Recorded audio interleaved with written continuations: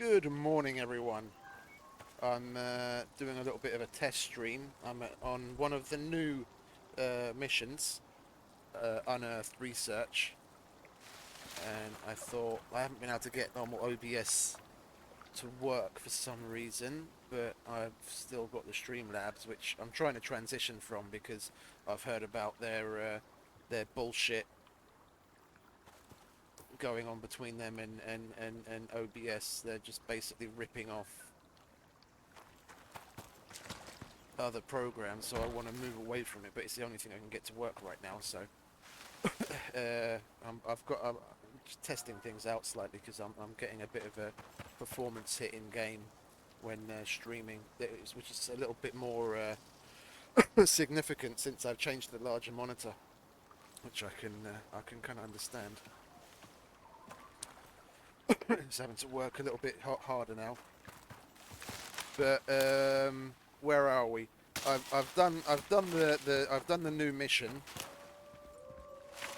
I wasn't able to get the mission itself streamed. I've completed it, but I'm not ready to leave yet because I know where the three, yes, that's count them, three exotics veins are. So we're gonna go and mine those up, and then we'll let a bunch of people know on Discord that they can join, and all they've got to do is join, and then we'll split the exotics between us, because I'm foreseeing that we're going to get quite a lot that I possibly won't be able to carry it all myself. Then yeah, they can leave and they'll get the benefit of extra moolah. So I thought we'd stream the shenanigans between then and now and then. Hopefully we'll have our... I think what I'll do is I'll do it on stream. We'll restart the game. I'm cave living. We'll restart the game. We'll wait for this to save, because the terrain extrusion that you could see there in the background, where the mountains were like extending up into the heavens, that's a graphics related issue when it's running out of memory. So it happened just as I opened the streaming software. So I'm guessing I'll return to character select first and then quit the desktop.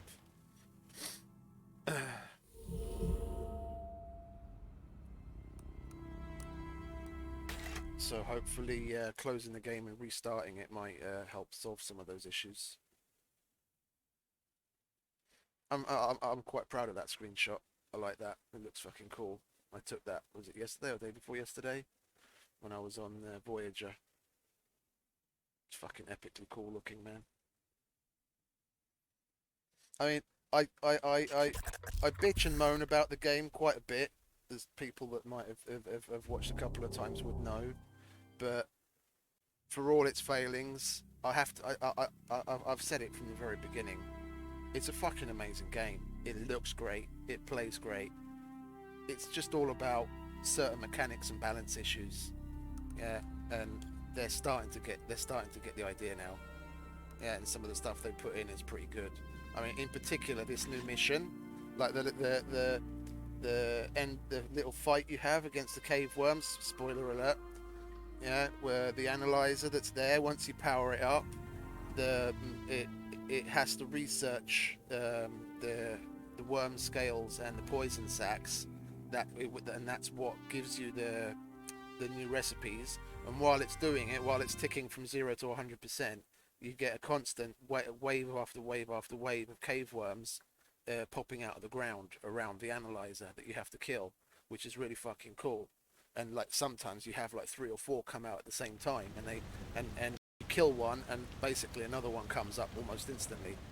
So it's quite look at that, nice butter smooth. Restarting the game helped. Okay, I guess that's what we're gonna have to do from now on. We'll start the stream and then start the game, or just restart the game after starting the stream. It's a lot smoother for me now. It's not perfect. It's not as good as if I wasn't streaming, but it's a hell of a lot better. So where were we? I know where the veins are. So spoiler alert: turn the sound off or turn away if you don't want to hear this. Yeah, there's supposedly one on the south shore of the J14 lake here. Yeah, and then the second one is, if the map would do what we want, a place we haven't been yet. There's a cave in the northern area of O6 over here, and supposedly the second one's up here in front of that cave. So that's going to be our second stopping point. And then there's one on the western shore. There's a big lake on M4, like more or less here. Yeah. And then there's one on the western shore somewhere of that M4 lake. So then that'll be the last one, and then we'll make our way back home. And what we'll probably end up doing is, so that we don't have to come across a whole bunch of bears and cougars and everything all at the same time, we'll probably exit. Actually, tell a lie. We might just, yeah, we'll probably, well, because this pass here, this pass is a bit of a choke point. There's always bears there, and then you can get a bit of a traffic jam where you get hyenas, cougars, wolves, bears. You get them all in the mix if you're unlucky, and that can be, especially if you get a little bit of lag, that can get hairy. Pun intended. I don't know. We might exit via there. We might take the low road and then dip through the Arctic, and we might just come back down to here and go straight across here. It all depends on what resistance we encounter. And right now, I was in the middle of. I need a bunch of. Let me check. I didn't actually check the. I didn't actually check the cement mixer.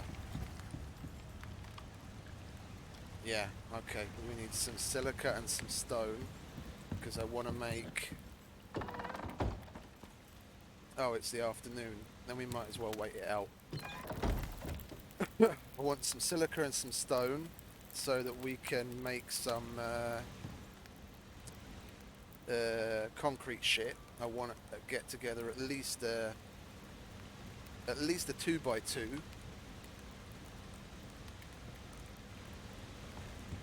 To use as our little extracting shack. I've already got, how many cans have I got? 4 cans. So what's that? That's 9, 18, 27. That's 360 exotics worth of fuel. So seeing as I don't want to have to take the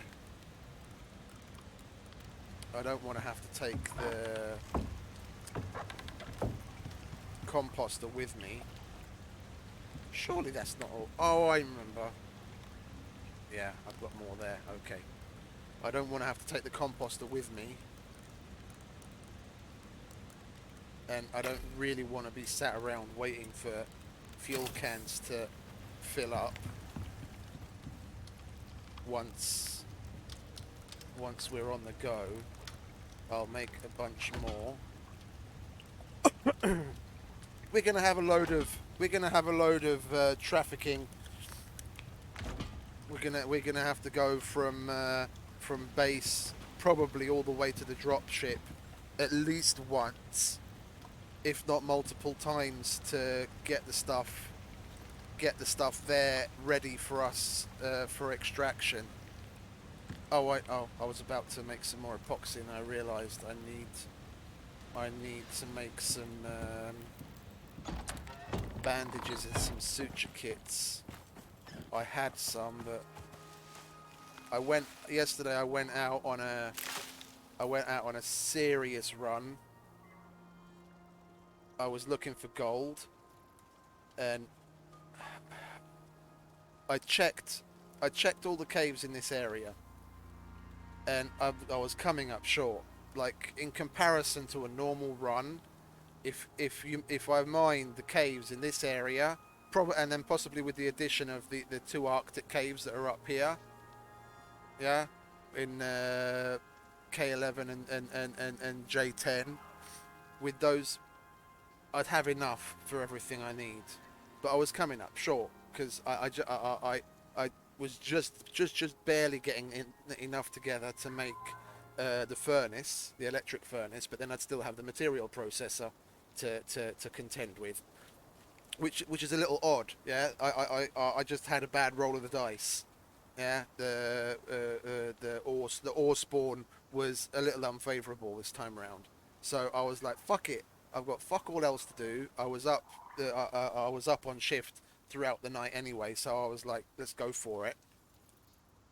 And I basically everything from this point on, from this K13, everything between here, all of this that you see revealed from the fog of war, every single cave. I mean literally every single cave in this area that's been exposed.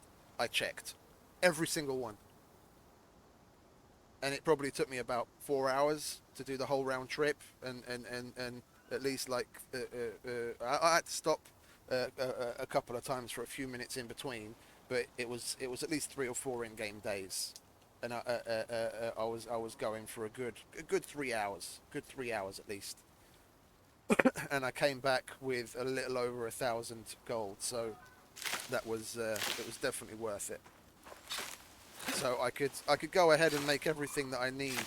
I could make the radar, but it's just extending the inevitable because I know where the veins are, and to do it just for the sake of doing it on stream to see the radars. I mean, if that's the kind of thing someone would be interested in, if they haven't used the radar or something and they want to see it in action and how you use it and all that kind of stuff, then fair enough. If so let me know then. This is definitely going to be my Voyager replacement. I was doing Voyager over and over again on a regular basis because it had a good return, and it was high enough on the difficulty scale, so to speak, to be not difficult, but a little bit of a challenge, seeing as it's hardcore, and it's an enjoyable mission. But I think this might be my Voyager replace. Look, and we're out video memory again. It's extruding the terrain. Fucking annoying. I could just dial down the settings of my game. It's just I don't know what would have a good enough effect and not adversely affect the quality of the game too badly. That's why I've never really gone with playing around with the settings, because right now everything's set on maximum. It's like epic for everything. And when we come inside, because it's got so little to have to render, the game is buttery smooth. Even though that we've got the light on, yeah, and it has to deal with rendering the lighting and the shadows and everything, it's doing everything just fine. But the moment we go outside and then everything, the world is added to what it has to render, that's when the performance takes a significant hit. Okay, we're going to need that there. We're going to need more fibre. I've gotten used to using fibre in that now because it's so much quicker to collect. I go out to collect, to chop down trees for wood to make sticks to make the tree sap, but then while I'm at it, I'm also using the sickle on the bushes to collect fibre. Then we can just chuck the fibre in and use the sticks exclusively to make the tree sap, then you can get a lot more tree sap. Plus, I'm bored of having to wait for bones. You go out and you kill as many things as you can kill, and if you're in a kind of area where you don't have all that much wildlife, it can be a bit of a bore to get that many bones together to make the epoxy. So seeing as we don't have all that many other uses for sulfur, because right in this playthrough I'm definitely not going to make a gun. It's just not warranted in any shape or form. It's way easy enough to get by with the bow, because we're not going to make a gun. We don't have to make gunpowder, and once we're past the electronics, wait, does it matter? No, it doesn't matter, because it's oxide that we need for resin. Yeah, so we don't really have many other uses for sulfur. So I just throw it into making epoxy, so we can get the job done a little sooner.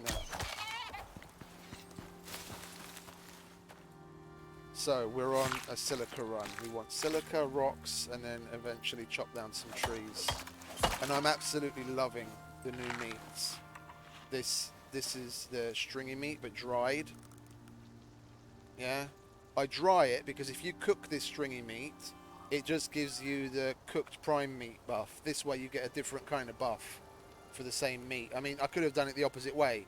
I could have dried this and cooked that. You get the same thing. Yeah, so the dried soft meat would give you the same buff as the dried stringy. You want to shut up, mate? Thank you. I'm trying to have a fucking conversation here. It's not very polite.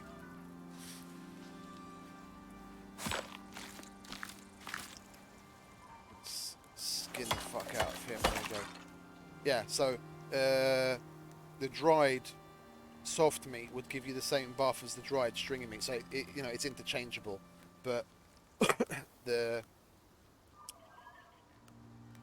yeah, that's it. There's nothing else to say.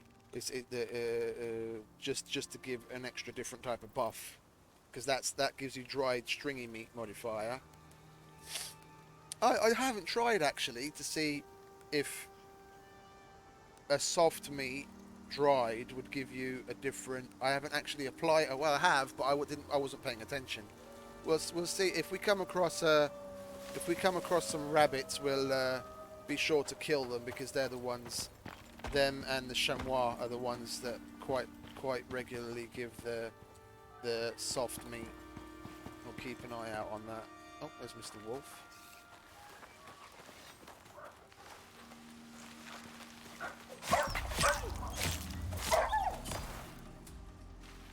I regularly find myself just walking up to them and knifing them nowadays. I would have hit him in the head if we'd come out of the bush with him at a slightly better or different angle. It was at a funny angle.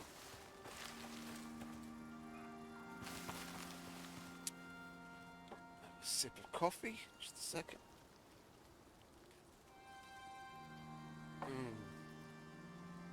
Lovely. Yeah, the silica. Let's get to it, shall we?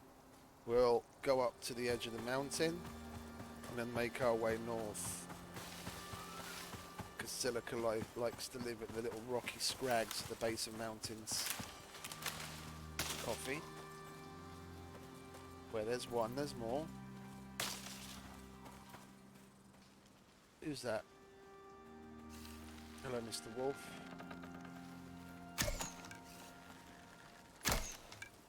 Oh.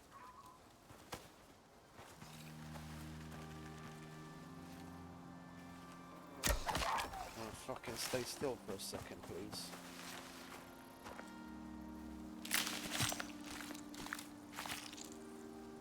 And we'll probably get to do some rescues as well, which reminds me, I should put the Discord up on the other monitor so I can see what's going on. If anyone writes an LFG, they need a rescue, then we'll save this and hop off onto our other character. I ponied up the money. I was like, what the fuck am I going to spend all this money on that I've got rolling in? I might as well get a few things. So I got the armor. I've got both the different types of suit now. I've got the Arctic one and the desert one. I got a bow, like the most expensive bow, and the most expensive arrows, so that we have something to shoot with from the second we drop. I've got a campfire, the MXC campfire, so we don't have to bother with making one of those. I think I'll turn the in-game sounds down slightly, because on the stream at least, because you might not hear me over it. There we go. I got the bow and the arrow and the campfire, and I also unlocked the what is it? The ultra meal, and the other one, the cheaper food. That I take one or the other with me, and then depending on where we have to go to rescue, then we'll select the. If it's just forest, then I'll just stay with the Hark. But if we have to go to like the desert or the Arctic, then I'll select the appropriate suit.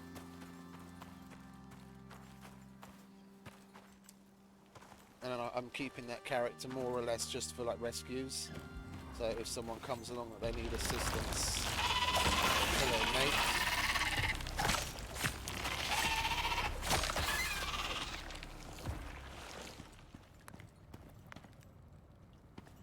Yeah, these are the little pods that they drop. This is what you have to collect. It's fucking heavy.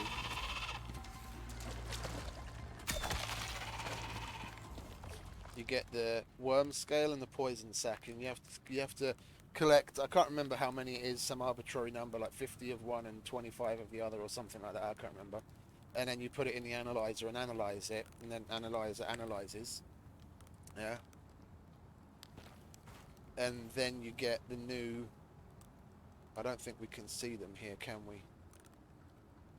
No, it's on the crafting bench. Oh, it's on the plain crafting bench, so you don't have to go up to machinist bench to make a knife, a spear, a bow, and some arrows. And the good thing about it is, why it's a positive thing in particular, is because the bow is as good as a recurve, but you can make it on the crafting bench already and not machining bench.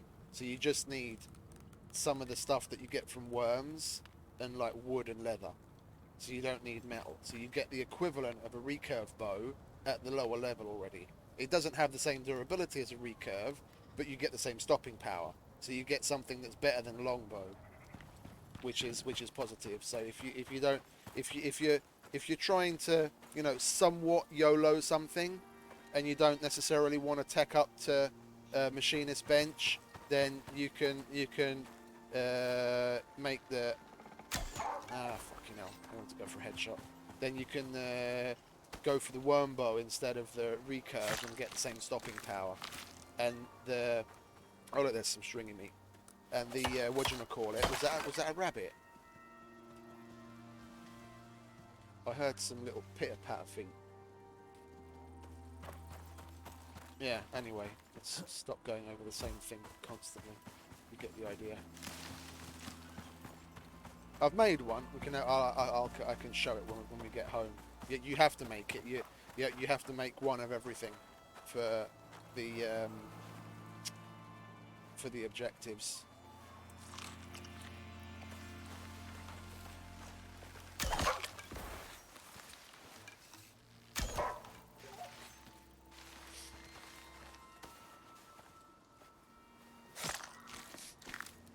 I just didn't use it because the recurve's durability is better, and it's not like the fact, because it gives it. Oh yeah, what I was about to say. It also gives the poison effect. So whatever you shoot takes further damage from being poisoned.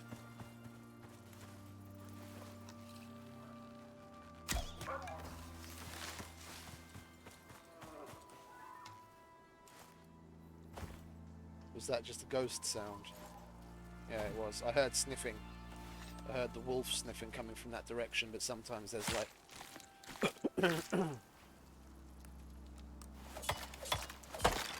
traces of sound.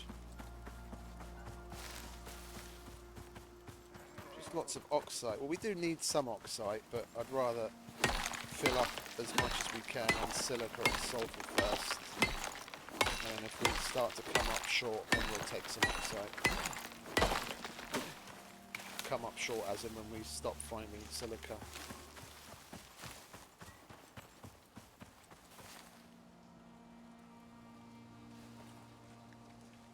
something out there.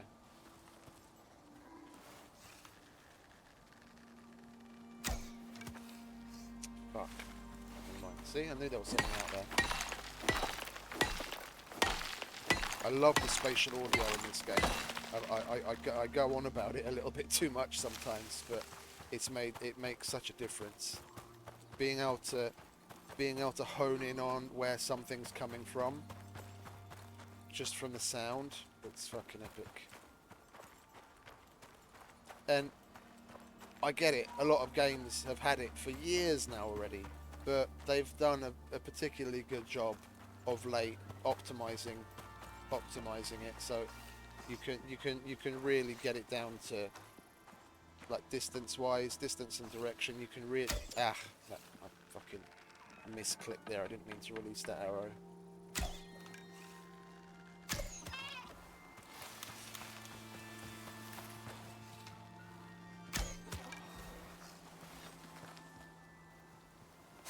There's something bigger here as well. I can hear footsteps. Oh, we got some game meat. Nice. I didn't know the chamois gave game meat. I thought it was just the bigger ones like this guy.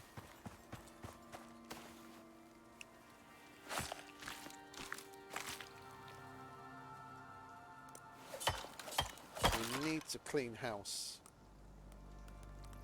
because we're carrying a lot of shit we don't really need. We'll get rid of that. Don't need that. Don't need that. There we go. That should be okay. Looking at what we've got, we'll finish up. We'll go to the end of this. We'll go to the end of this cliff, and then we'll go home. That should be enough to get the concrete that we need, because it's I only want to make a 2x2. I'm not going to go crazy like I used to, making like 3x3s and 5x5, or what is it, 4x4s. Just a plain simple 2x2, and then we'll go down to what was it again, J14, and extract up the first of the three veins. I've got the extractor already, and the composter is... Was it composter? Yeah, the biofuel composter. The composter is composting to make the biofuel. So we should have everything we need by the time we get home. It'll just be a matter of making the concrete.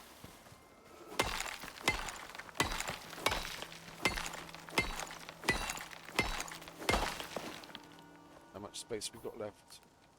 A little. Okay, we'll take a little bit of oxide as well then.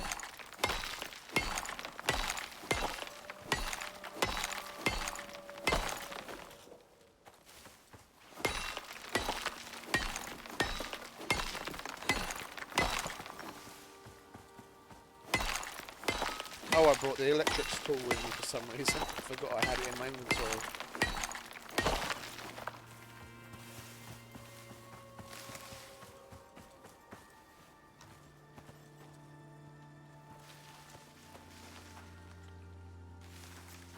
There's a wolf here somewhere, I heard him panting. Show yourself, mate. Fucking mouth breather, I could hear you.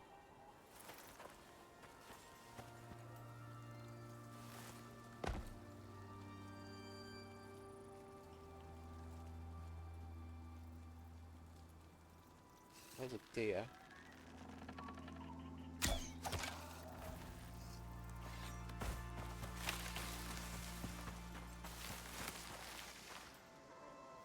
We still didn't get any of the soft meat, did we?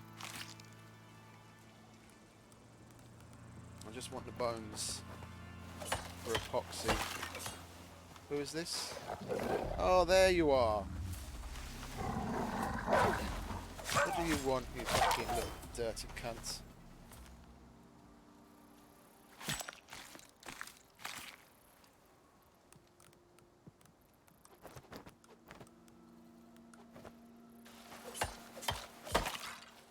Okay, let's go home.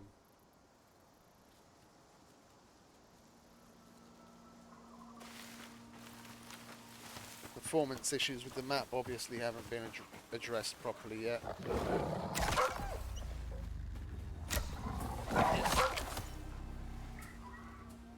cunt.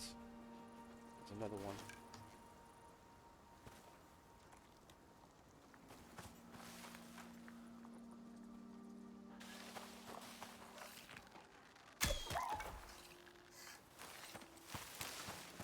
I could hear you eating all the way over there. Fucking mouth breather.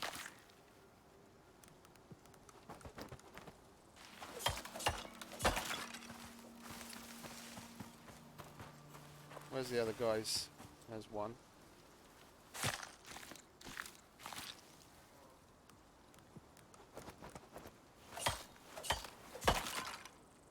I did have the Unearthed.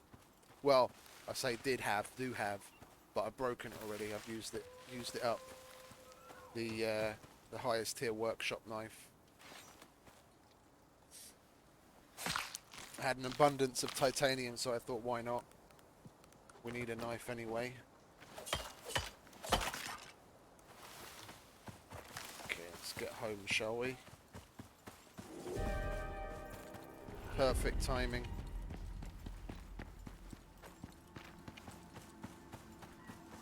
Now the storm can subside while we're inside doing our thing.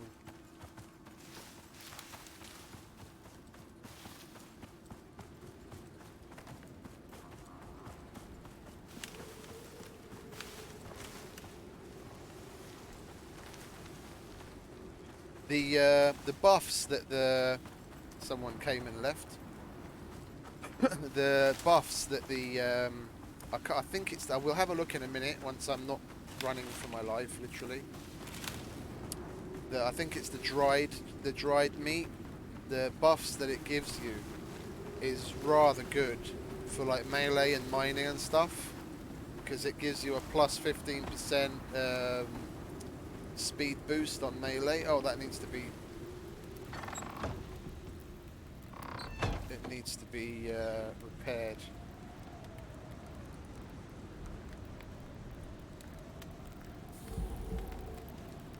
It's going to take more damage in this storm, but I don't want it to get broken. That's the only thing that takes damage. That one half-pitch roof. Nothing else takes any damage. Everything else is well sheltered. It's that one damn thing. Why don't you have water? Fucking water connections. But oh, you're out of fuel. That's why. Well, anyway, let's chuck the stringy meat on there. I'm going to dry the game meat. I want to see.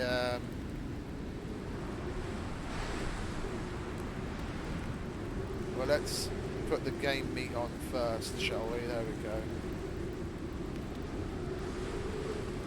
I've never got on a fatty T-bone before. I've got everything else out of the new meats, but not a fatty T-bone yet. We're out of fuel. Just wondering why we didn't have any water. Yeah, we need more compostable material. Chuck that in there. Get that. Oh well. Turn this on first, shall we? That'll speed up the process. Like so. We'll chuck that in there.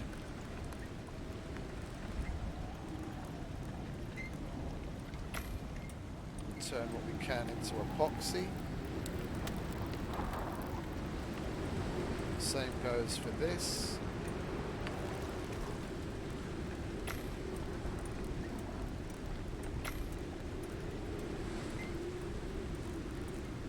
Put that in there. How are we doing for arrows? 90. Okay, we've still got more there enough. And then we're going to want to chop some wood, I think. Oh, we have some. Okay, let's grab some of that.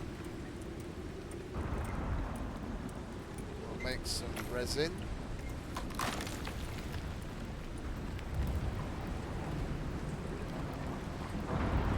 That sounded like quite a significant break. What the fuck?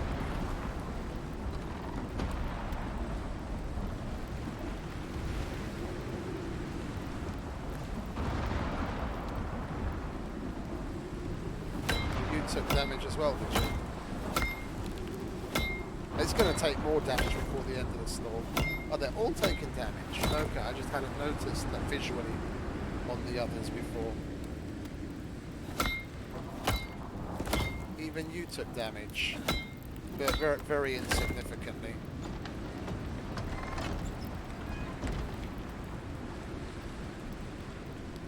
Anything else? Yeah, basically everything. But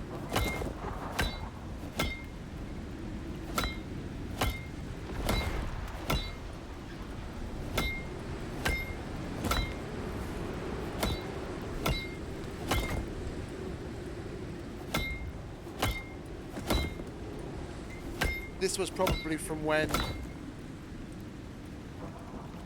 This was probably from when I went on the long journey. Because I was definitely far enough away for this area of the map to get unloaded. I mean, the dehumidifier had used way less charcoal than what I was expecting, so I'm guessing once you go past a certain distance away, certain areas of the map get unloaded, you know, like in something like in Minecraft where certain chunks unload when you get X distance away.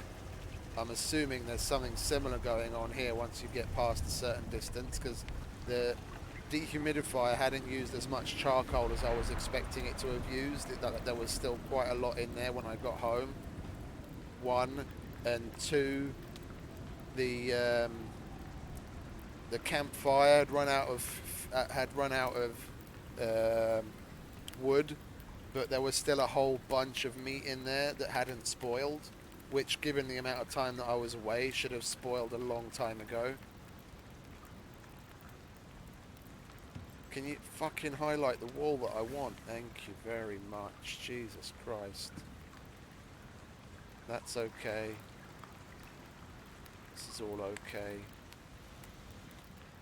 Okay, so it's just this.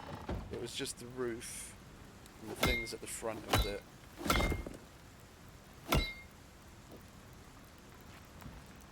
Okay. Yeah, I wanted to chuck that in there. Okay. La-di-da. Put that there. Chuck that in there.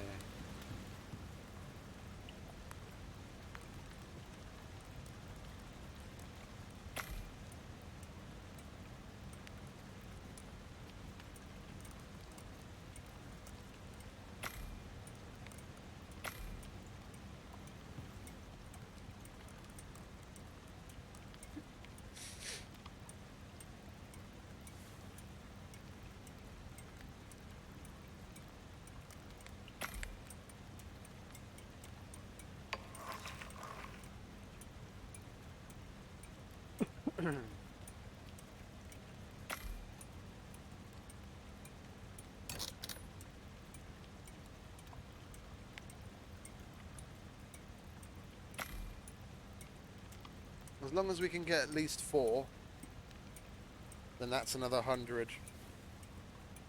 epoxy. It's 400 tree sap with 100 sulfur.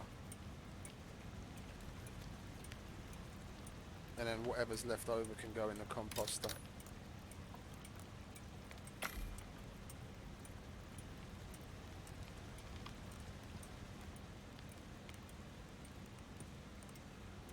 And we made some resin as well, didn't we? Yes, indeed. Oh, hang about. I wanted to make some... I wanted to make some carbon fibre. So we need the resin. What else do we need? Aluminium. We've got plenty of that. We'll grab some of the epoxy.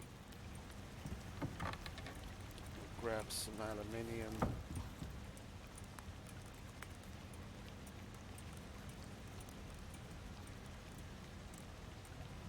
Like so. Chuck that back. What was it? the resin. Do you want to hurry up so I can take the resin, please?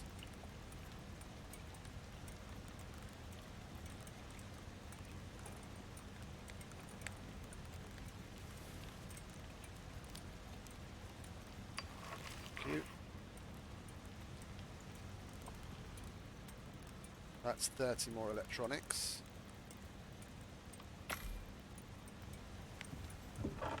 Is that it on the copper front? Yeah, it is for now.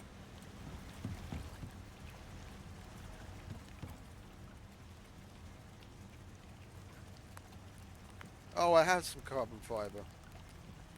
Never mind.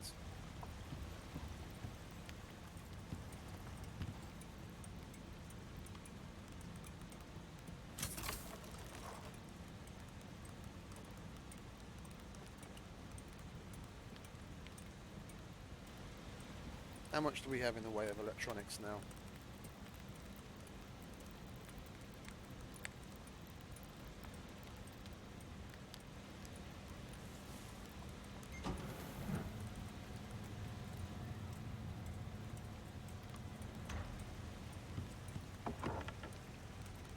Yeah, I've got more gold than you can shake a fucking stick at. I could easily make myself the whatchamacallit, the composite armor, make myself a compound bow, you know, get all the trimmings. I've got so much fucking gold, it's just insane. That big gold trip that I did yesterday has seriously set me up. But I just want to get on with extracting, you know what I mean?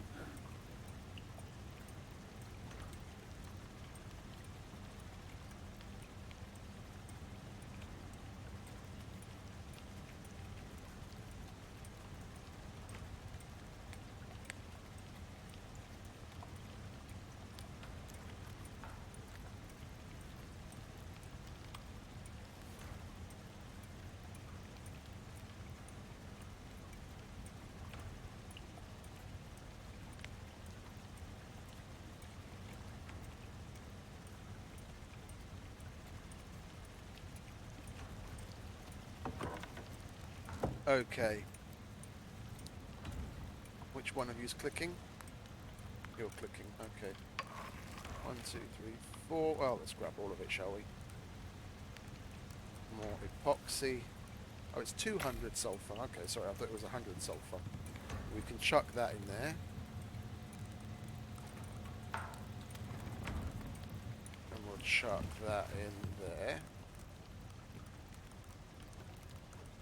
And then while we're at it, it's still relatively early,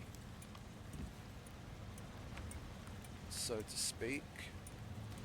We'll sickle up some fibre with our lovely titanium sickle.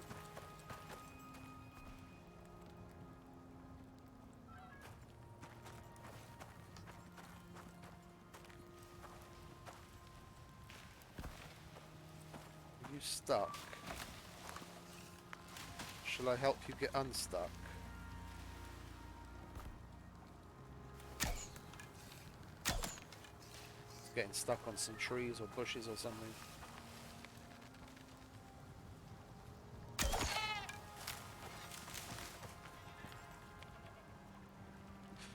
Soft meat, soft meat, soft meat, soft meat. Give me soft meat. No. Okay, we don't need light doing. Let's get back to sickling, shall we?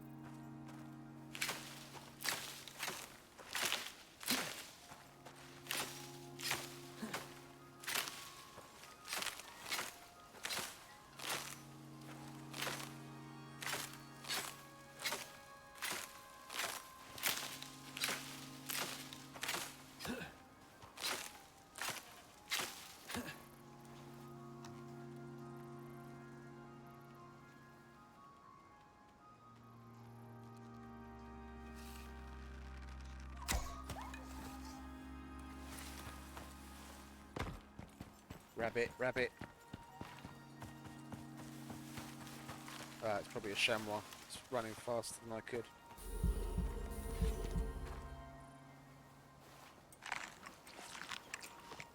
We're running low on soft meat. We need some rabbits. We need to kill some rabbits. Wonderful. I've leveled up to probably like 112. It's a shame they removed the info from Steam. It's all about fuck. It's got to be about continuity, isn't it? So you see level 50 in game and level 50 in Steam. Oh, don't just leave the insignificant information that you see in Steam, where you see your true level. No, it has to be fucking consistent. So now those of us that actually give a shit and think of it as a little bit of an extra badge of honour to be able to say, you know, I've got. I mean, my other dude is like at level 183. But now, short of quoting, oh, I have 23 million XP, there's really fuck all you can say to kind of brag with it. And it's not necessarily just bragging rights, it's, you know, once they introduce the actual permadeath, it's going to be a significant thing. Yeah, once you get to the point where your character dies and then that's it, you don't get him back. Yeah, to be able to say I've got like, you know, XYZ high character, you know, a year into the game, and I you know, I go on hardcore missions and what have you, and I've still got him, and they've managed to keep him alive. That'll be a fucking deal. Yeah, that'll be something interesting to be able to say. It'll be a measure of skill that you've got a high level character. You're a knowledgeable, you know, hopefully a knowledgeable person in the game, that you've been able to play that well. But no, now we've got fuck all to fucking talk about in that respect. Guarantee it's some fucking woke BS. Someone in the fucking company said, you know, discrimination, people might discriminate. Low level people, high level people. Yeah, it's fucking life, mate.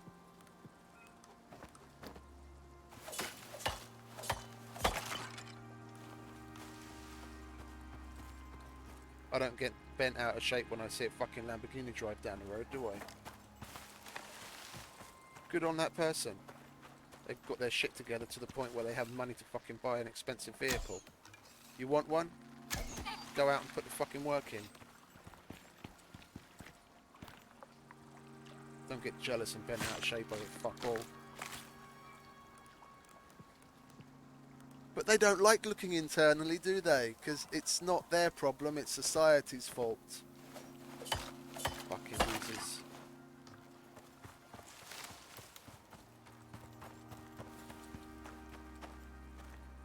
Was that a bit of rock in midair? It was. Okay. Do we have anything to put on the drying rack? We don't. Well, I was... Oh, we can't. Dried game meat. Oh, so this also gives another... Okay, so... At least we'll be able to replace the cooked soft meat with something, because it gives a different... It gives a different kind of buff. That's dried stringy meat buff, and that's dried game meat buff.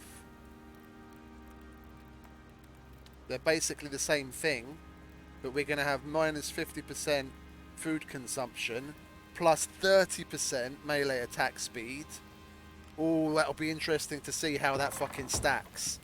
The guy swings the fucking pick like a crazy person, even just with the plus 15%. That'll be interesting to see how that stacks up. He'll be swinging that thing like a fucking lunatic with plus 30%. Chuck all of that in there. Do we have any left? We do indeed.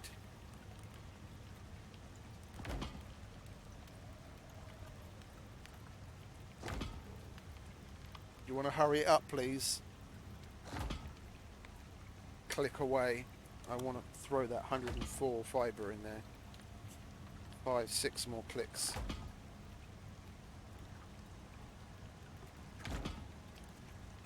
I'd be interested to test it to see what the difference is with water and sans water.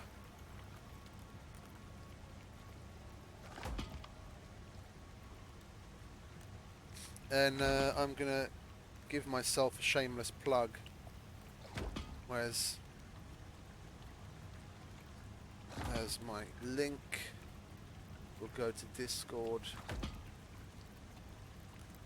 I said Discord, thank you very much. Self-promotion. Where are we?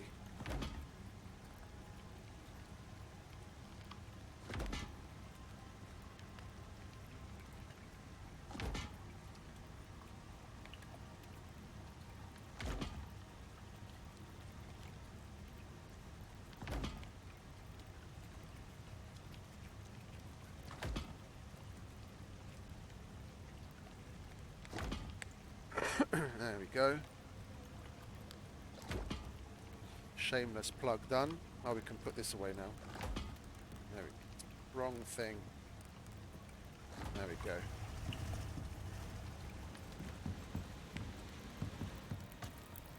I'll chuck that on there. I should really close all of the extra stuff. Well, I need I want the Icarus Intel map. I need Discord. Is there anything else that I can close? I don't need that. Where are we?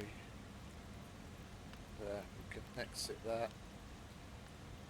How are we doing temps wise? 68 on the core, 84 max. It's not all that bad. And GPU, I mean look, 70 degrees on the max. And this game is taxing the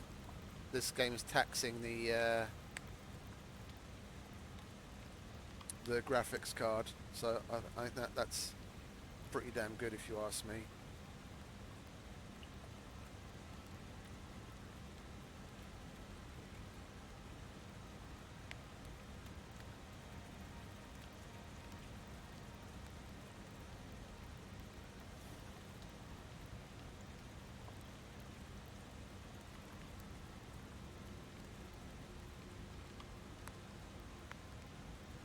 Okay, there we go.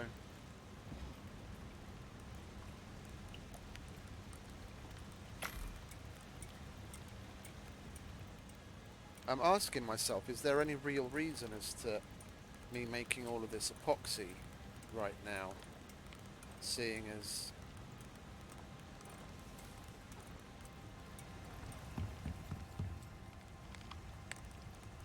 oh, that's out of fucking fuel. Great. Chuck that in there then. It'll cook it up faster anyway.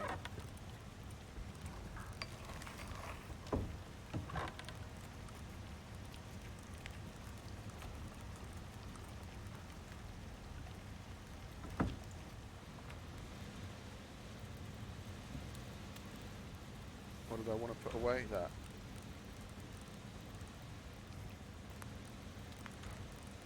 We don't need it anyway.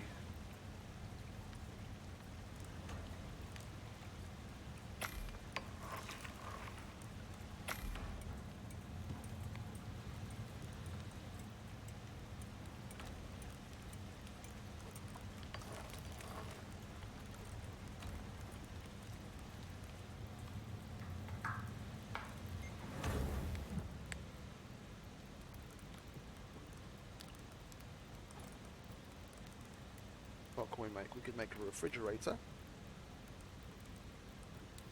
An electric deep mining.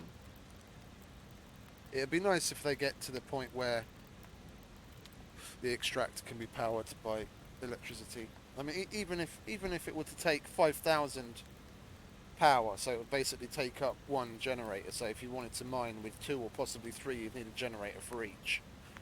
Yeah.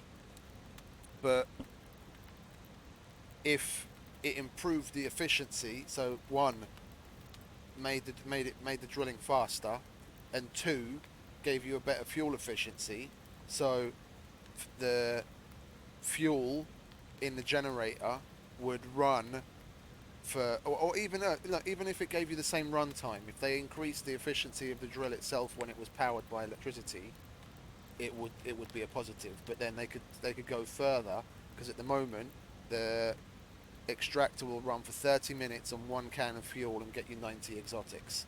Let's say they increase that by,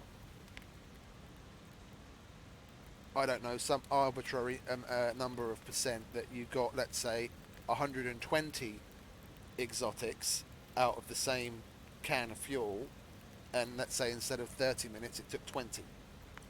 Yeah, that would be a further pretty good increase, because then on like a large vein, when you put down 3 extractors, what's that, 90, 270, double that. So instead of taking an hour, you could bring that down to like 40 minutes. And 20 minutes is, it can be relatively significant for people that are on a bit of a time crunch with how much time they can spend gaming. Yeah, and it might be worth the extra effort if you've got all of the shit sitting there anyway, like the materials and everything.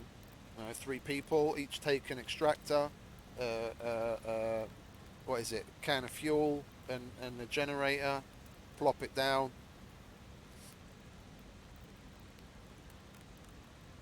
Anyway, what else have we got here that we can make? Well, we've got the axe, the knife and the pick already. I don't want a gun. I've got an extractor. Flashlight can't be put in the light slot, so it's a bit useless anyway. We'll fill this up.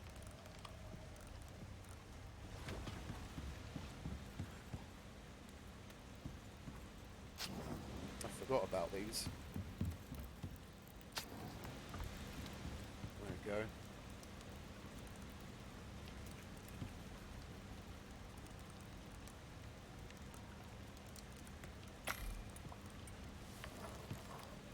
Oh, we don't need this fucking electrical cable.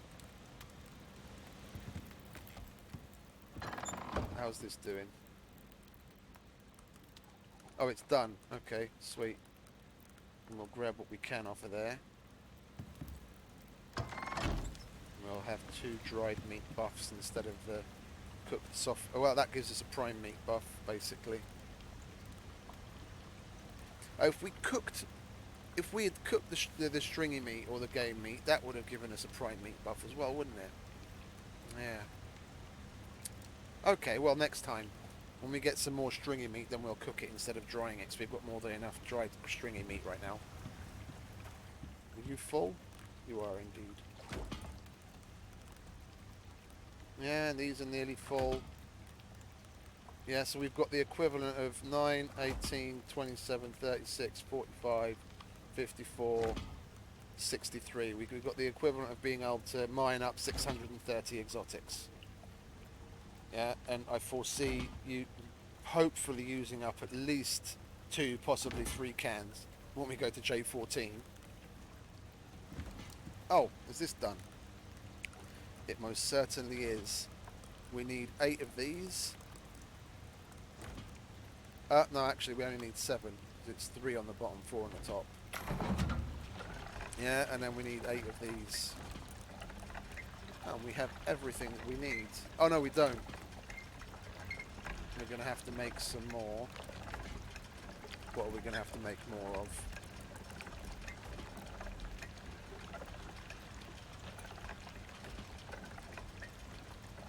Well, we've still got some concrete or cement mix or whatever it is over here, so we'll grab that. While we're here, we'll make some more steel rebar. We'll grab the screws as well in case we need some of those.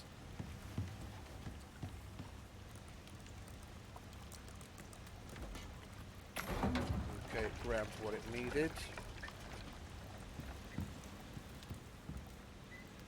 Can chuck that back in there. We've got everything we need. We'll make ourselves an aluminium door. Like so. Where's the extractor? There's the extractor. We'll get some of that.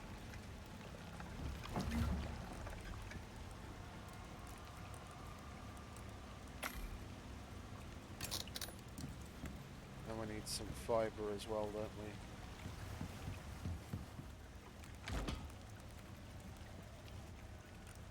make a bed, take with us. That was odd. Funny looking. There we go, put that there.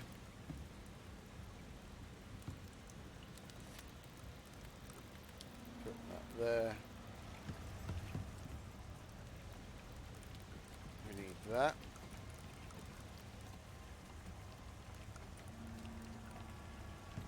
We don't need a well, actually we need a campfire to sleep by, don't we? Oh, we're out of tree sap. We can remedy that.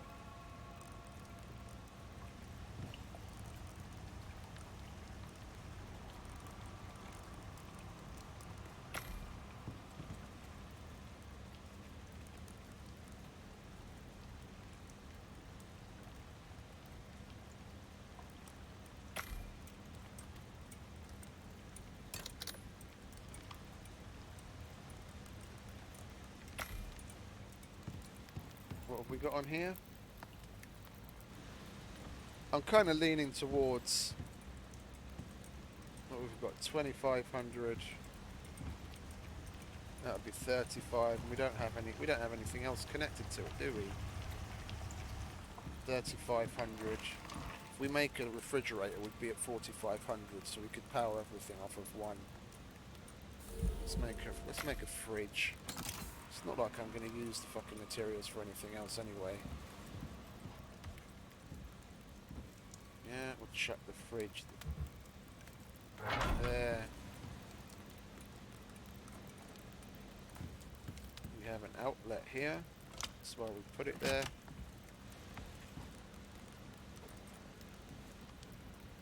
And then we'll grab all of that. Throw it in there. Let's see if it will stop the dried meat from spoiling. What it does, lovely. Yeah, I did that so I can pick up the campfire. Might as well make use of it. I mean, we've got, and it's only 5 kilos instead of 10. Might as well make use of the damn thing. Yeah, we've got that to sleep next to if we want to sleep through the night. It should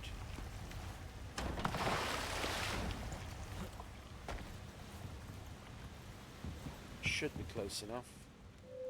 No, it's not. Okay, we'll move that back there then. That's where it was, but then I didn't like coming back, like wasting the space back here, so I moved it up front next to the campfire.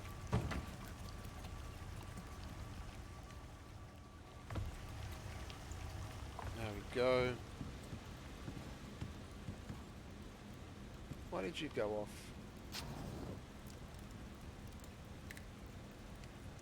Did it get affected by the storm? It probably got affected by the storm. Yeah, it's getting affected by the storm. It's fucking stupid, that is. We're inside a sheltered area, like literally inside a house. It's a closed box. I made sure for it to be an envelope.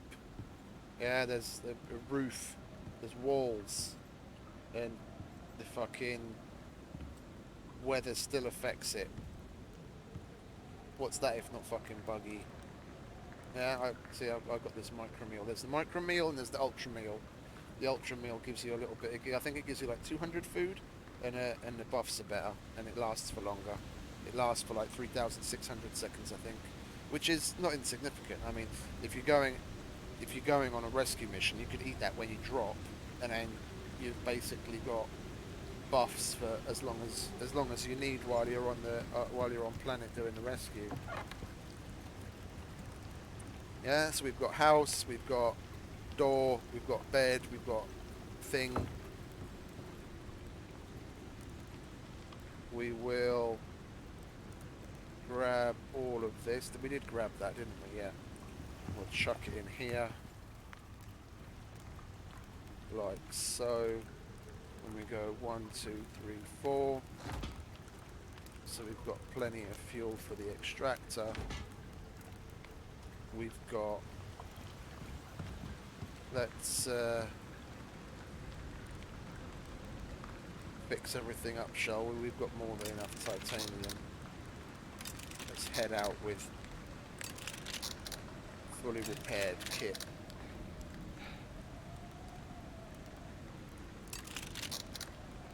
Yeah.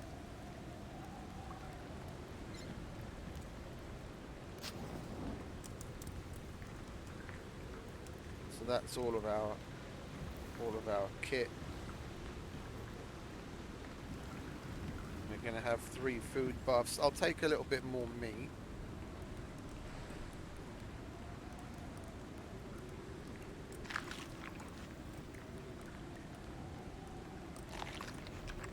Yeah, this is just backup to heal up quickly if need be. We'll top off the arrows. I set all this iron ore aside, one for arrow making, because I've come to the realization that iron is in absolute abundance. Flint arrows are better than bone, and bone is what is it should be prioritized to making epoxy. So why not? And it's set aside for if when you want to make composites, then you've got a place to reach to instead of then having to get. So I always make sure I've got an extra little stock that I draw on for composites and making the arrows, and then I can put all of the bones that I get into making epoxy. Because I mean, one arrow that does take quite a few fucking bones. Yeah, that's 5 bones for one bloody arrow. Yeah, that's the equivalent of one epoxy. Well, like 1 and a bit, 1.2, 1.25 epoxy for 1 arrow. That's not insignificant when you think about it. When there are times when I'd be running about with at least 100 bone arrows. That's well over 100 fucking epoxy.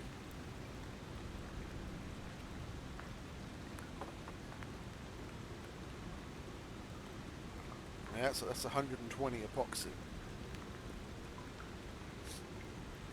That's 60 electronics. Yeah, that's epoxy wise. That's the amount of electronics you need for a fucking material processor, just that you run around with in fucking arrows. So using the iron, which is in abundance, that you after a certain point you won't be using on anything anyway, yeah, you might as well. Do you want to hurry up and be overstorm so I can do the necessary repairs and be on my fucking way? Nothing took damage this time. Okay, fair enough. It's nice. Put that back then, and we're going to J14. Apparently, it's on the southern shore of that lake, and there are bears there. So at least we'll be able to have some fun while we're mining or extracting or whatever. We do. I just want to double check that we do have everything. Switch to the fucking inventory, thank you. Yeah, we've got house, we've got a door for it, we've got a place to sleep, we've got meds, we've got extra food, we've got fuel for the campfire, our oxygen and water's just fine. We've got the extractor, we've got fuel for the extractor. Okay, there we go, we can head out.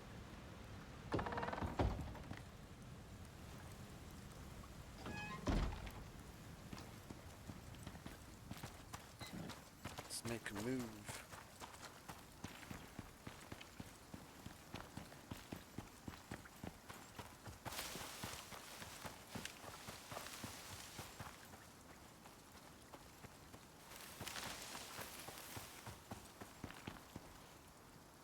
might as well put some of this meat on. Get them buffs going.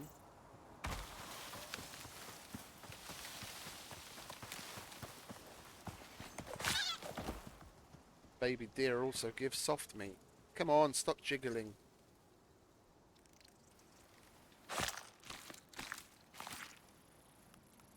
We didn't get any soft meat that time. Make sure to get the bones.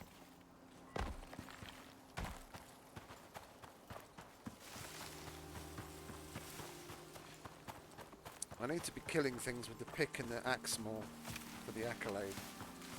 I'll never reach 500 at this rate. And I ran straight for a cliff like I always do. Never mind.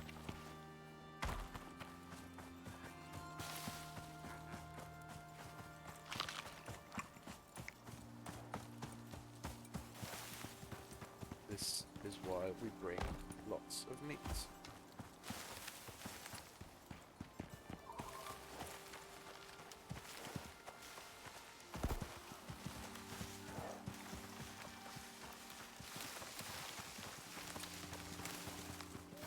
Are we there already? No, I thought not. But fuck, that was quick. Was that, I heard panting. I don't know if I mistook the panting of the deer and the baby deer for a wolf, but it totally sounded like a mouth breather panting.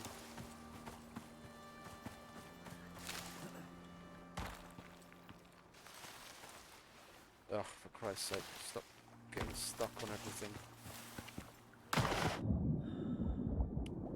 Our frames aren't particularly good right now. It's a little annoying. It's alright, but it's not what it would be if we weren't streaming.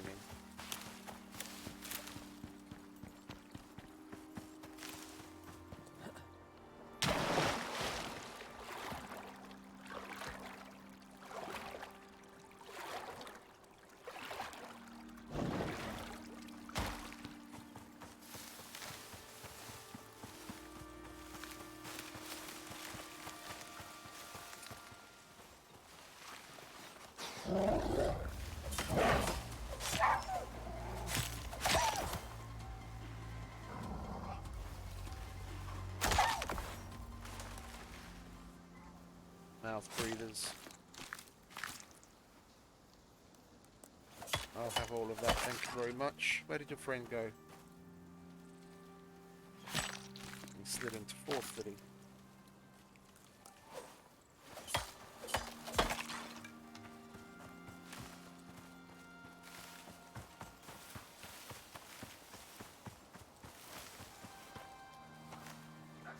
Hello, mate.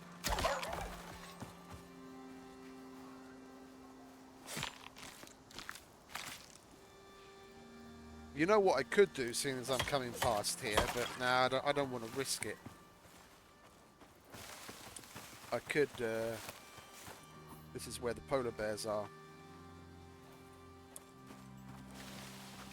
I'd do it if I wasn't streaming.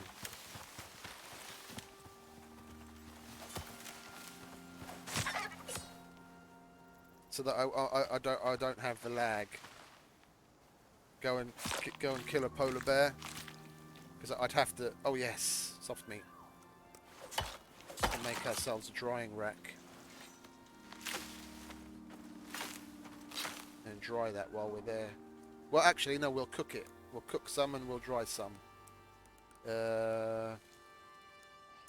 Where is it? Need some more sticks and we have to chop some wood. So we'll collect like this. Oh, you know what I could have done, though? Idiot. I totally could have switched out the backpack for the green one. It was the whole reason I brought it, to get the extra running speed.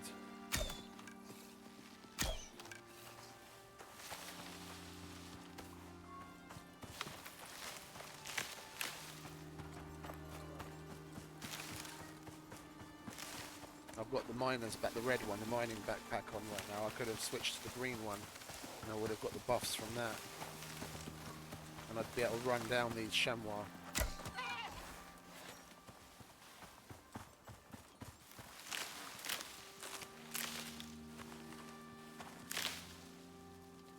We've got something to our left.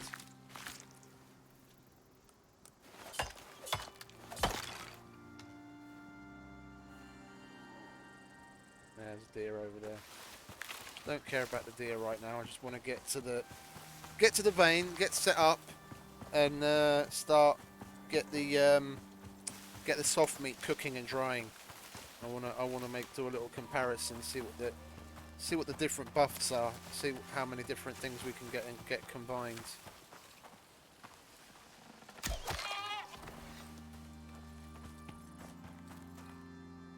Stop jiggling. This is my kill, mate. Get your own fucking food.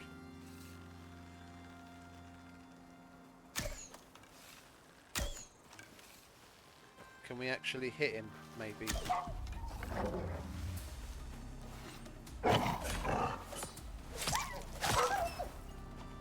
Jesus Christ. That was terrible aim.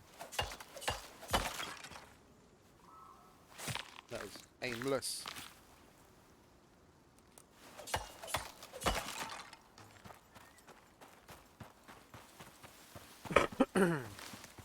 Excusez-moi. Yeah, because right now we've got the dried game meat, the prime meat, and the normal meat buff. If we had dried stringy meat, we'd have 3 of some of the higher tier buffs, because the dried stringy meat one's better than normal cooked meat.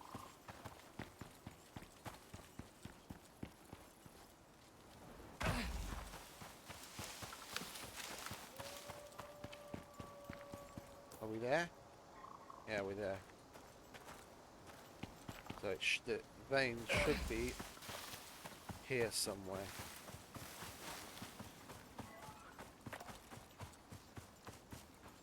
Keep an ear out for the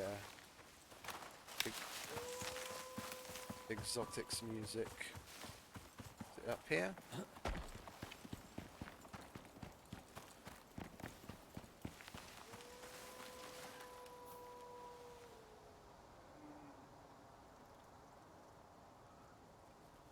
Fucking scrolling. Okay. Can we zoom any more? No, that's it. Okay. So we're at the right lake. It's supposedly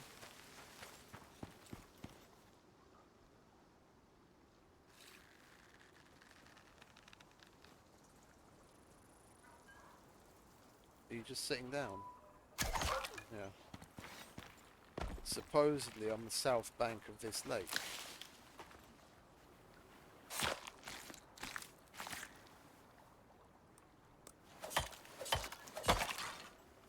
They were just telling porcupines and it's just sent me on a fucking wild goose chase, I'll be annoyed. I came past this lake when I went on the big gold run, but I came past it on the northern side, so I was like, oh, that when I heard the info of where the vein was, I was like, oh, that could be. I hadn't gone past there anyway. I probably just, you know, walked right past it without even noticing. So I was like, might as well come and give it a looky-loo.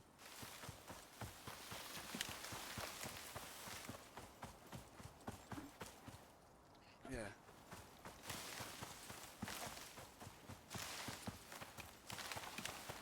The southern part of the lake. This is where we're running around the southern area of the lake.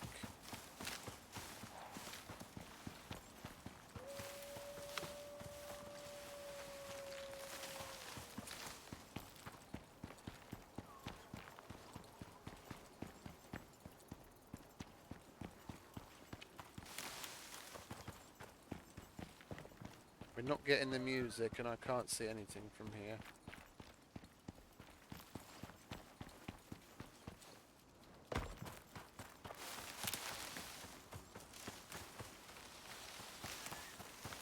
Yes, because we've come to this. We've come to this cave already. I can't remember whether this is one of the ones that we emptied or not. No, we didn't.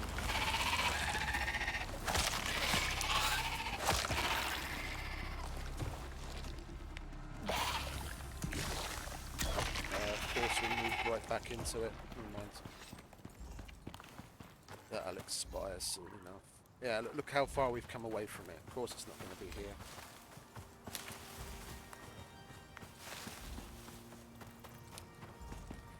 Was this bloke telling porcupines then?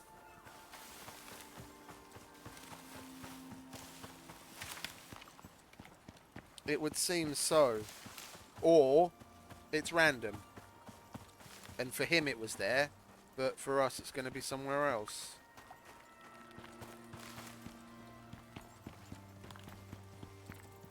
I mean, it would be nice if it was random.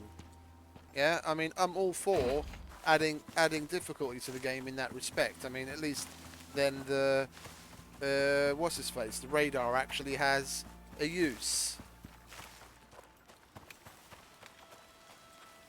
I've got absolutely no qualms with having to use the radar for its intended purpose. But I'm like, if we know where it is, then we might as well go there. I mean, there's no point wasting the time making the radar if we come across the vein by other means.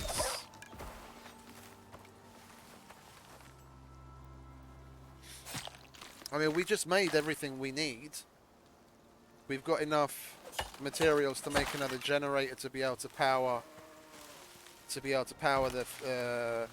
the material processor as well as the furnace.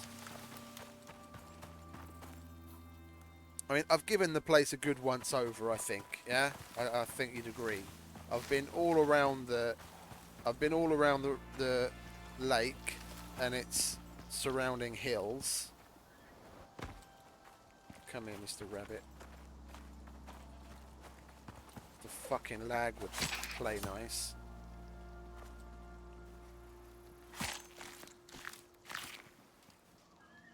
I was hoping for more soft meat. Never mind.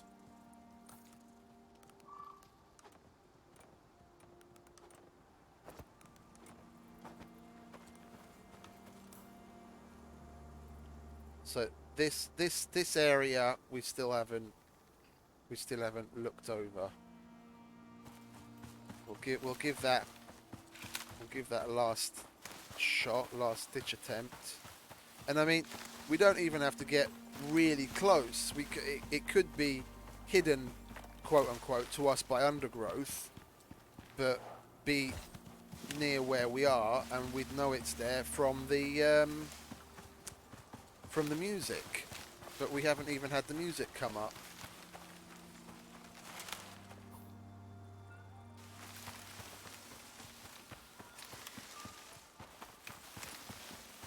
There it is.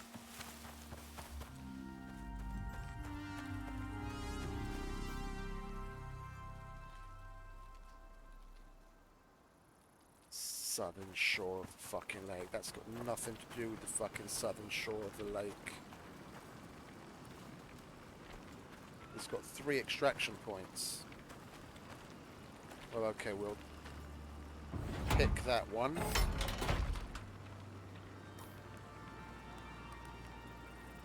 Get our stuff out.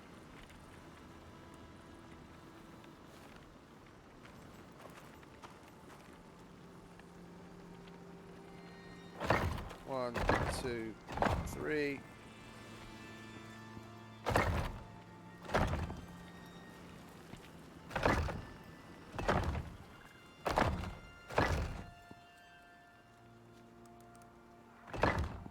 And I make it out of concrete because this is like Voyager, the storms are stronger. So as not to have to worry about the building itself and not take damage, I use the concrete.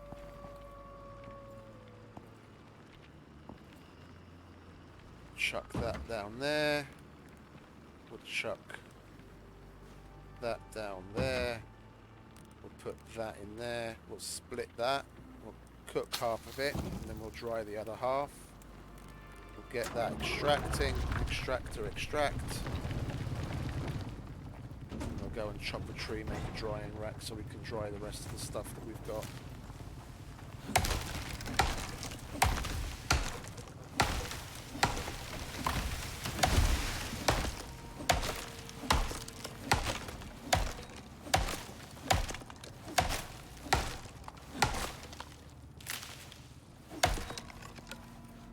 I love the titanium tools.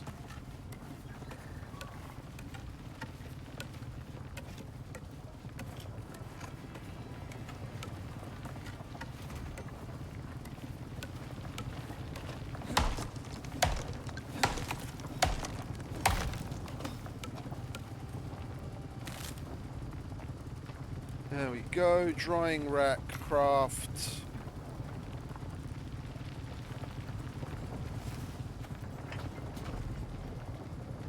Won't waste space on that.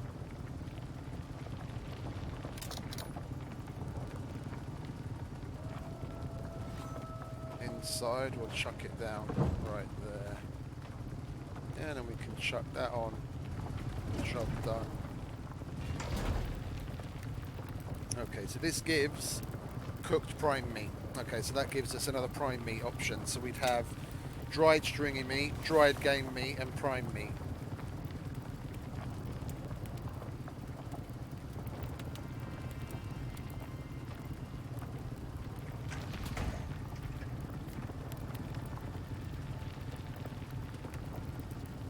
Yeah, we'd have more health this way. None of that's done yet, is it? Yeah, it's going to take a while. And then basically while we'll wait, we'll just go hunting. This is going to be perfectly safe, and we'll be able to hear. We shouldn't go too far away. We'll be able to hear if anything starts to attack the building itself, and it's going to take it a while to get through the concrete anyway. Oh, is that all of it done already? That's quick. You want to hurry up? There we go. Dried, so it gives... Oh! This has actually got... So that's our third kind of modifier. 100 stamina. Oh, it actually gives you... It's actually better than the other dried meats. It's just, this gives you stamina regen, but it gives you 100 stamina. So stamina-wise, this is better. Oh, and I got it mixed up. It's 15% melee damage, not attack speed. I thought we'd have a ridiculous. I thought we'd have a ridiculous 30% buff on the melee attack damage, because it affects. It's not just. It affects the swinging of the pick as well. So, I mean, look, if I just hold down, look at... Do we actually have that right now, though? We might not actually have it. I might be getting it confused. Melee damage. Which one was the attack damage? Attack speed. Yeah, let's eat one of them. Yeah. I mean... Not significant. It's, you know, it's not amazingly significant, but it's faster than base. I mean, you can go through fucking caves like a crazy person. Let's throw one of them together just for shiggles, in case we have to make anything while we're here. Namely, arrows, which we can get the iron for from one of the surrounding caves, because there's two caves here. There's the twin caves. There's a mega cave and a large cave, and then there's a large cave up here on the hill. I only visited those to collect the gold from them.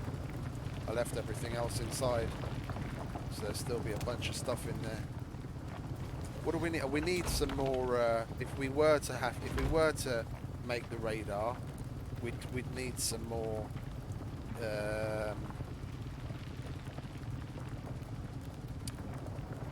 need some more copper.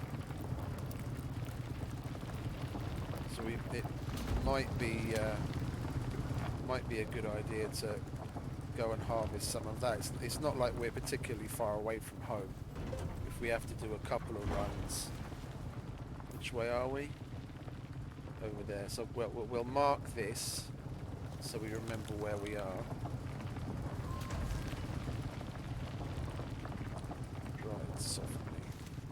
I'm really liking these new meats. People started complaining that why do we need so many, and it's just going to be an extra inventory management problem, but they're just not fucking getting it. Just don't pick it up or don't utilize it. It's not giving you that in lieu of other things. It's giving you as something extra. Just throw it on the fucking ground if you don't want it. If you're not gonna need it, it gives you more options. I mean, basically, before you'd have to kill polar bears or bears to get just prime meat. Now you can get stringy meat, which will give you a prime meat buff, from wolves. Yeah, and then given the cave worm bow, you can get a relatively high tiered bow before having to go up to machining bench levels. Yeah, they're just adding in extra relatively high tiered stuff that's available to you sooner in the game. Yeah, so you've got options. Options are always good. You don't fucking complain about options. If anything, you ask for more. Yeah, if you don't want to use it, then you don't fucking use it. But complaining for the sake of complaining that it's too much is fucking stupid, in my opinion. What we were gonna do? We were gonna hit up a cave. So if I could actually see which direction my arrow's pointing. Okay, so we need to go northwest if we're gonna hit that larger one. Yeah, and I have zero qualms leaving that extractor running like that now.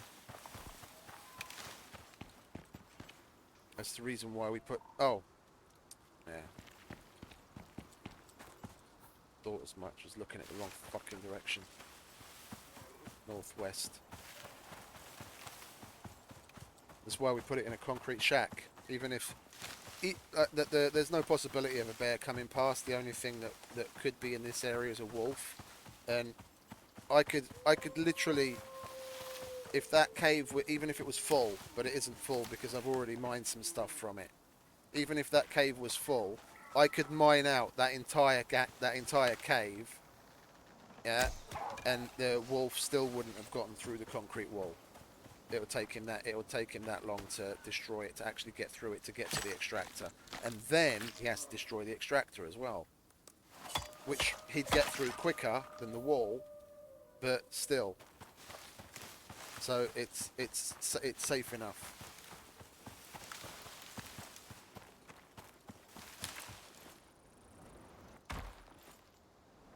There it is.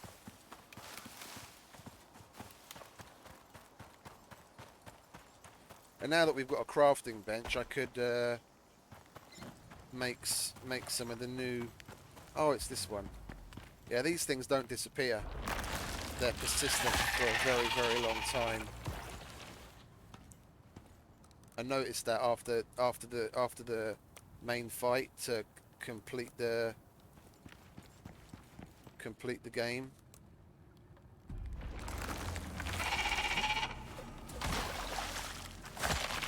When doing the research, when they were popping up right, left, and centre. I've got a silica thing. I hadn't picked up all of those pods that they drop, and probably a good half an hour, if not more, later, I came back and I was still on the ground. And I mean, that one you just seen. We came to this cave, what, 20 minutes ago, 25 minutes ago, maybe more. And it was still on the ground.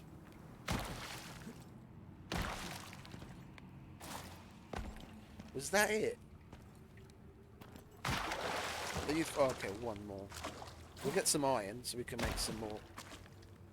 Make some more arrows.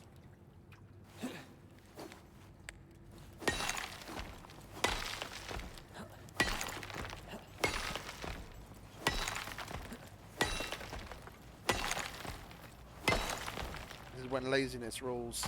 Could have just gone outside to make a single piece of, what is it, thatch half piece, but no, I'd rather jump.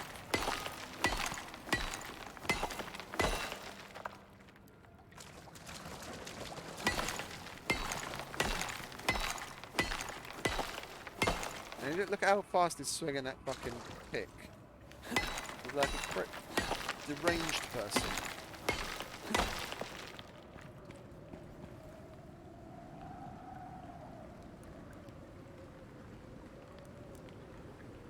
Yeah, we've got enough to make 100. It's more than enough. And we'll go home. We're close enough. We're not going to take that much damage from the storm before we get there.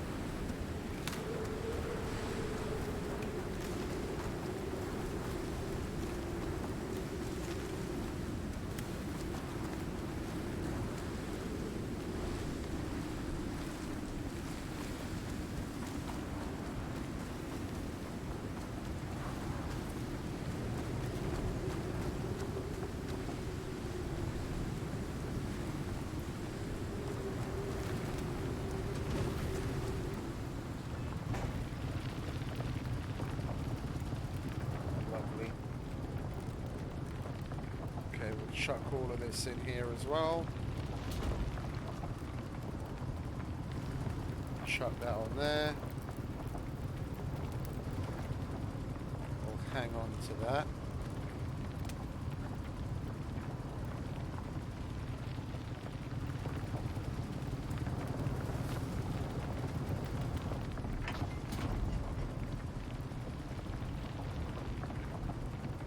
Yeah, and then the new stuff is available here at the bottom, you see?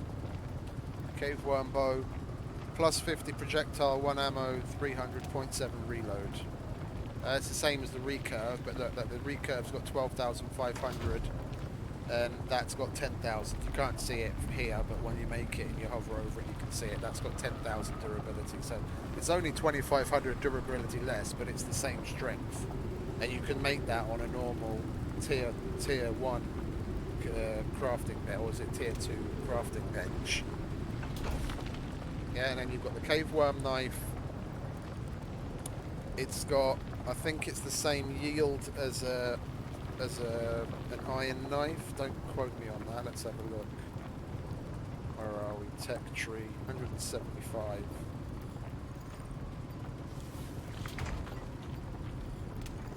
Okay, so it's less than an iron knife. Okay, that's interesting. But it does poison damage as well. Yeah, all of them do poison damage. And you've got a spear, and then you've got the arrows. Yeah, and the arrows aren't all that good. What was that? 54 to 60.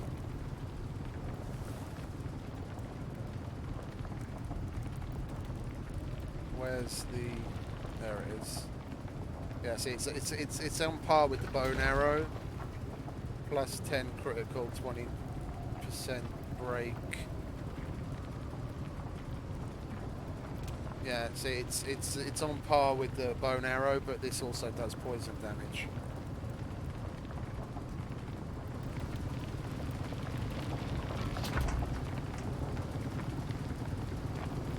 So we've got 44 from half a can.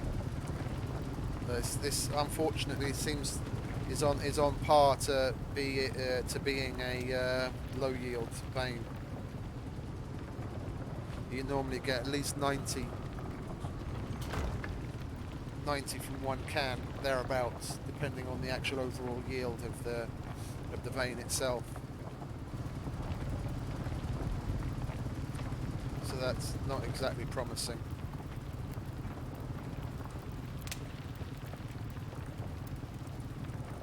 It's better than the poke in the eye with a blunt stick, though, isn't it? And 7 people are going to be able to share in my bounty, at least of the exotics. All they've got to do is join and leave, and they'll get the same amount of exotics as I'm getting.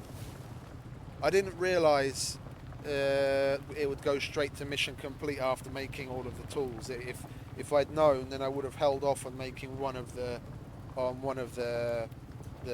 cave worm items, and then could have mined everything up, and then got the 7 people to join, and then made the final piece to get the mission complete. Then everyone would get the mission complete. Then they'd all get the reward.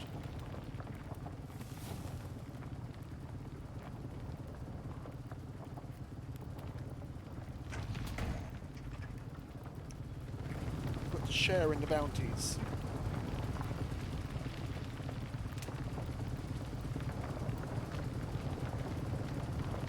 Then there's the, what is it? I joined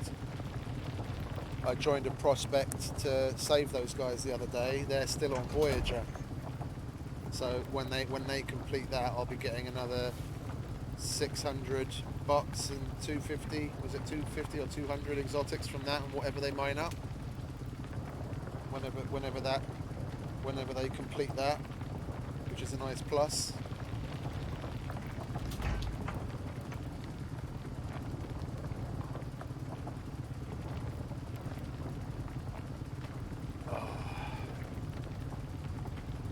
I mean, 3 of them were down. If I hadn't gone in, well, actually, one of their group did join. Just maybe 5 or 10 minutes after I joined. Basically, by the time I had them revived, then the guy was there.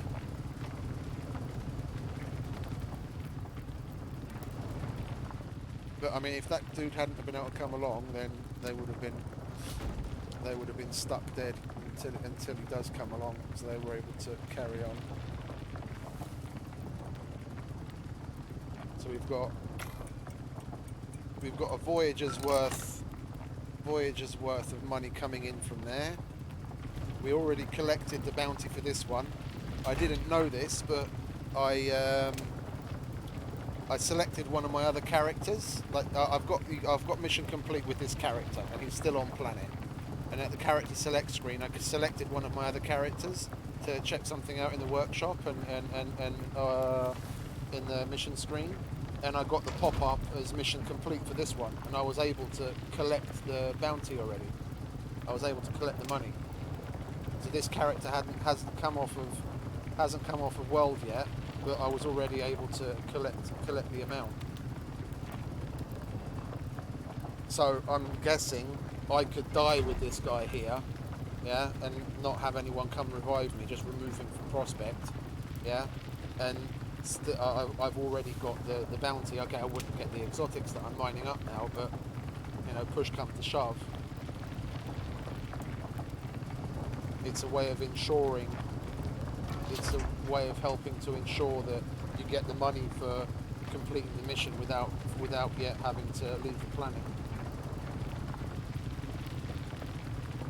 I'm not sure if that would be the case if, let's say, I hadn't clicked on that and I die and I remove this guy from prospect, whether that would still be open to me. If it is, if it would be, then great. If we don't necessarily have to leave the planet to collect the bounty already.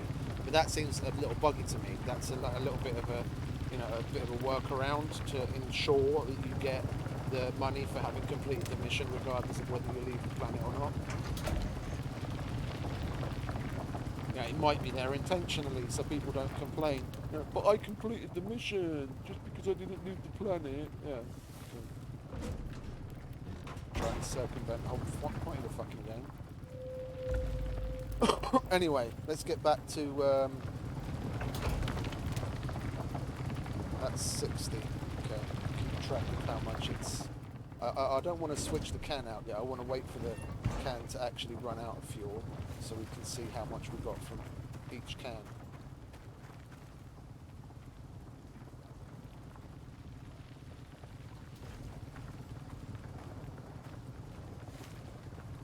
I mean, we could go bear hunting. Because there's bears from this point forward that way.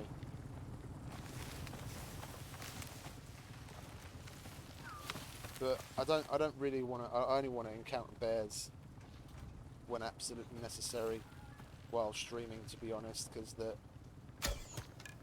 hit on the frame,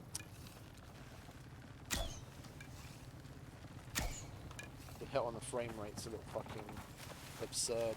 I might get, you know, a little bit of a lag spike, because for some reason when the animals, or at least I've found, when the animals switch to aggro mode and they start coming at you, and for some strange and unknown reasons, bears in particular, whatever the AI, whatever the algorithm is that's running the animal's behavior, whenever it switches into the aggro mode, the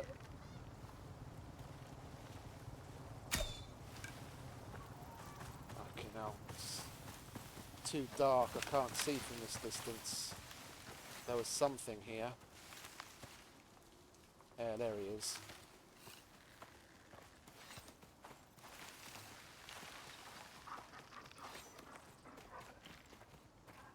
We could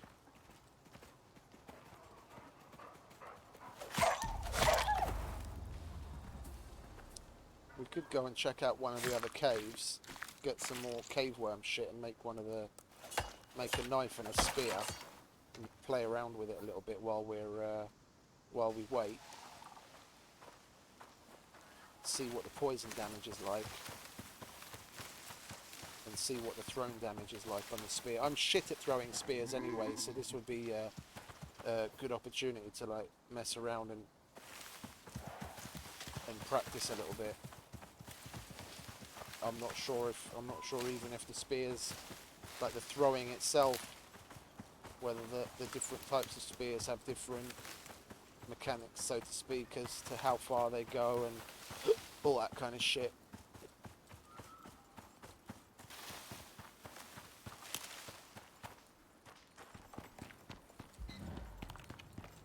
Hello. I'd like to speak to you about your vehicle's extended warranty. Might as well get some more coffee while we're here as well.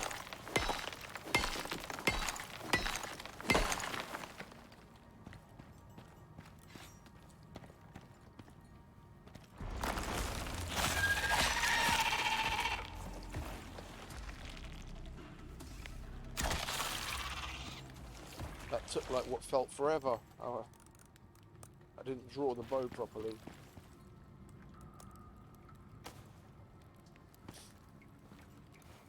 We'll get a little bit of platinum as well. Just in case we do decide to go for the...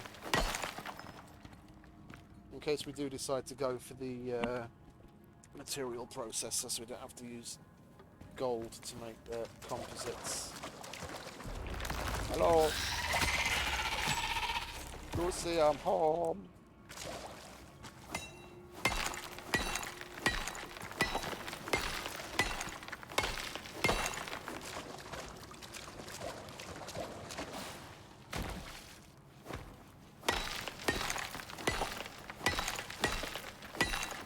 I mean, if all we're doing is standing around, we could even smelt all of this up while we wait.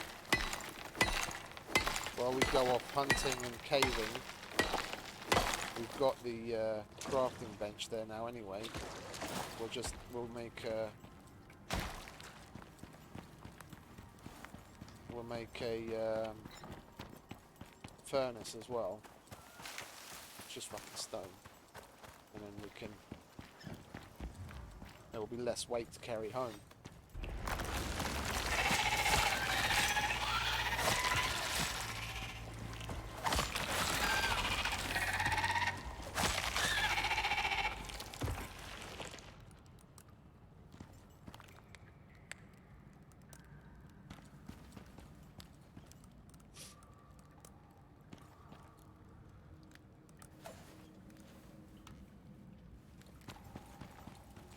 Any copper? There we go.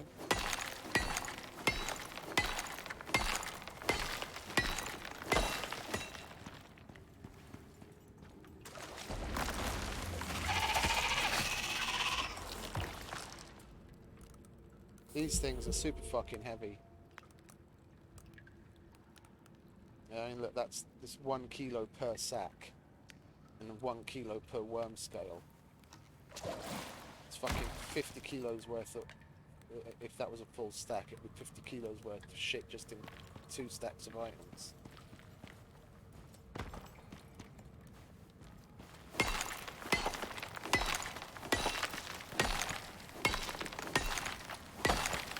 Okay, what have we got? We've got...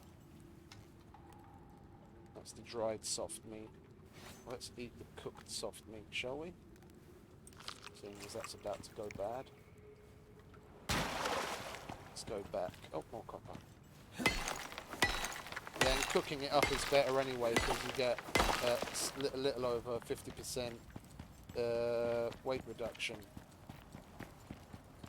We quote unquote only get 45% reduction if we have the red backpack on, but then we get over 50% reduction if we smelt it up.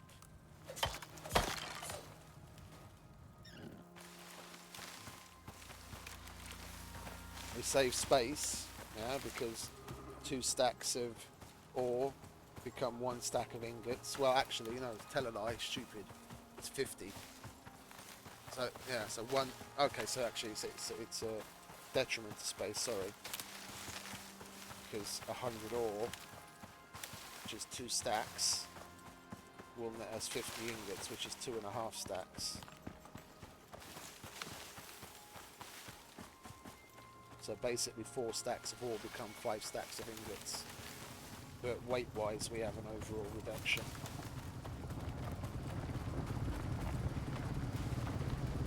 Did we get any meats?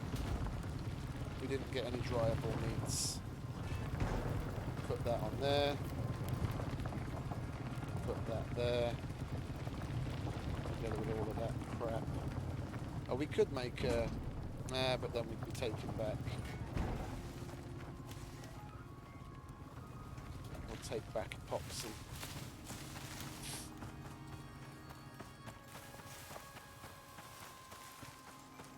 I mean, we could end up having to throw some of the stuff away, but I mean, one, it gives you something to do while you're waiting around. You're not just fucking sitting there. Go off, hunt, craft. It's all XP, and at least it keeps it busy. Yeah, and if we do have the inventory space and the weight capacity to take it all home, then all the better. Oh, hey Stormy. I'm good, mate. How are you? Just completed one of the new missions.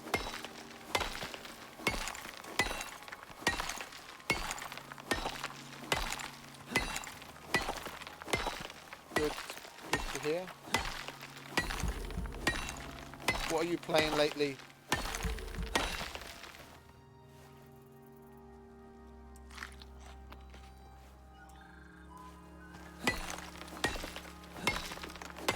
Oh, for sure. I haven't played both of the missions. I've just completed. This is the one of the new missions. Do you remember from the beta there was the tools and weapons that we made from the scales of the sandworm? They basically added that back in, but they changed it a little. You get drops from the sandworm. I'll show you in a minute. I've got some while I'm waiting for the extracting to take place. You can make a knife, a bow, a knife, a spear, arrows, and a bow, all out of the stuff that you get from the cave worms. And the good thing about it is the cave worm bow is basically the equivalent power wise as this recurve bow, but you can make that bow already on the first tier of workbench without any metal. So you don't have to go up to the next tier, to the machining bench, to make a stronger bow. It's got a little bit less durability, yeah, but you know there's got to be a trade-off somewhere. You're getting a powerful item before your time, so they're giving you an alternative. Okay, so what have we got? We got 90. Okay, so we got the usual. We got 90 out of this one can. So it balanced itself out eventually. Let's put a fresh can in and let that continue. We'll make a furnace. Oh yeah, they're a piece of piss.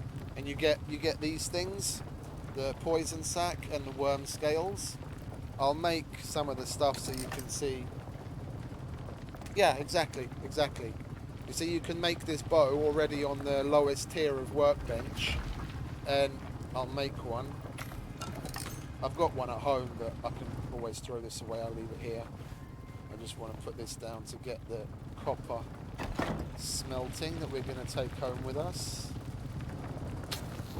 Just keeping myself busy while the extractor's running. Yeah, so if we put it side by side, 50% projectile ammo, 300 rate of fire and 0.7 reload, and that's exactly the same. It's just you see at the top it's 12,500 durability, and that's 10,000 durability. So you get the same power, just it's a little less durable. But the point being is you can make it on a lower tier bench with lesser materials, so you get a good quality. I mean, the recurve bow is good. The recurve bow is better than the workshop bows. You get a good quality bow relatively early on, because until now you're only able to make the long bow at this level if we make one. Yeah, and put that down there. Yeah, that's 25% projectile damage. Yeah, so you've already got a 25% increase much sooner. And the other positive about these ones is that they all give poison damage. I was looking at it earlier. The cave worm arrow is on the same level as the bone arrows. It just gives 100% chance to poison. The spear, I think, is also the same as the bone spear, but again, it gives 100% chance to poison. And then the knife. And this one is in between bone and iron. It gives you a higher yield than bone, but less than iron. And it also poisons things. Oh, and the meats. They added the drying rack. This thing here. And you can put a bunch of different meats on it. And the point being is that they've added a whole bunch of different kinds of meats. And previously, you just had what looked like this, which was called prime meat that you got from the bears. It's the only place you could get it. And I think the mammoth and like the boss animals. Yeah, but point being, you could only get them from like higher tiered animals. But now they've added a whole bunch of different meats, and the stringy meat, for example, when you cook that, instead of drying it, if you cook that, yeah, it gives you the cooked prime. It gives you the same modifier as the prime meat used to, and you can get this from killing wolves. But you've got the option. You see, it gives you 100 stamina and 150 health, 20 regen, 5 experience. It gives you slightly less on the buffs. Yeah, so you're only getting 75 stamina, but it's a little bit of a difference. So like, the 15% melee attack speed is quite good because you like swing the pick and the axe and the knife and everything faster, and 25%. But the big thing with this is that the dried meats last a lot longer. They last 4,800 seconds instead of like the 1,300 seconds that the cooked versions do. So they stay fresh for longer. So you can go on long journeys and just be just fine with dried meats and still get really good buffs without having to make the more advanced foods. I mean, you can go ahead and make the more advanced foods because they're still giving you better buffs, but it's adding a little bit of in between. It's better than not really.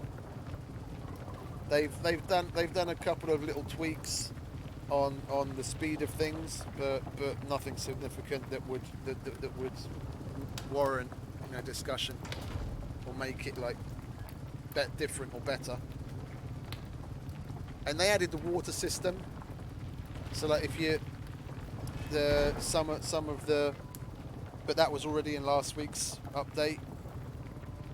Some of the machines like the concrete mixer, the biofuel composter, the kitchen bench, you need water to make bread and stuff, so now you don't have to put water in a can. You can just pipe the water to it, and then it takes the water. But the machines that require water, they still work without water. They just do the things slightly slower. So if you give it water as well, then it'll go faster. Like the concrete mixer, it takes 10 seconds to make one bag of cement without water, but it only takes 5 seconds to make one bag with water.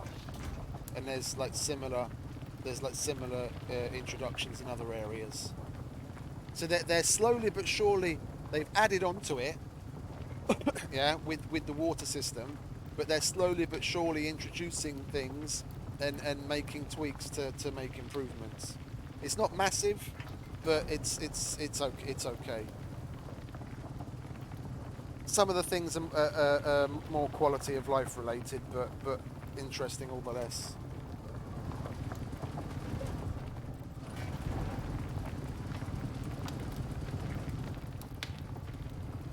We don't need that, do we?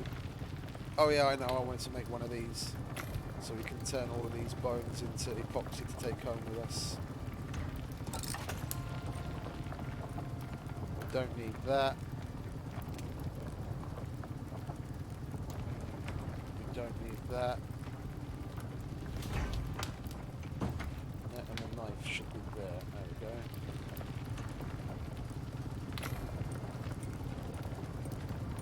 At least we have something to do while we wait.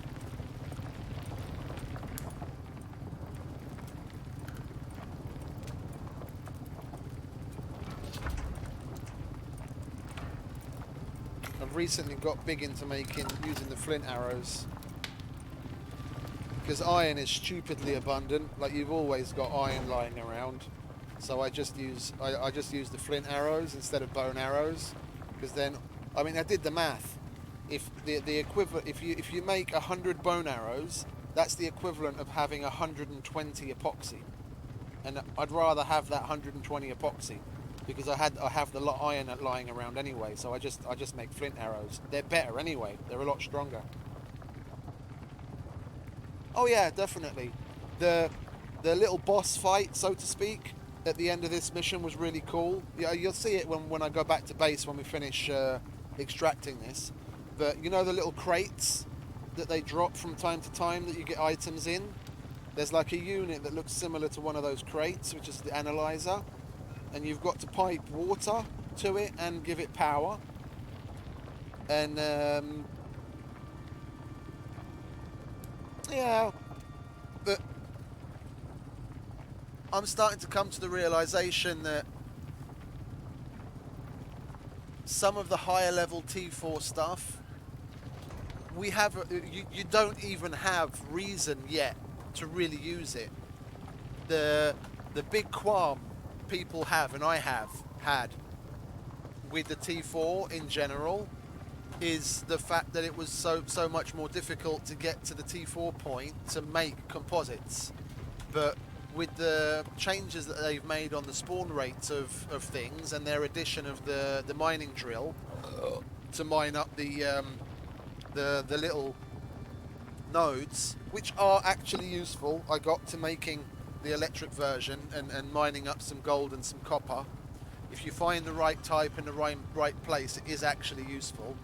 They've made it easy enough to get to T4 level to make the processor, the material processor and the furnace, that a lot of the previous qualms I've had are starting to fall by the wayside.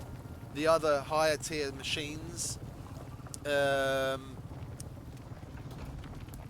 only really start to become important when they get things like the kitchen implemented and they do some of the changes that they're expecting to make to the chemistry bench to make those more useful. And at the same time, I hope they do something with the material processor to give it a bit more of a buff over just the plain mortar and pestle. Because at the moment, speed-wise, yeah, it makes things a lot faster. But you know, think back to when we first were looking at that. The only reason it's justifiable, so to speak, is because they made things in the mortar and pestle slower. So they are slowly but surely getting the balances right. It's still, you know, but it's still lacking somewhat. But like the what I was trying to get to, that like the tier 4 stuff, like the version of the masonry bench and all that kind of stuff, we don't have real reason to use those in game yet outside of something like the outpost, because unless you want to make a mega base on Prospect, yeah, to warrant being able to make certain building materials faster, there's no need for those yet. Until they introduce a mission like a construction mission where you have to build something really big, yeah, the speed increase doesn't really have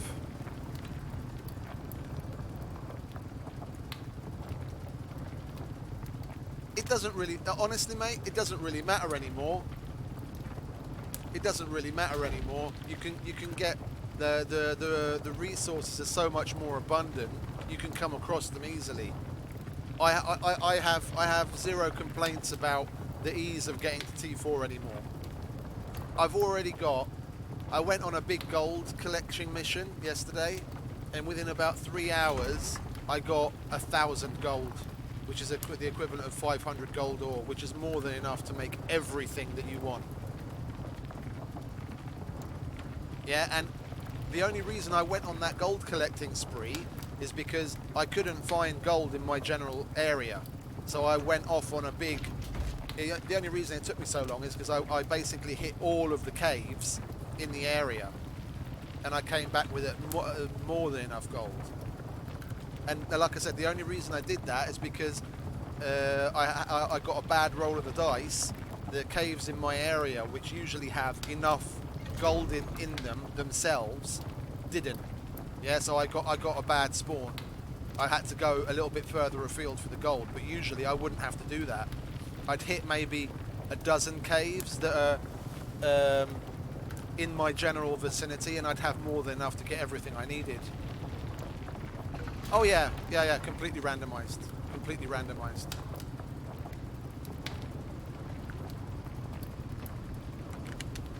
RNG, random node generation.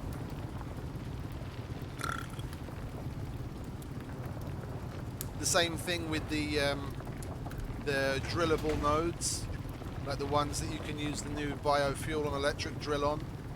Those are also randomized, so you're not going to see the same type of resource in the same place over and over. You know, one generation, a certain cave might have one of those nodes. The next, let's say it's a gold one, the next time it might not have any node, or it will have a silica node. So even those change randomly.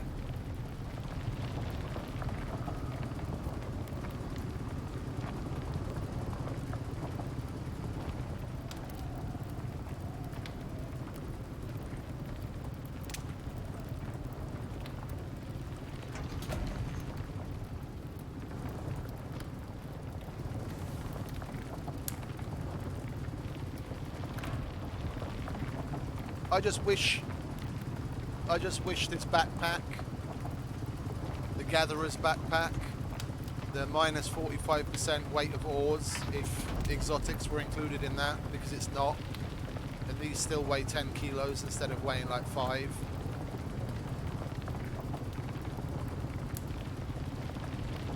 If exotics were included in that, or if, let's say, they made like a purple backpack that's specific to exotics, that would be useful, especially for solos. Because if you get some good nodes and you get a lot of exotics, then you've got to make multiple trips. And look, the node that I'm at right now, or the vein that I'm at right now, is here. The next one, my base is here. The next node I'm going to mine is up here at 06. Yeah? So look at the distance. It's up at 06. And the last one is up here in M4. And my extraction point is here. So I'm basically travelling over, well, because I have to go in a bit of a zigzag, I'm basically travelling more than all the way across the map to get everything home.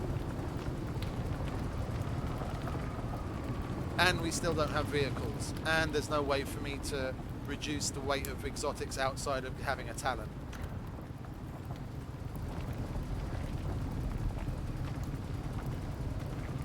Even though where I landed is in Riverlands, I could cut down my travel time. If I had a quad, I could cut down my travel time by 60%. And then I wouldn't, hey beard man, not much. Just extracting them exotics. Yeah, but like I was saying, if they included the ATV already, you could cut down your travel time on a map like this by at least 60%, even though the drop pod is in the Riverlands. You can easily make it there on a quad.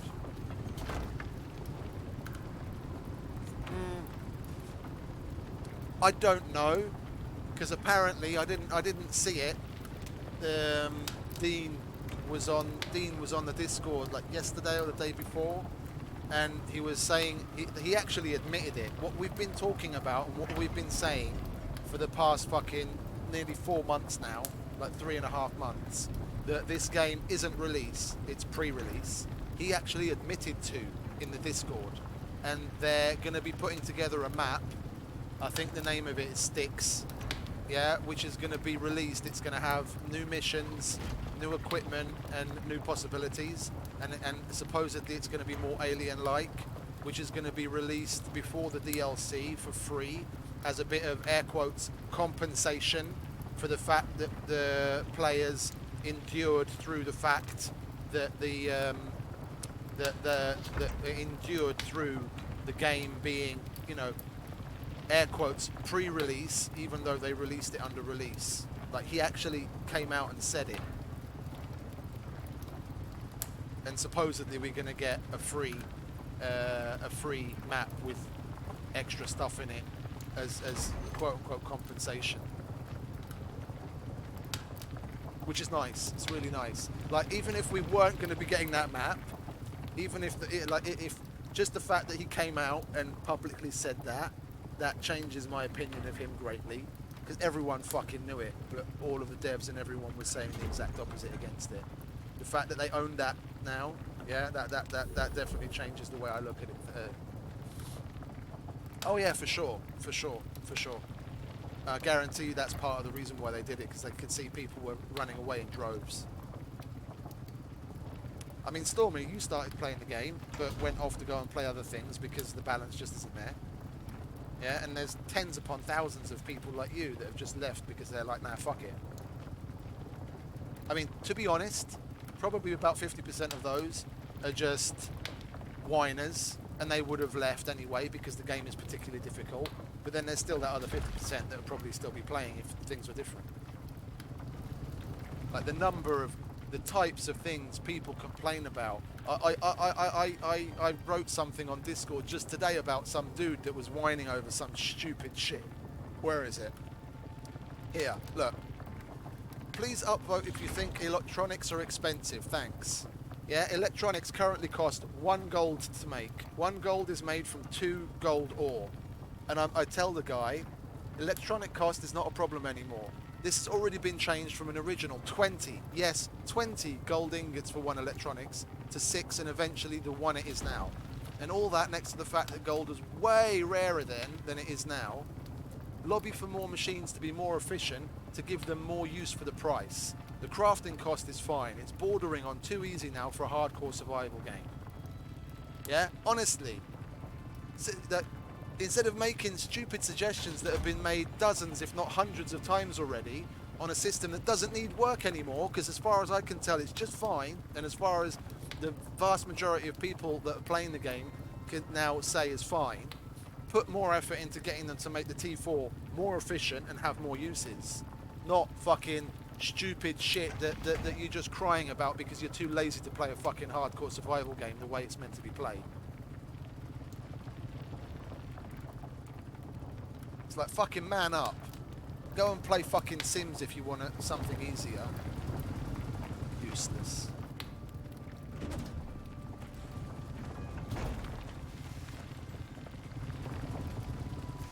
Well, anyway, let's do some more hunting, shall we? Keep ourselves occupied. Oh, but this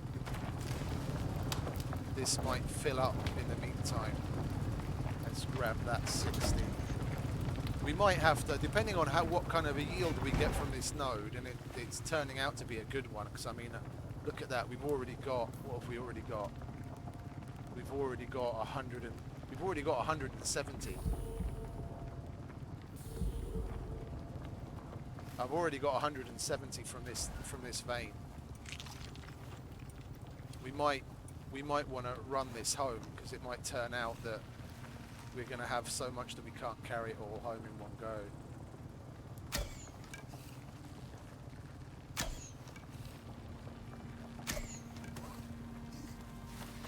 $300. Oh, okay, that's nice. That's enough to fill up the dropship.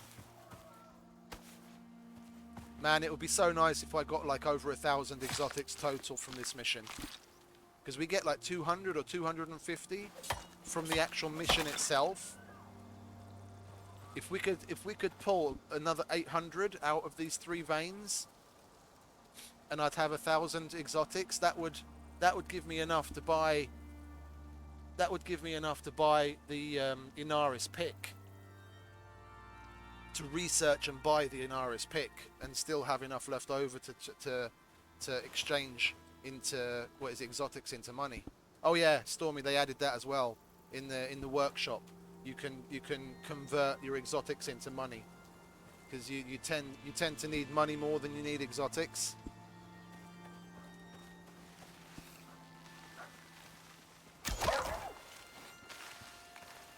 Well, I wouldn't call cheesing it. I got assistance from another prospector. I have everything I need to make the radar. I found out where they are, so I was like, I can't be bothered. It's like an extra what? 15, 20 minutes? I've got everything I need for it, and I could, but I found out where they were, so I was like, meh, let's go and do it. I mean, I would have, if they already added it to Icarus Intel, I'd know anyway. I use that regularly. I have no problem with using that.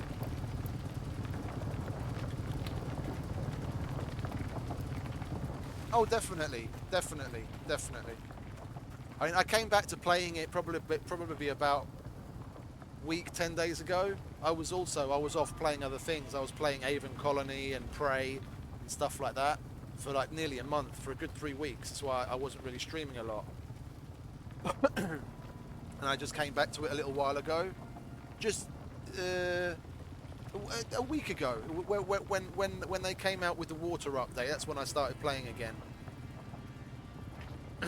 I know where the other 2 are if you want to know.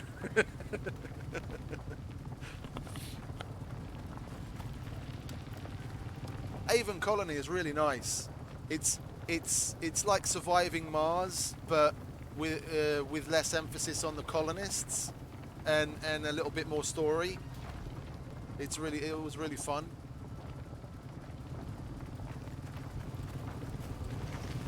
It's down to you, mate. you've got the radar, so you'd get there eventually. You're just getting a little assist from another prospector if you want. I'm not pushing it. I can stay stum, but you're gonna see where they are anyway soon, because I'll be finished up with this node and I'll be moving on to the next one. Yeah, the resource management side. I got to like the third mission in the campaign, and the second one, even on normal difficulty, probably took me 20 tries to finish. And the third one, I've probably tried it maybe about 7, 8, 9, 10 times or so, and I always get to the point where I run out of iron to make the nanites before I can make the kelko spores, to make kelko sludge, to be able to make nanites out of the kelko. It's interesting. It's really interesting. And the fact that all of the resources are intermingled, like intertwined. So like if you start running low on food, that's basically it. You're fucked. Then the colonists start to get unhappy. Then their efficiency goes down when they work. Then the amount of power that you generate goes down because the efficiency of the generators is less because they're unhappy. And then that makes them even more. No, I know it's slow, but at least it's something. Yeah. So when you run out of iron, at least you've got a trickle of it. And I have been able, when I did the second one, I got to a point where I had enough kelko and kelko sludge being made that I had like 20 of the little nanite production facilities. So I had like +2 or 2.5 nanites just from kelko. Yeah, I know.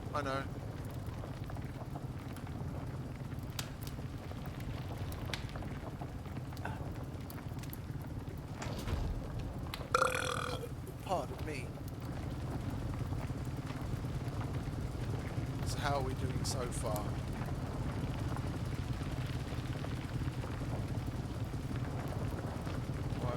$168. So if we have the same kind of yield as you had, Beardman, then we're probably about halfway through so far. A little bit more than halfway through. Oh man, it would be nice to leave this prospect with like 1,000 exotics. This one is probably gonna replace Voyager for me.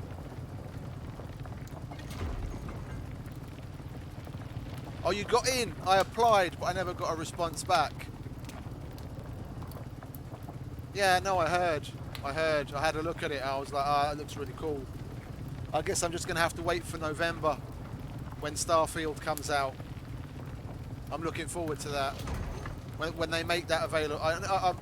I know you shouldn't really do pre-orders and stuff, but if we get like additional stuff for getting a deluxe edition, then I'm all for it. But I'm really looking forward to Bethesda's Starfield. That looks really fucking epic in Unreal Engine 5. Like, it looks fun and it looks really fucking good. And look,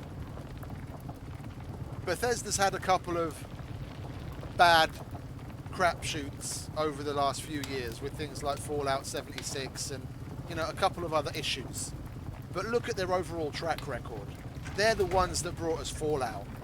And if you ask me, if you look back on like the last 2 decades of gaming, I think the majority of gamers would, if you had to pick like a game of the decade, a lot of people would probably choose one of the Fallouts for the game of that particular decade. And that was brought to us by Bethesda. And this game looks really fucking promising. So if they've gotten back to their roots and they're going to work hard on a good single player game with good story, that's got all the trimmings to become an epic fucking game.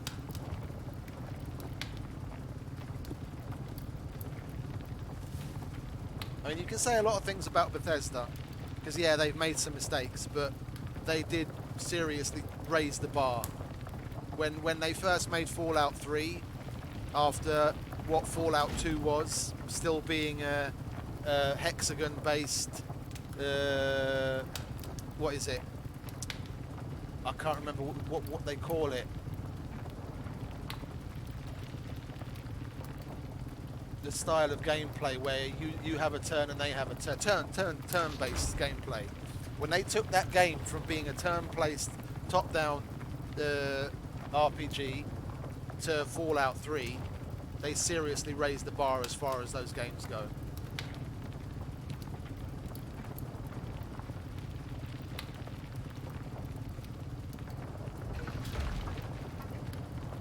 I mean, yeah, I mean, if you think about it, with games like Fallout, even back from the original, yeah, Fallout 2 and the Brotherhood of Steel expansion, even then, those games had changing outcomes depending on what direction you went in. And then when they made Fallout 3, that just took it to another level. If they stick to that, if they stick to what they're good at in that aspect, and they bring it to like space sci-fi, they're going to knock it out of the park.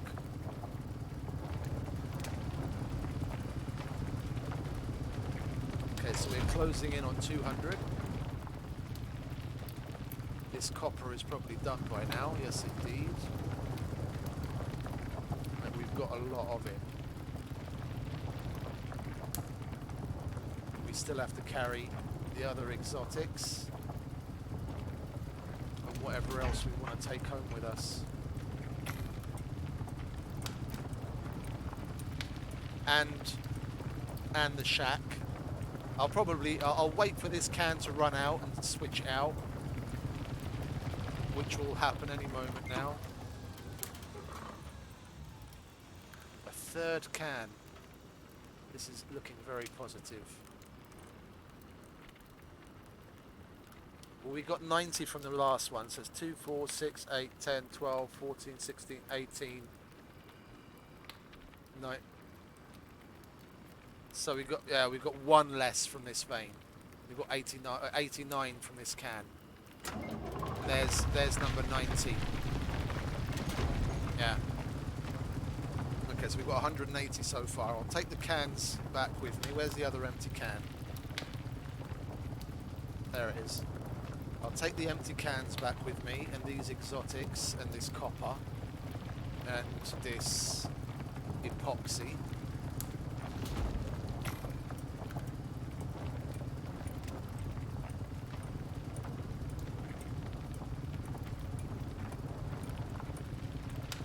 No, I get it. I get it.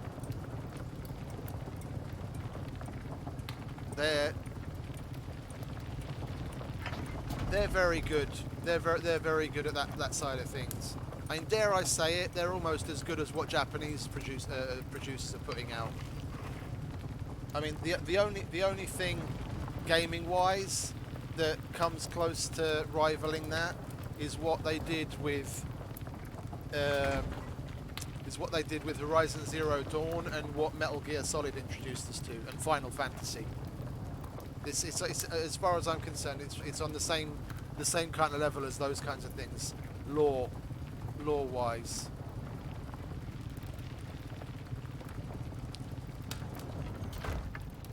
They're the only things that have really held people's attention over quite literally oh, I changed my fucking spawn point. I didn't want to do that. Over quite literally generations. No, I know, and I know from insider info that they really don't give two shits about the lore. They did in the beginning, but then they had an internal change in direction because they had a new art director come on, and she doesn't really give two shits about the lore, which is negative. This game would be completely different if we had a strong lore base. It's what compels people to want to be good, yeah? If you really get yourself worked into the game, so a character like Sol is fucking amazing, yeah? He's that father figure, grandfather figure, that's a badass fucking space miner, yeah? He's the kind of dude that just gets on a fucking spaceship to go halfway across the galaxy to go and prospect on a kick-ass planet that's fucking crazy. Yeah, and he's got they've scripted him a good sense of humour and you know, enough pride, being humble and machismo to make a really compelling character. Yeah, but they're not doing anything with them, and they're really letting themselves down with it. I mean, look at the possibilities you've got with the different companies. I can't even remember how many companies there are now. The corporations. There's like 4 or 5 different corporations. There's the UDA, and that's the one that comes to mind. There's like a whole bunch of others. You could see in the future, let's say, when we get the I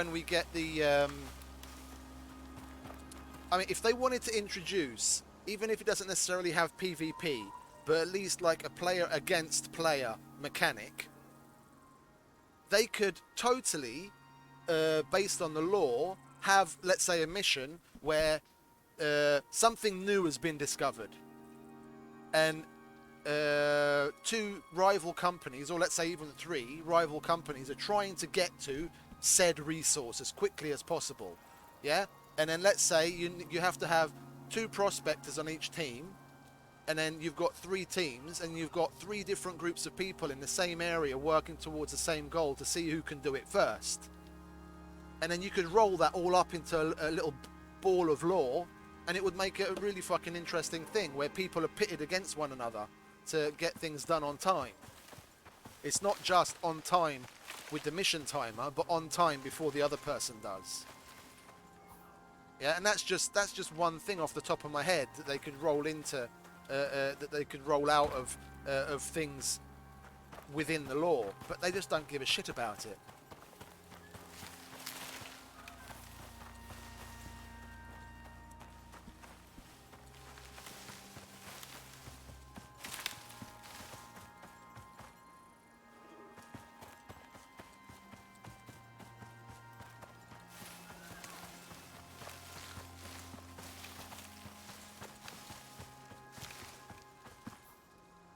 I mean, if you ask me, that would be pretty damn epic. To have a bunch of people doing the same mission, just, you know, it's timed in that way that you've got to do it before they do to win a contract or something, or to collect something that they've lost.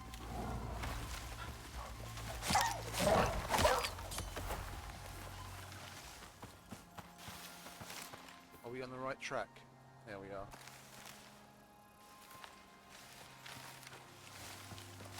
Oh, what I was about to say about lore, like, lore is one of those, because, I mean, computer games aren't just about the mechanics, yeah?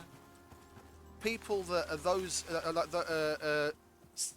inclined in a certain way, want or even need a certain connection, yeah? For me, for example, it's why Horizon Zero Dawn is so compelling, because you grow an attachment to Roast and to Aloy and some of the other characters.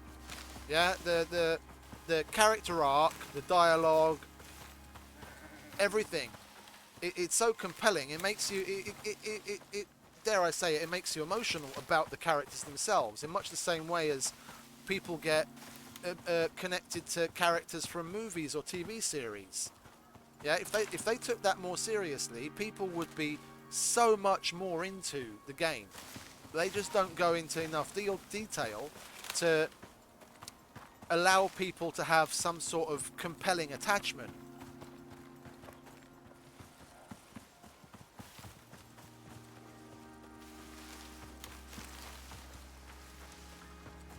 Yeah.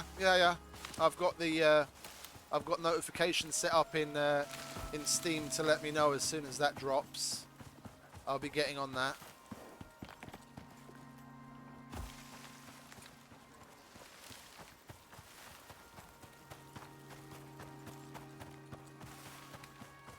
How far are we? Okay, not far. Got to switch to slightly more north than east.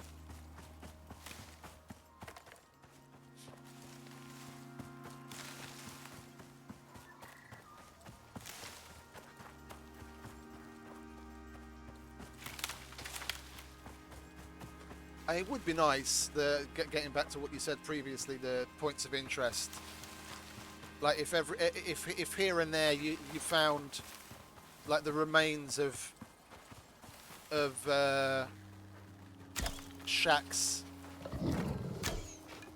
Can we actually hit the fucker? There we go. Like the remains of shacks other prospectors have made when they failed, or just remnants of things that they left behind. Oh, we got some stringy meat. That's nice. Or, you know, I mean, satellites aren't up in the sky forever. If they like lose control of a satellite and it crashes into the planet, or they purposefully deorbit a satellite and it crashes into the planet, like the leftovers of that would be interesting to happen across from time to time, where you could like you could salvage shit from it. It would be an interesting way to add extra elements.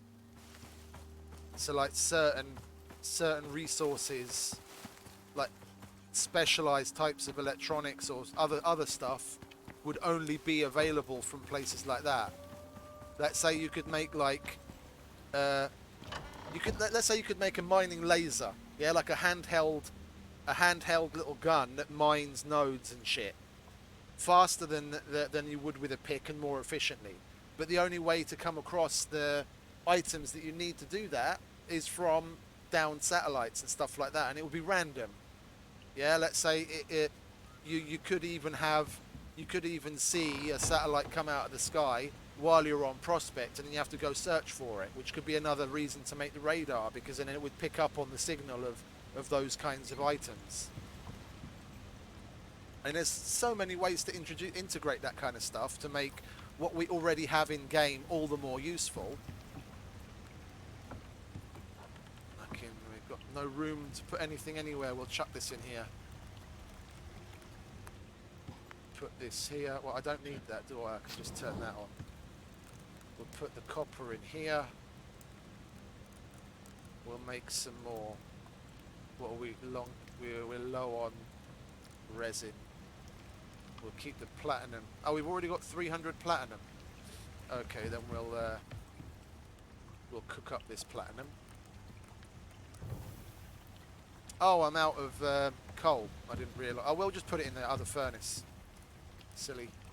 I've got the electric furnace sitting here doing fuck all.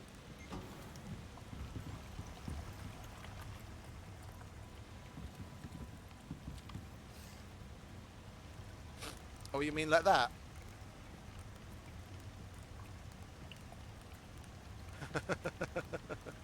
You hold Control and Shift at the same time and just click on it. It transfers all of the same kind of item.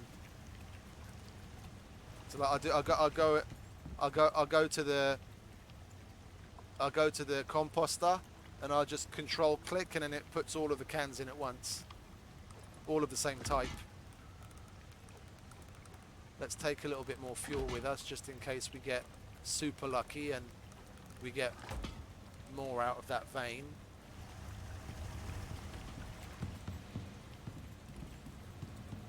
Where are we? We can put the epoxy in there. We've got a ludicrous amount of epoxy now. You see, I've got everything I need to make the radar, short of the composites themselves. But I've got everything that I could put it together. It'd just be a little matter of time. So I'm like, nah, whatever. Let's just get on with it.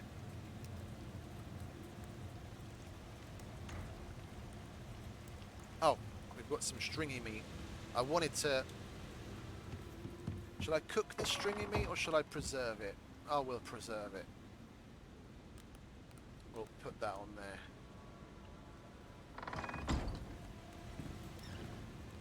What do we have in here?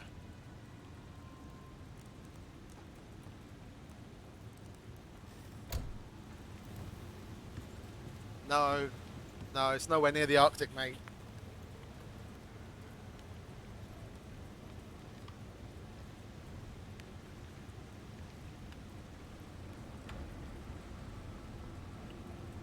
Well, it shouldn't be. If you put your radar down and it's telling you otherwise, then they might have randomized it. But as far as I know, The randomization hasn't been added yet, but it's nowhere near the Arctic.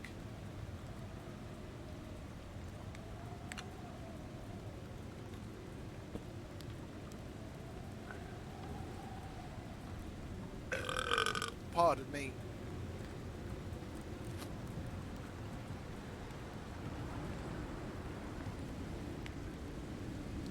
I wouldn't be surprised if they didn't add a little bit of element of surprise to things. Okay, we'll wait for the storm to pass. We could do with a bit more tree sap, couldn't we? Do we have any wood left? We've got a little bit of wood.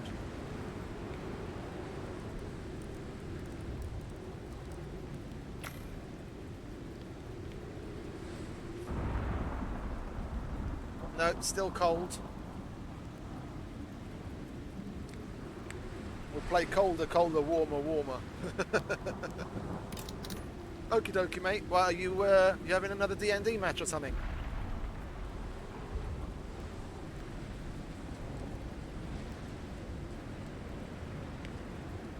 Gonna be a DM again.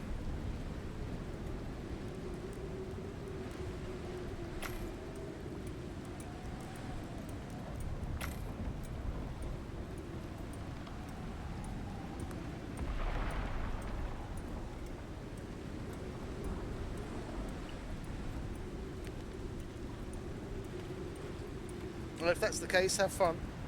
Thanks for stopping by. Okay, cool. Have fun.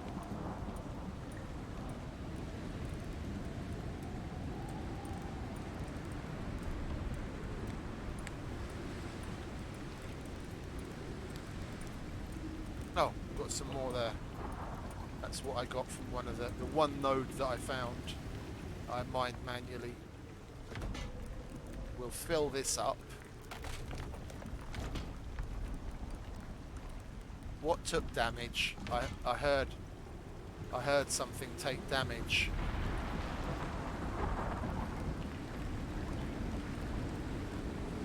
It was either a tree falling up above me, or something in here took damage. It shouldn't, but this is Voyager level storm intensity.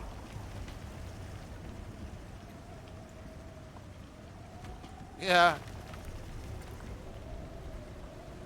something over here took damage. Oh, it's probably the awning. Yeah, this thing. We'll wait until the storm's over and then we'll repair it. Yeah, when it first erupted, I was all over that. I was watching all the live streams of like the webcams and everything they have all over the country, and there's a live map. Is it liveuamap.com? I was checking that constantly. I had that open on one of my screens, but since things have, well, you can't really say calmed down, but since things have started to slow down, let's say, I haven't really been on top of it as much.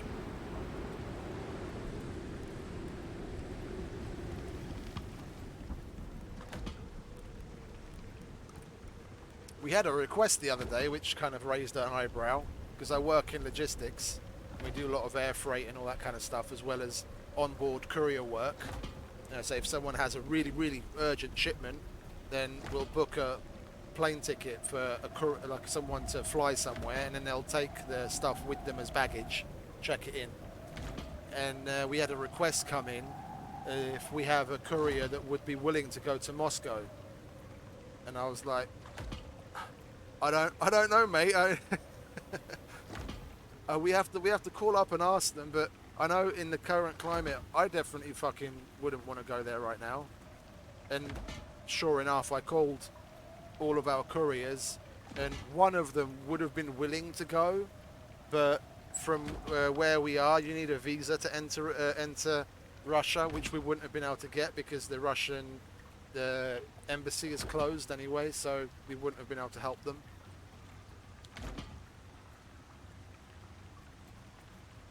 6 months ago, sure, I would have gone to Russia because Russia's on my bucket list to go and see the Red Square and St. Peter's Cathedral and all that kind of shit.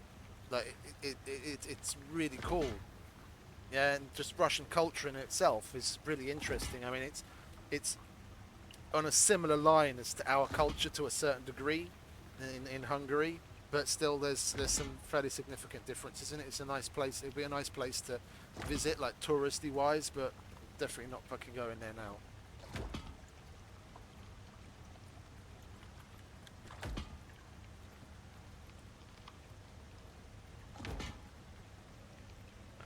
It's always been going on, just to a much lesser extent. They've always had border skirmishes.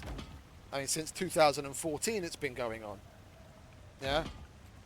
When Ukraine finally managed to declare its independence. He's been trying to get it back for nearly a decade now. It's just it hasn't been escalated to the level it's at now.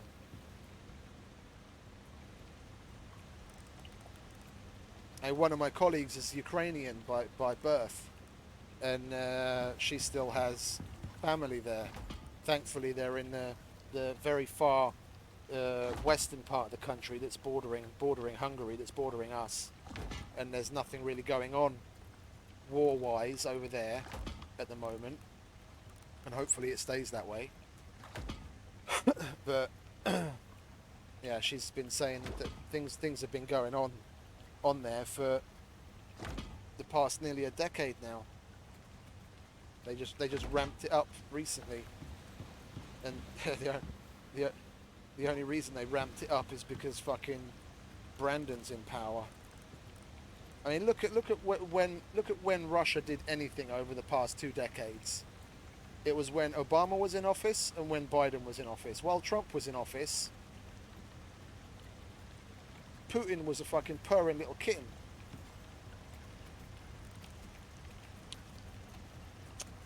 Oh, fucking Streamlabs moderator. I thought I had this fucking thing turned off. Give me a sec. Show, chat, appearance, deleted messages, da da da. Fucking chat. It shouldn't have done that. I've got auto mod turned off. It shouldn't have done that. And there's only like a handful of terms. Block.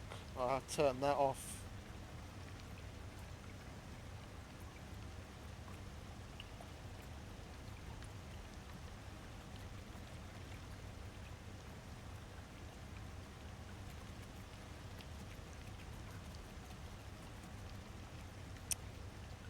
Fucking stupid chat.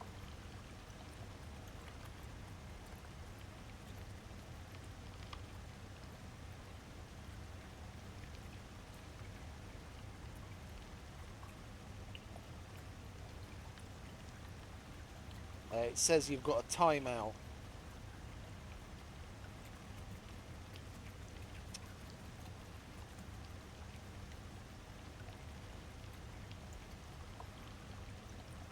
It shouldn't be doing it. That's what's so annoying. I've had it happen. No, that's the whole point, though. I mean, I swear regularly on stream, and I have no problem with it. My stream is also on Twitch. It's set as mature on purpose, because I'm not going to censor myself in that fashion. So, short of certain racial things, which I've left in the filtered words list, yeah, I'd rather have it be a free environment for people to talk the way that they want to talk. If something bad goes down, then I'll just delete it or ban them myself if it comes to that. That's why I've got as much turned off in the automatic moderation as I possibly can. But for some reason, it still does it, and I don't know why.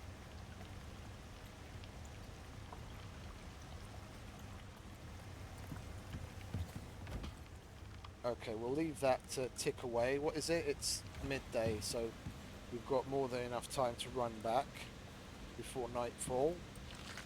We'll eat up. We've got some more fuel if needed. Okay, let's go back. It's probably finished by now anyway, and then we can just pick everything up and come home and move on to the next one.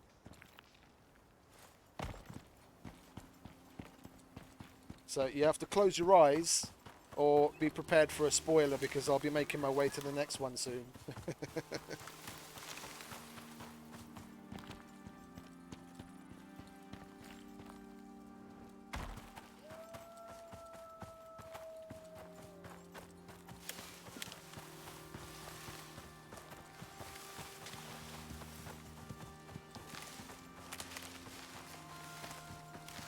So what did we get? We got 180 out of it so far.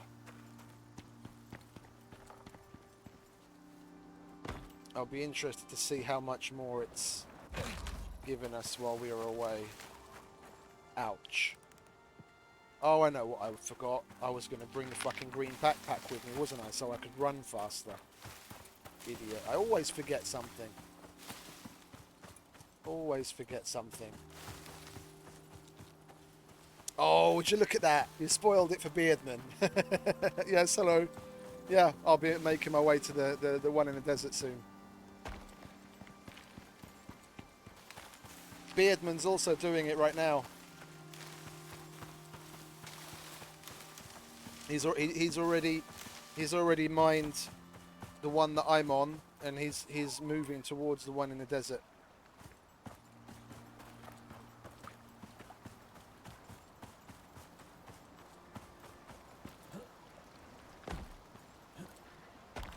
You know what they could do is increase the fucking height of the guy's step. Because there's still a bunch of times when you get stuck on the stupidest of things, which otherwise you should be able to like step over. Oh, okay. Well, you'll see soon enough, because like I said, I'll be making my way to that one next.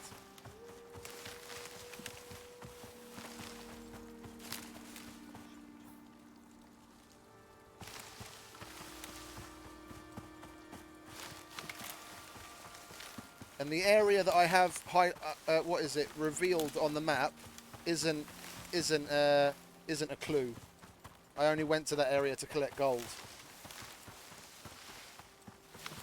Oh yeah, for sure, absolutely. If you could run through those trees like you can bushes, it would be much more sensible.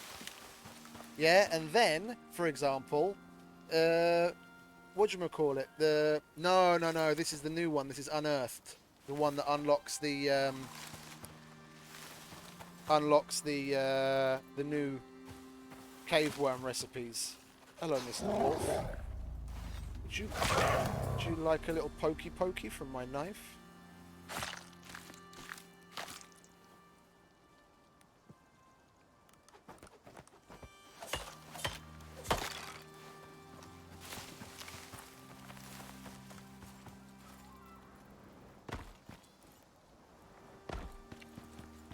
What is it that I need? I need wood and I need oxide if I was to actually make the radar. Not that I need it. But I also need electronics to make the material processor.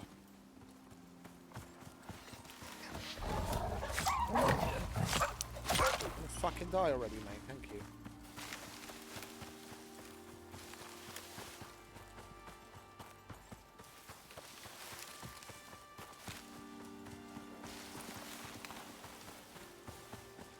When I came down, I brought the wrong thing with me. I thought I was bringing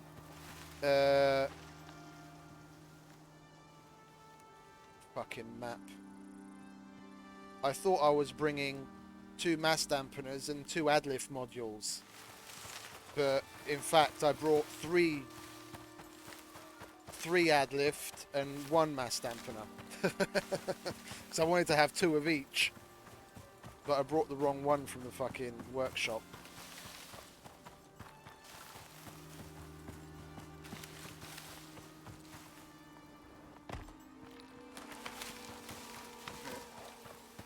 No, you don't. You don't. The vein itself is always there, so if you're like randomly exploring and you come across it, you still see it and you can still mine it. You don't have to. It's not like there's no mechanic in game that's connected to the radar where you have to use it for it to reveal itself. It's always there. And because they're at fixed locations, if you know where it is, you can just go there yourself without ever having to make a radar.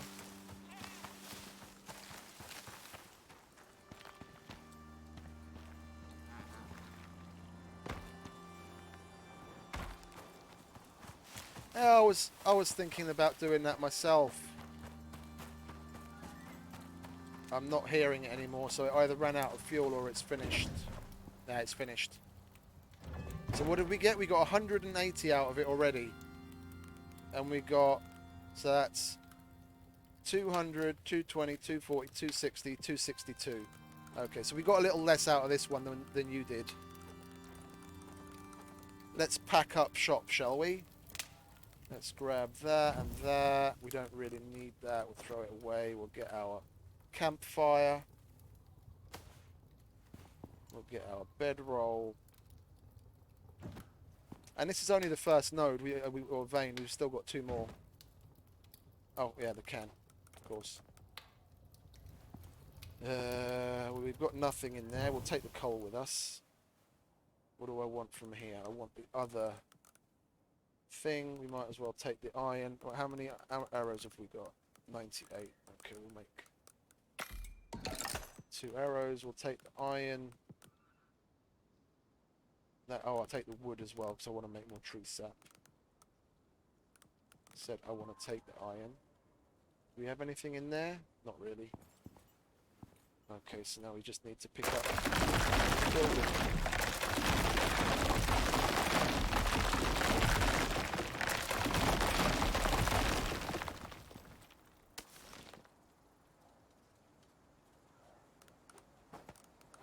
Get our door.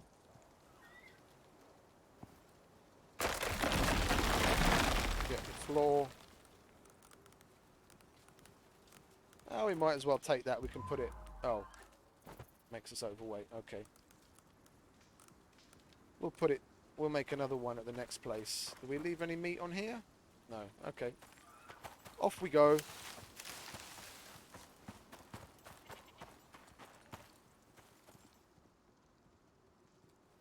Nah, it's just biofuel at the moment. It would be nice if they made an made it possible to connect it to electricity. But then it would be nice if then that also increased like its efficiency or something. So like it mined faster, or you get more exotics out of it for the same amount of fuel or something like that. It would be nice, but at the moment it just works with fuel. Okay, so let's change the marker because we're not coming back there anyway.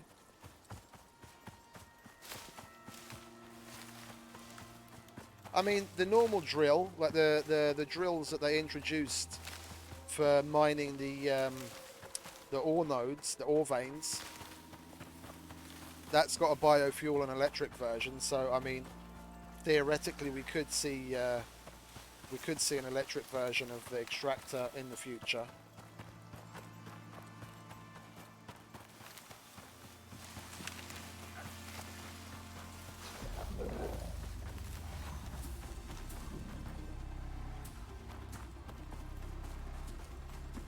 You're still on my tail. We're not running fast enough to stay away from you. Have it, mate. Yeah, the batteries. They were talking about that like, what, 2 weeks ago or 3 weeks ago? And we still haven't seen batteries. I'm really interested to see what the water wheel is going to be like. I think that'll be a more interesting addition. Because I mean, water doesn't stop flowing even during the night, so that could be a good alternative instead of the solar panel if you're in the right kind of place and you've got flowing water.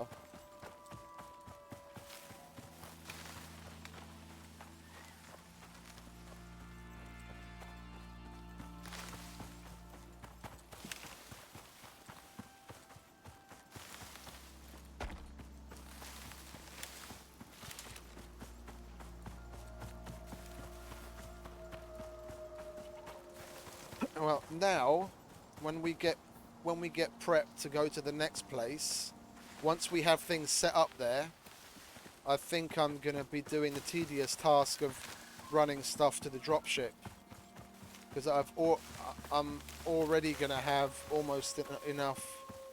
Well, I'm gonna 2/3 fill the dropship with exotics, so I'm definitely not gonna have enough room to carry it all there in one go. I'm gonna have to make multiple trips anyway. So while the extractor's running on the next spot, I'll make the tedious task of running to the dropship.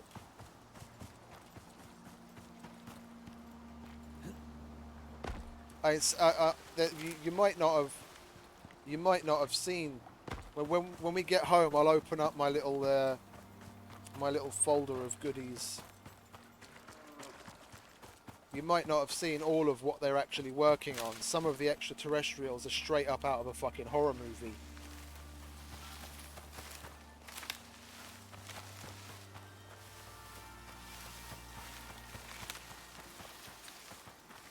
Now they have some concept art and things they've actually started working on that have more or less been confirmed that it's going to be in one of the DLCs. They're straight from a fucking horror movie.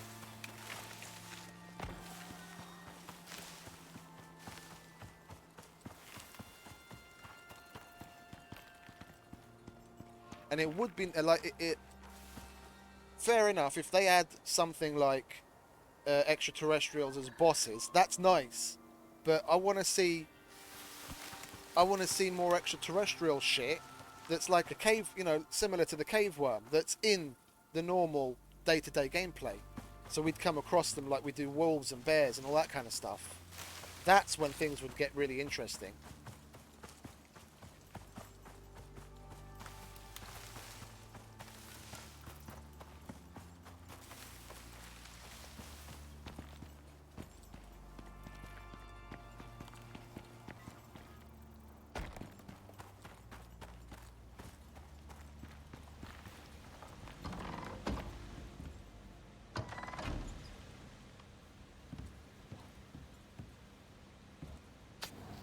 Frames are going downhill again.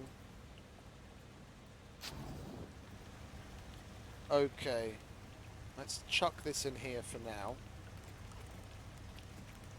Yeah, because we're more or less going to fill the dropship with this. Yeah, look, we're going to have one slot open in the dropship. I can carry all of that at once, but I need to not have anything else in my inventory. So we're definitely going to have to make a couple of trips. Let's see what we got. I'll put this in here.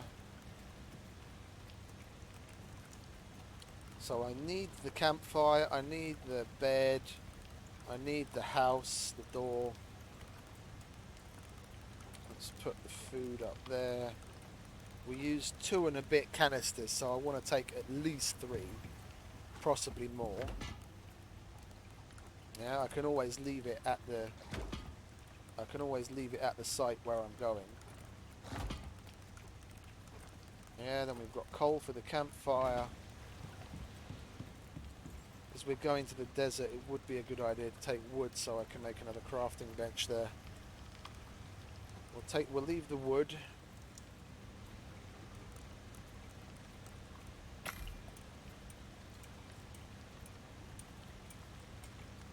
Oh. They need to do something about the weight. Or I was talking about it with Stormy a little earlier before you came.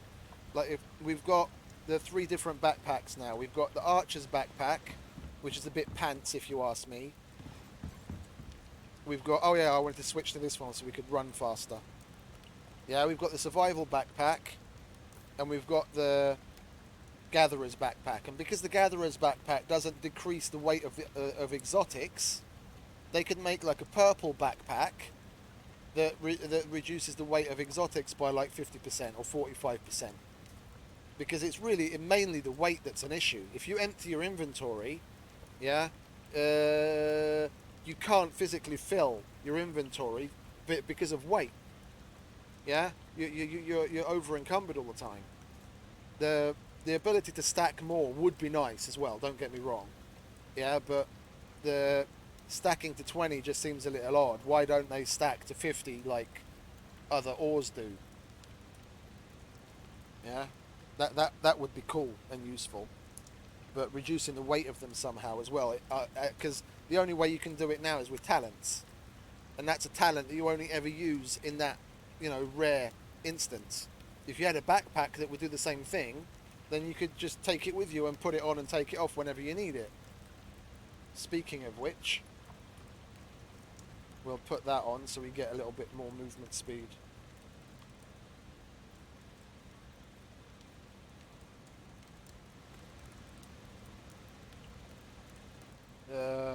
See, just going through the motions, making sure we've got everything that we want.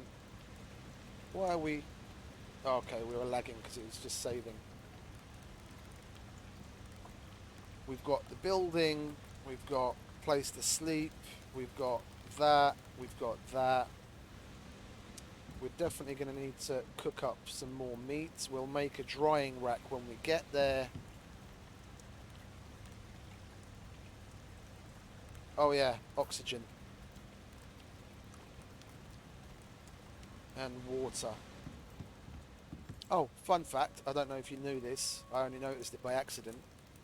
The kitchen bench, like, it provides water for the recipes, but if you put a canister in there, then it slowly but surely it fills the canister up with water as well.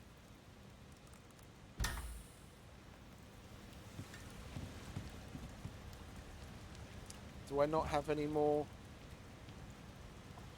I don't have any more oxide, do I?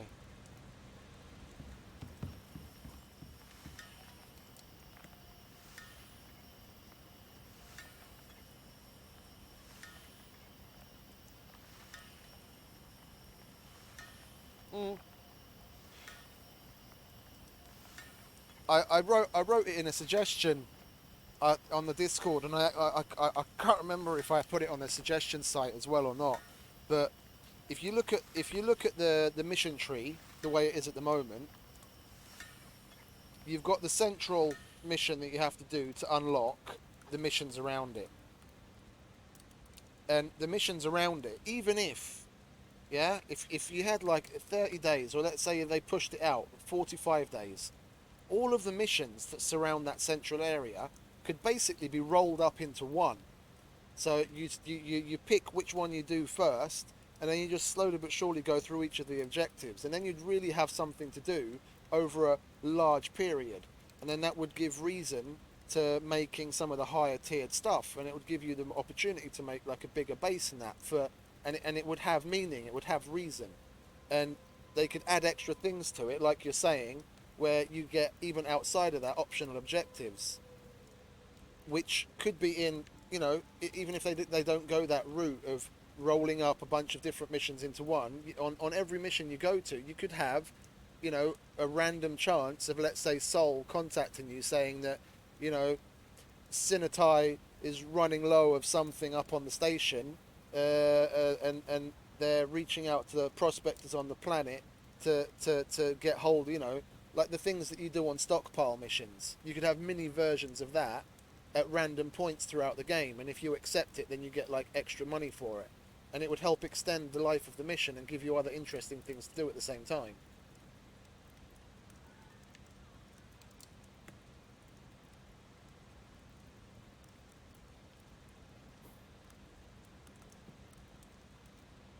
Oh, water, don't want to forget that.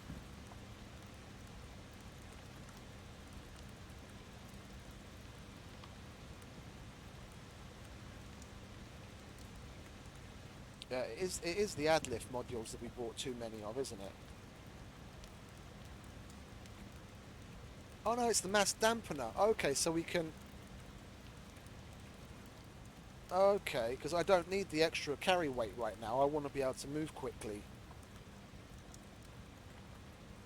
We'll put the mass dampener on. Ah, we're gonna be flying across the map.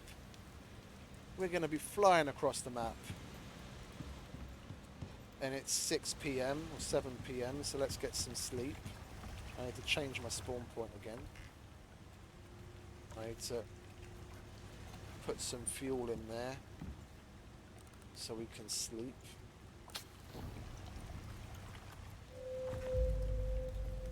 Go, I'll be taking that, thank you. And then, where are we? 06. Where should we go? I was planning on going to 06 first. And that should be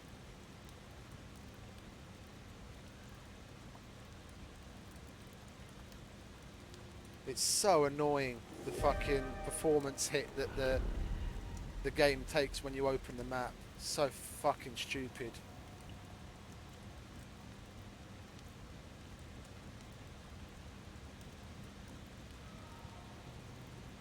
No, but that's one thing I was talking about earlier. I don't know if you were here then or not. Dean actually came out and admitted to it.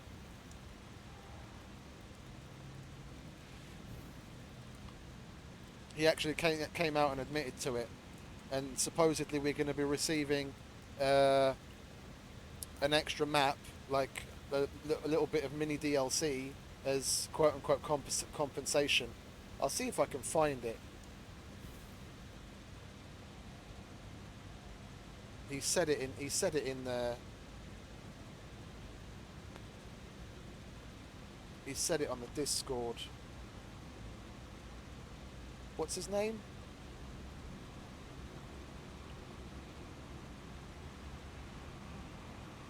He's not even on the list.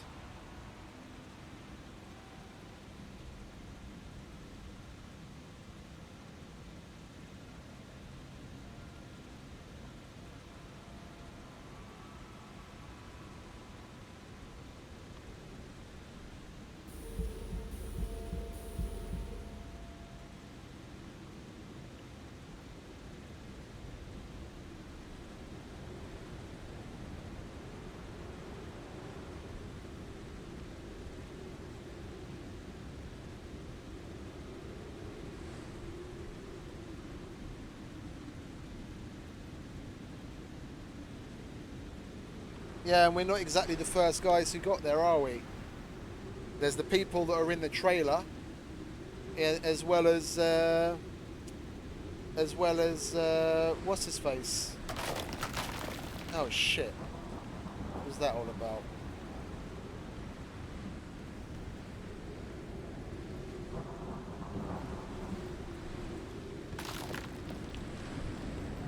Oh, it's outside.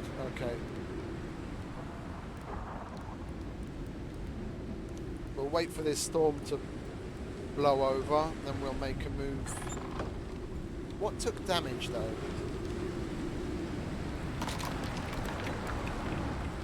Oh, the stairs. Okay. It's just stupid loud. Because I couldn't be bothered to make it out of concrete, that's why.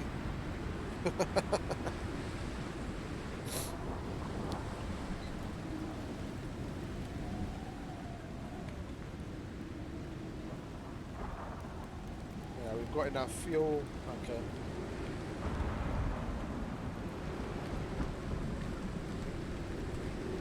Sol? Yeah, supposedly we're part of the first cohort, and the trailer is like after the fact.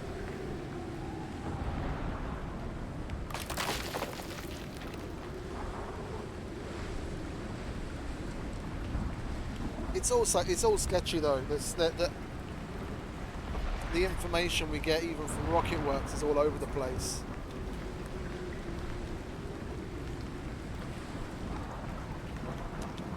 And that's all down to them not really paying enough attention to the law. As far as I'm concerned, the law should be getting a lot more attention, because like we were talking about earlier, it would make the game a lot more compelling to play when you've got that kind of bond and almost emotional attachment to someone from the game, like you would from characters from TV series and movies and that, it would a lot of people would be a lot more forgiving of the game if they could get more attached to the game itself. Yeah, you probably wouldn't necessarily care as much for some of the things that the game is lacking in if you got more attached to it. So it would be a benefit for them to put more effort into the lore, because it would make more people stick around.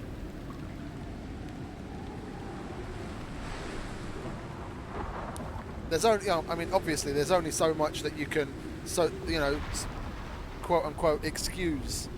Yeah, but it would definitely go a long way to changing people's sympathies, and they'd look at the game differently.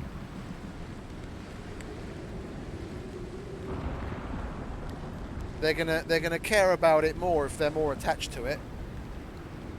They might be more forgiving or more understanding if they have a different kind of attachment to it.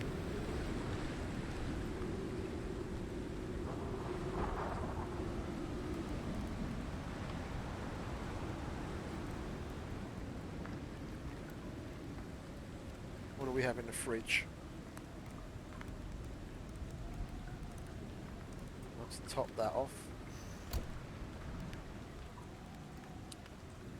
I'm only carrying the other meat as like emergency food. If I take damage from like some big animal, then I need it to heal up quickly.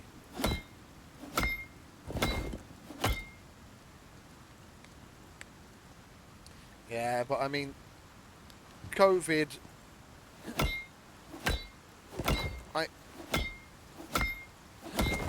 If anything, game development is definitely one of those things. Okay, I'm sure it's a little bit more difficult because having meetings with people and talking over certain things is definitely going to be a hell of a lot easier if you just walk from your desk into a meeting room and you sit down and you're all there. But game development is one of probably the easiest things to transition to working from home, because you're literally just coding and drawing and creating things. Yeah, they just have to switch from having their in-person meetings over certain issues and items, from being in person to doing them over Zoom or Skype or something. It's one of those things that's probably the easiest to transition from working from home. So yeah, sure, it probably had somewhat of an effect on it, but I don't think it was particularly big. And New Zealand was one of the only places in the entire world where they had like next to no restrictions, and they got over, well, in comparison to the rest of the world. Yeah, and they got over the thing so quickly that people went back to work in a full official capacity way sooner than in other areas of the world, and that's where they are. They're in New Zealand. They handled things a hell of a lot better than other people around the world. I mean, yeah, given they're an island of a close community of like way less people than in other places in the world, but still they handled it completely differently and got over it, so to speak, a lot sooner than other places did. Now, the biggest problem is, from what I've been able to gather from from insider information, is that they had an internal change. That they had they were a good they were a good year and a half, 2 years into development when they had a new art director come in. Yeah, and they had literally dozens of maps close to being ready when they took things fundamentally in a very different direction because of this new art director. So that put them back more than anything.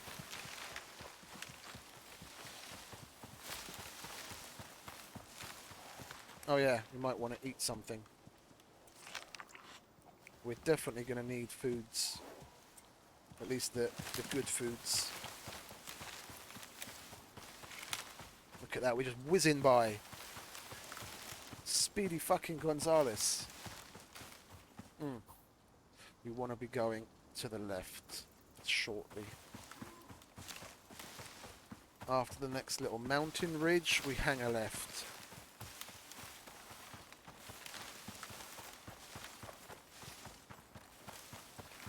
Oh, I was going to bring up my my little folder of goodies and show you some of the concept art when I was at home, wasn't I? I forgot. When I get the extractor set up, when I'm safe in my little concrete bunker, then I'll do that. They used to work at Weta, and she was the one that spearheaded. Like without her, then we wouldn't have seen the live action trailers that we saw. She's the one that spearheaded that because she had a lot of experience in that from when she was working at Weta Workshop. And they're great. Like 90% of the reason why I even got interested in the game to begin with was those live action trailers, because I was like, fuck, if they're willing to put that much effort into it, that they've got a kick-ass live action trailer with like proper talent, yeah, because one of the Maori guys, well actually all of them, including Sol, Stig Eldred, they're all proper paid full-time actors. They're obviously they're not A-list. Excuse me, got a frog in my throat. They're not A-list, but they're all established, well-known actors in the industry. So they probably didn't come cheap. And to put that kind of money and effort into just making a live-action trailer for it to get the hype up around the game. Do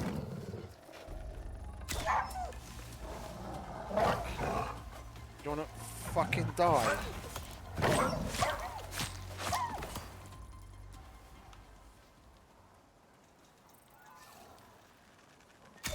This lag is going to be the fucking death of me. When I'm just playing solo, it's fine. Like I can even have RTX turned on sometimes. But as soon as I start streaming, I get such dips in my frames.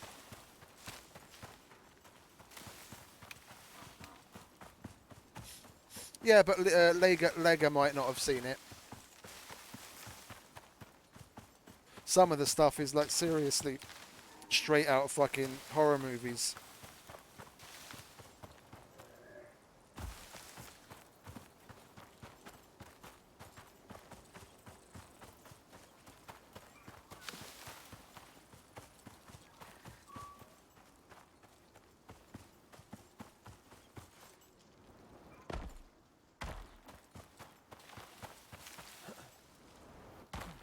Like Stig, like Sol, the old dude in the game, he's played by Stig Eldred. His voice might be familiar for the older players in the game. He was the narrator in the Power Rangers in the 90s.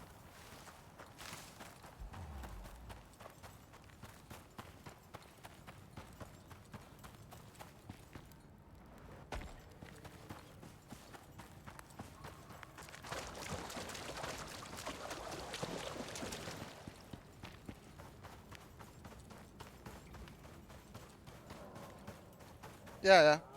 Well, he was one of them because they went through a number of narrators in the game in the series, but he was one of the narrators of the Power Rangers for quite a while.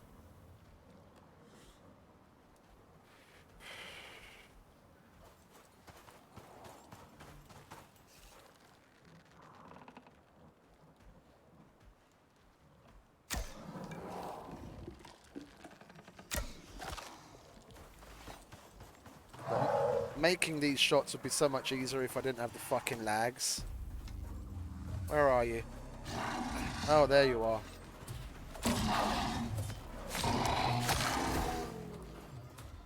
I'm just thankful the fucker didn't get the elephants all worked up. Well,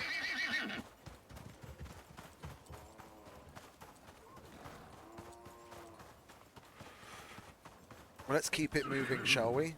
And we'll make sure to stay close enough to a... Oh, one thing I should do, if we're coming past here anyway, is check caves along the route, just in case we happen across another, whatchamacallit, another mineable node, like hand mineable. It's so fucking annoying. If I left the map open for a while, eventually it would load up, and it wouldn't be such a performance hit. But I've got so much of the map revealed because I did a lot of exploring. It'll take fucking ages for the map to properly reveal itself.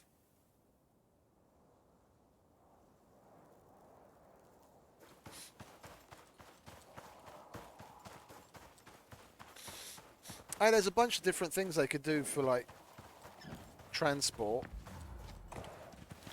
Hello? I'd like to talk to you about your car's extended warranty. No? Okay.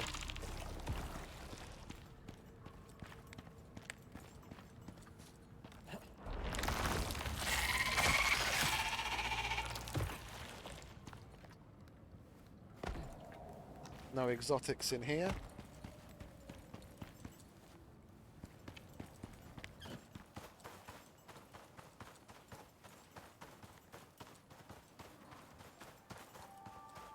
And there should be another one. We go over this way. Our frames are pretty bad at the moment, but it should stabilize. It's just because we're coming into a new area.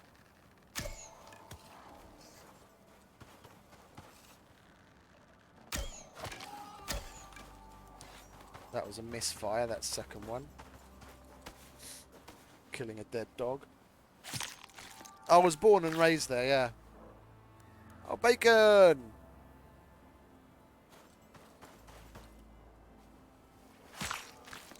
But I live in Hungary now.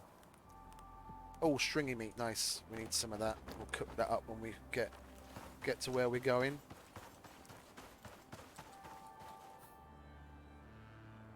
My parents are Hungarian, and when I finished high school, we moved back to Hungary.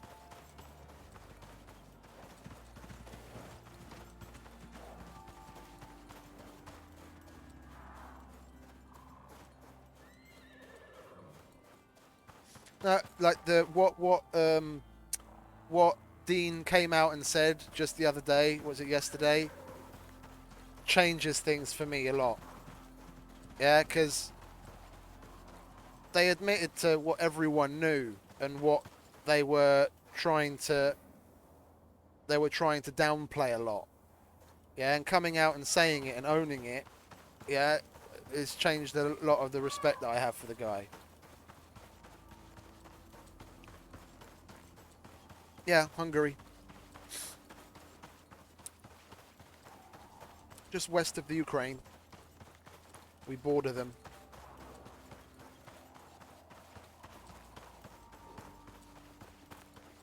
Only on a very short border. I think it's one of our shortest borders. The Romanian border's the longest. Hungarian, Romanian. And then probably, I don't know, it's a toss-up between Slovakia and Austria. And we border Croatia as well in a small part. Oh, I've fucking gone past it. It was over here. The Magyar vagy?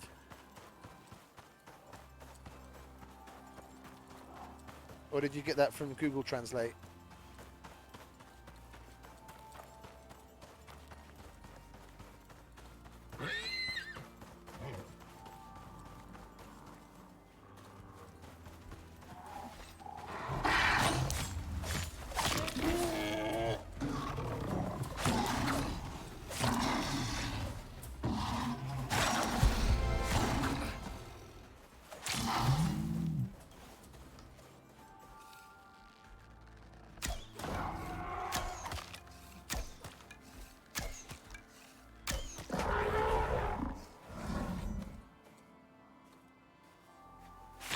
Are you Hungarian, or did you just Google it?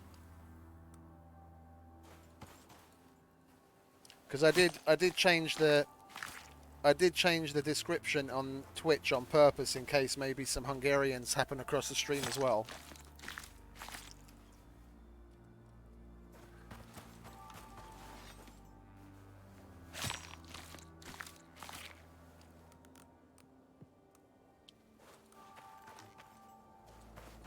Ah, there it is.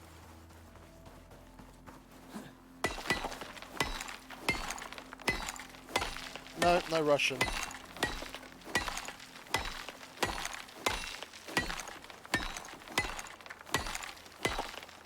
I was a couple of years late for that.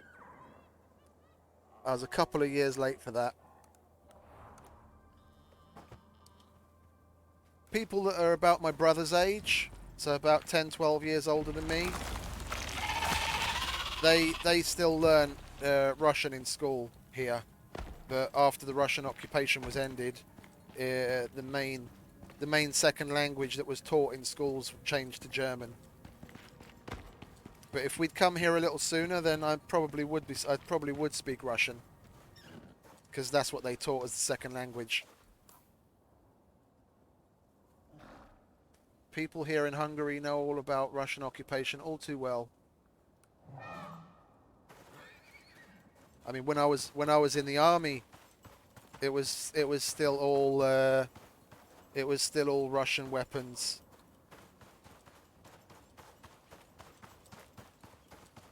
No, he's how old is he? Fuck, he's 53. I'm 41.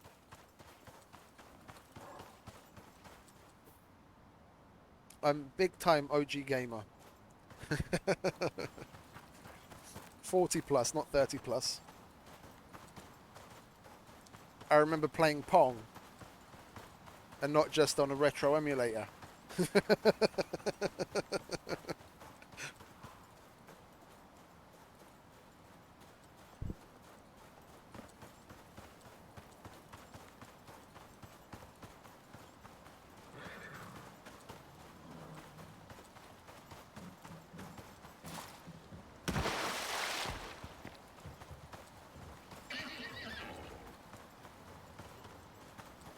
I have a feeling like we forgot something. I don't know why. We brought everything with us. Where are we? I want to bring up the map as little as possible because it's affecting the performance. But I need it right now. We've got... Where are we? If I could actually read the numbers on the fucking map. We're at N6. Oh, we're already up there. Well, there's a cave. Well, we'll check out. We'll set up the fucking extractor first. Let that start ticking away, and then we'll do a little bit of exploring.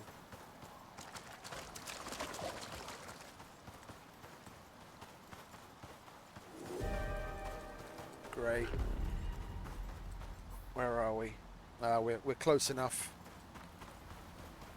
We'll Fortnite it. We'll get to where we're going, and we'll put this down.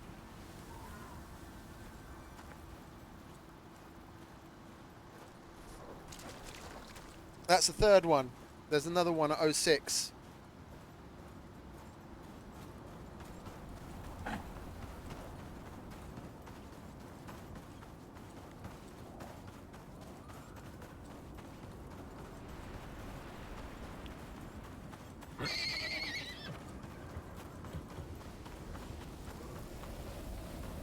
If we don't find it, then at least we're going to be close to a cave. The cave is here somewhere, and the other one is supposed to be just in front of the cave. There it is.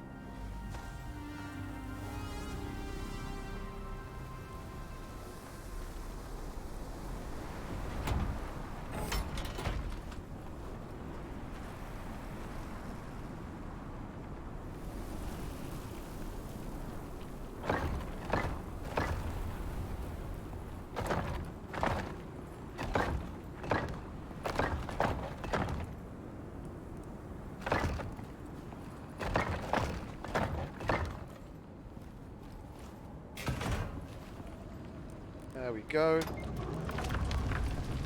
You do your thing.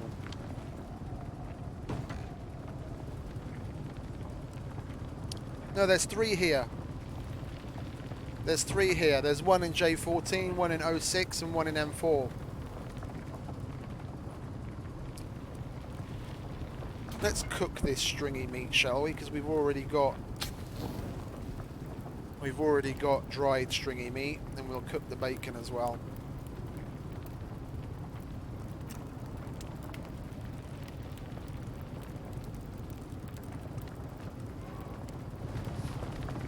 and then once this storm is over, we'll go and do a bit of cave exploring. Nah, it's non-existent. So far away. I mean, Ukraine is pretty big. A colleague of mine is from the Ukraine, and she still has relatives there, but they live in the western area of Ukraine, and there's basically nothing going on. They can't hear anything, they haven't seen any troops, nothing's happening. It's all, a lot of it's focused on areas bordering Russia and Belarus and Kiev and nuclear power plants. If you live anywhere near a nuclear power plant, then you're fucked. Because they're trying to take over all of those.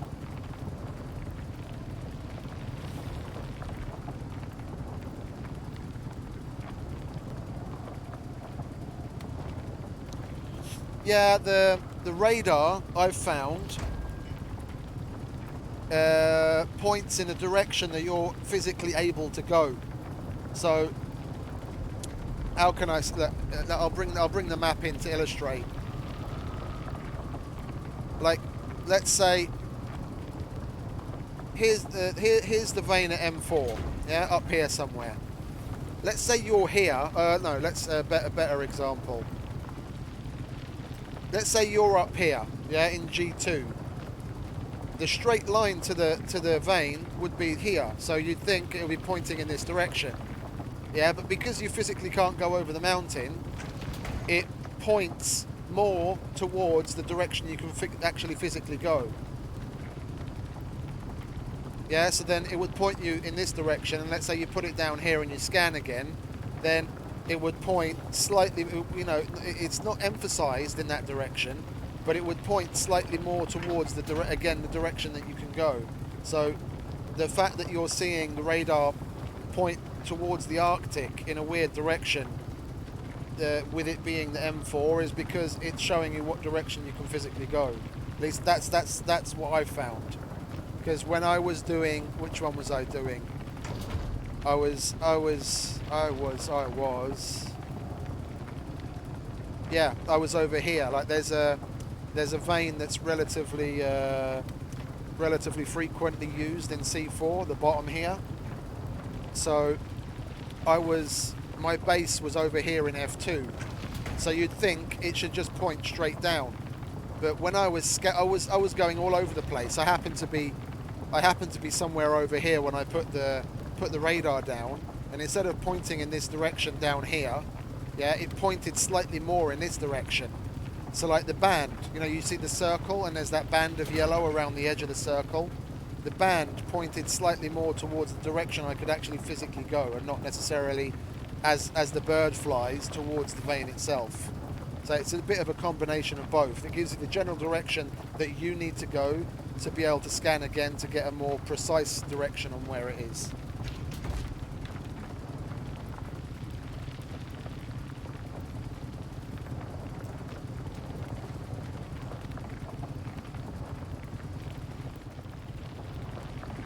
Okay, storm's over. Do we have the shit to make a, whatchamacallit? We need to kill something, mine some stone and get some fibre. Well, there's some trees over there. Well, let's mark our position so we can get back here easy. Now you see that the map isn't working as slowly now as it was before. It's really fucking strange.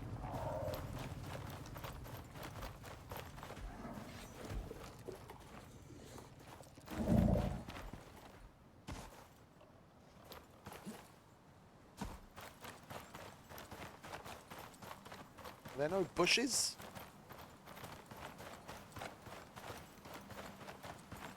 There we go, bushes.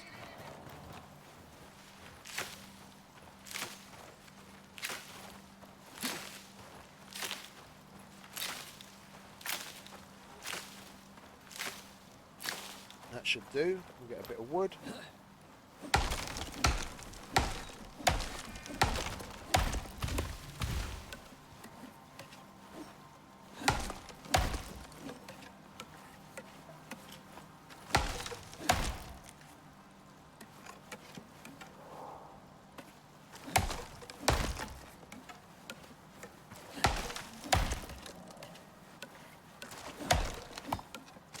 are we going to get? A coconut. Yay, coconut.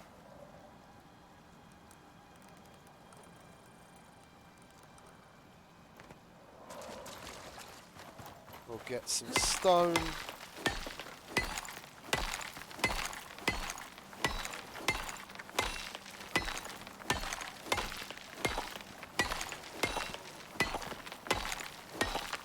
We'll do the same thing as before. We'll make a crafting bench and a furnace and get a couple of little amenities. I need to fully fill up my oxygen bottle as well anyway, so we'll make an oxide dissolver as well.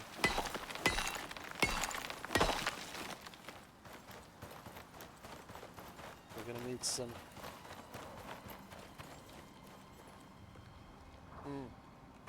How much leather have we got? Nothing. Okay. Sorry, Mr. Elephant.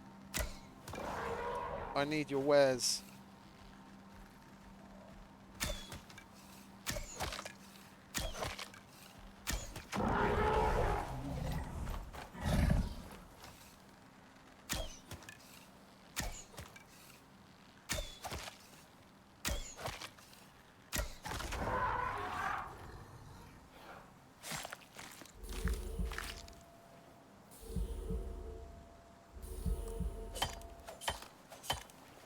And we haven't killed very many elephants. They're supposed to give the big T-bone meat. I haven't got any of those yet. I want to see what that's like.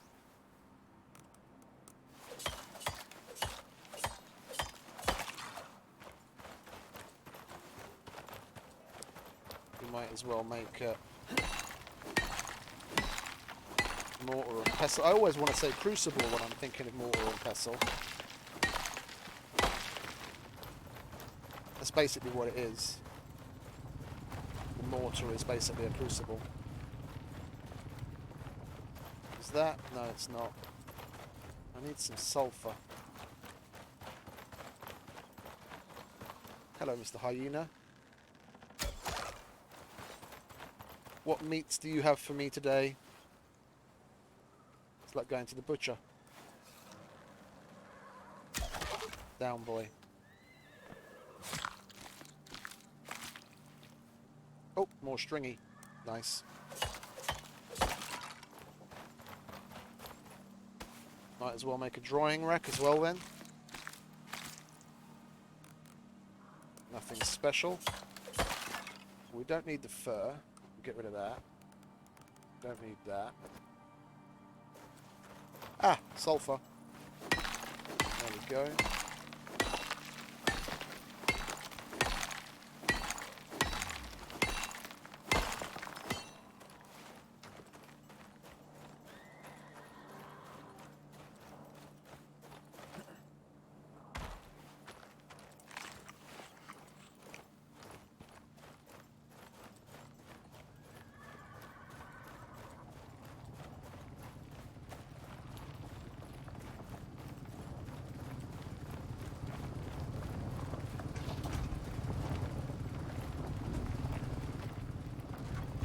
The Arctic isn't that bad. Now that I've actually got into the... I practiced on one of my other characters, and it was a little bit more difficult with that character because I don't have as much of a speed boost, but I practiced jousting polar bears. Now that I've got jousting polar bears down, I'm not as worried about the Arctic anymore.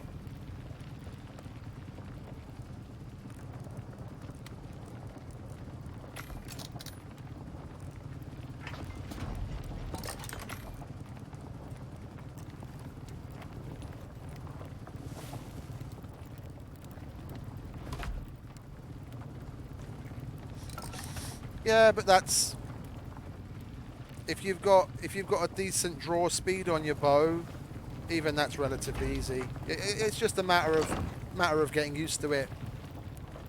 I mean, everything seems a lot more daunting in the beginning. Obviously, I mean, I remember first taking on bears, and I love the Riverlands, and that was always a fucking nightmare because there's so many of them. Once you get practiced, it's not that bad. I mean, the last The last intense situation I had in the Arctic, I had probably about easily a dozen wolves running at me, and I was able to take care of all but one of them before they came anywhere near attacking me. It's just a matter of practice and listening. You've got to listen. The sound system for this game is very, very good, very useful. Being able to hear where things are coming from. A lot of people underestimate that.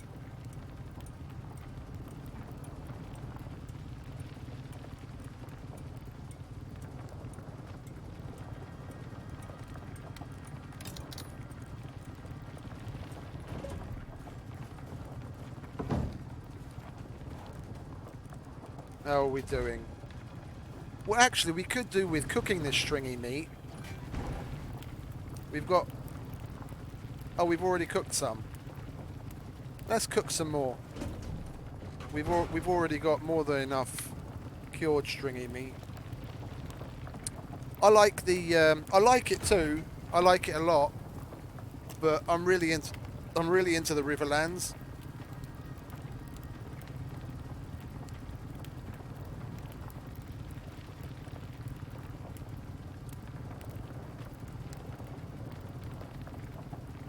It would be nice if they added the, because the desert's got elephants, as it goes with like large predators, and the southern glacier has the polar bears, but the middle Arctic, like the Arctic level area, has got what? It's got wolves, it's got snow leopards, and it's got rabbits, but it's got nothing bigger than that. They could easily add the mammoths back to that area, because the Arctic had mammoths as well in the beta. It could totally be similar to the elephant in the desert. And I'm hoping that they are going to add it back eventually, because the mammoth tusk might have some interesting extra use.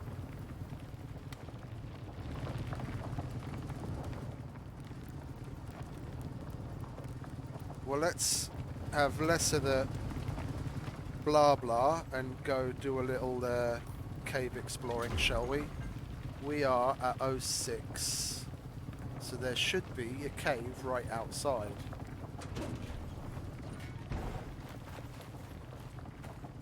Is that it? That looks like it. Yes, indeed.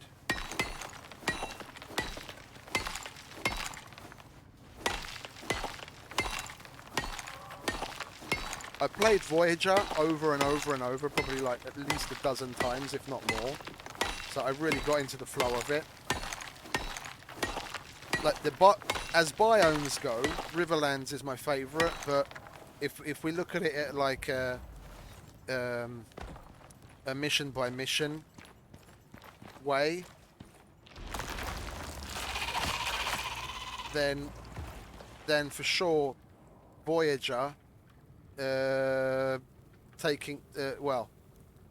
it can take place wherever you want it to, really. But because Voyager makes use of both of the Arctic biomes, and then you're in the little forest area in between. I've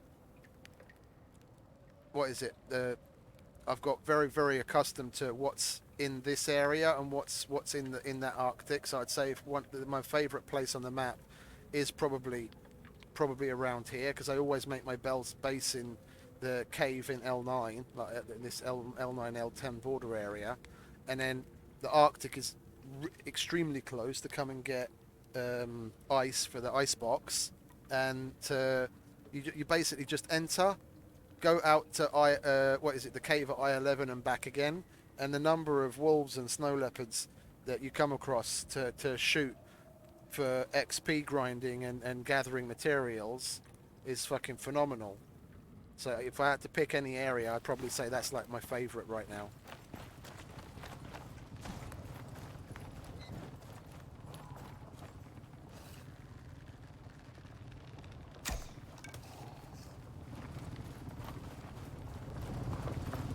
Oh, let's get a little bit of iron, shall we? So we can make some more arrows as we run low.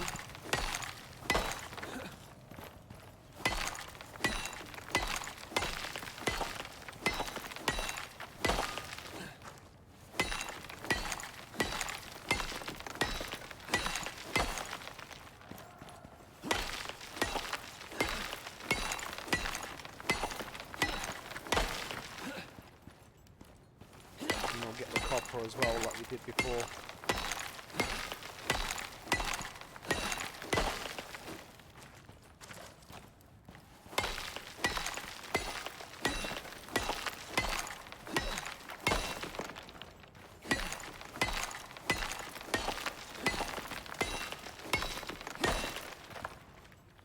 With this fucking melee boost that this gives you, the melee attack speed, you just go absolutely ham with the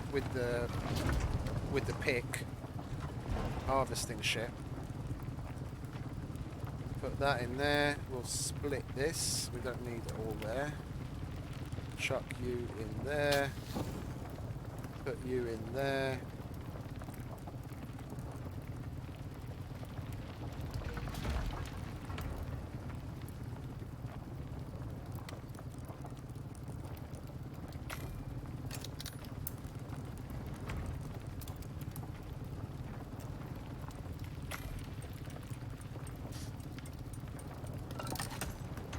Go. Keep all of our shit nicely organized. Okay, so now we've got cooked stringy, dried stringy. Some other meat might be interesting. We've got bacon, so at least we'll have three kinds of buffs. We'll sleep. And I should probably... How far along are we? Okay, we'll wait until that runs out and switch it. And then after that we're going to do some running in between the base and the lander. Because we've already got enough to fill up the lander.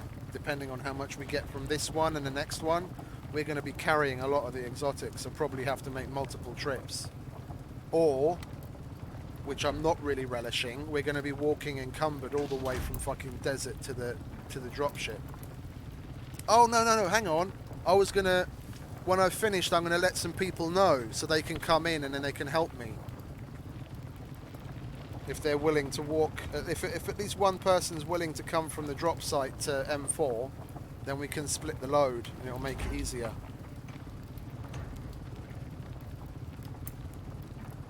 I'm not gonna leave until I get at least 7 people to join, so then we can split the reward, at least the exotics that I've mined, because the mission's complete. They won't get the mission reward, but they'll at least get the exotics.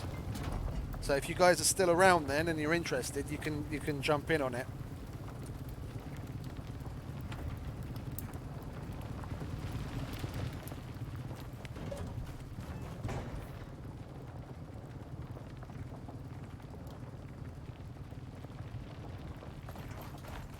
Because once the mission says mission complete, anyone that joins after that doesn't get the reward for the mission, but any exotics that you've mined, they get the exotics as well.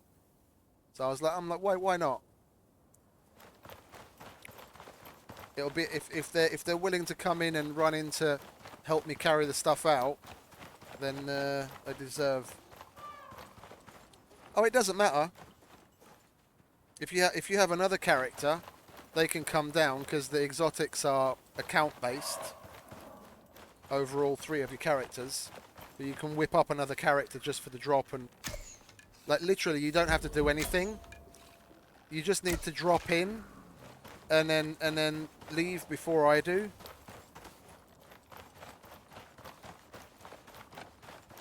You can even delete the character afterwards if you want. You literally just have to join the mission.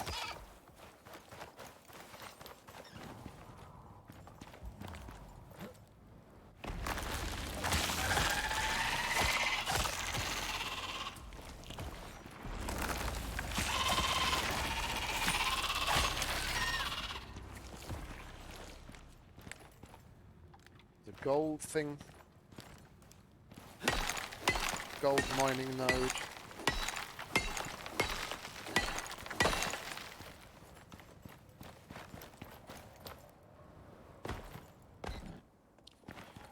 Okay, where are we? You want to shut up, mate, before I kill you? We are there. So there's another cave over here.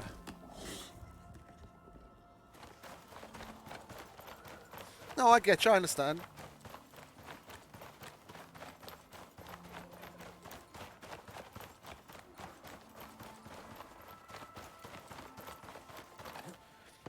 I've still got at least one.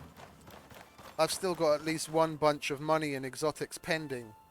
I went to rescue some guys. What was it, the day before yesterday? And they were on. They were on Voyager, and they haven't finished yet. So when they finish that, I'll get the rewards as well. Because they'd only just started the mission, so when they complete it, I get this. I get the reward as well. There were like 3 or 4 of them dead, and I went in to revive them.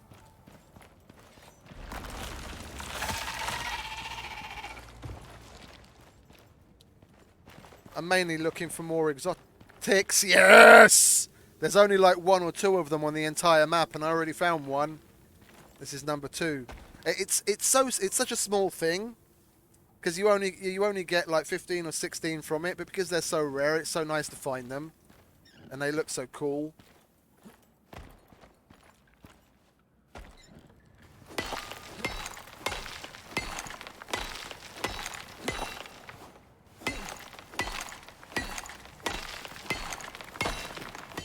$15 again. Okay, fair enough.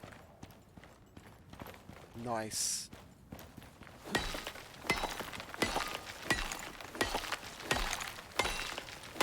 I was the same way.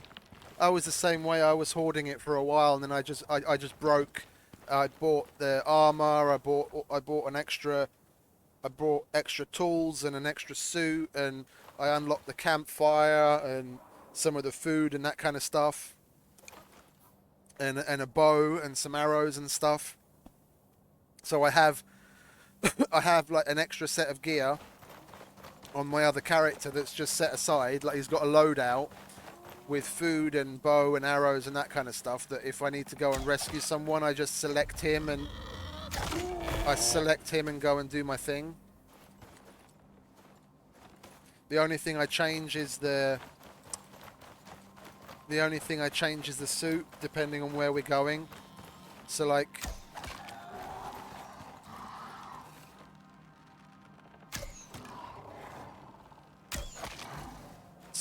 if they're in the desert or the Arctic, then I'll put that suit on accordingly.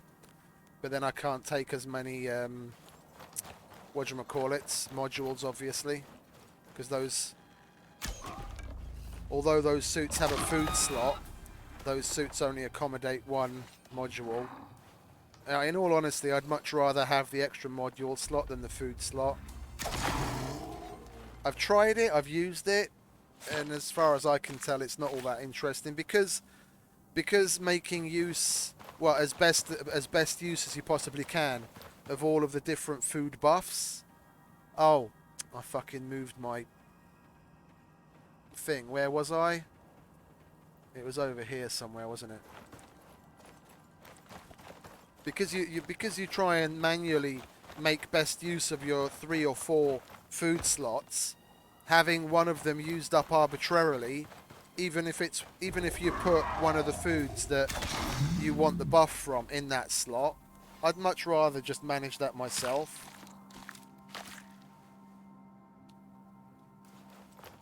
Well, I don't use kill cam, if that's what you mean. You might have noticed that the kill cam doesn't pop up for me. The kill cam is basically an aimbot.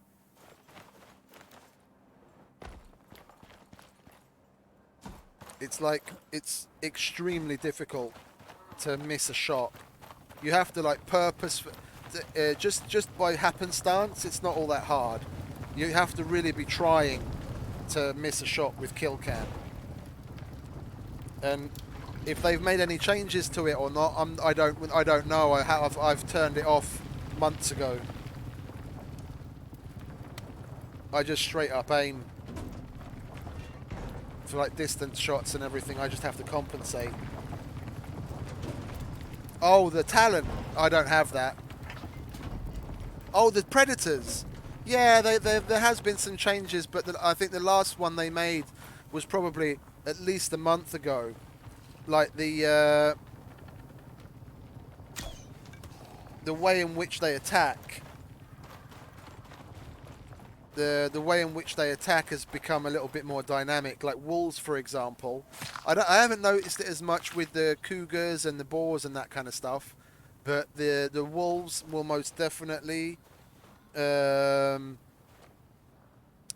take a varied route to you. So like, how can I illustrate? Like let's say that cougar carcass was a wolf, and I aggro him. In a lot of cases, he won't just run straight towards me, and in particular, the wolves in the Arctic. Yeah, the normal wolves don't do it so much. The Arctic wolves are a lot more feisty. They're a lot more cunning, let's say. They'll run out to the side, yeah, and sometimes even throw a couple of zigs and zags in there before they start running straight towards you. That's something that started to evolve more and more over time. But I noticed that like at least a month ago.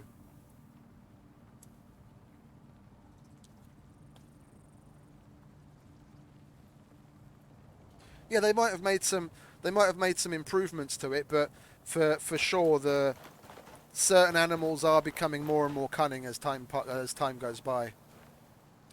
There's another cave if we're back here. I don't think we went to that one yet. There's another cave over here.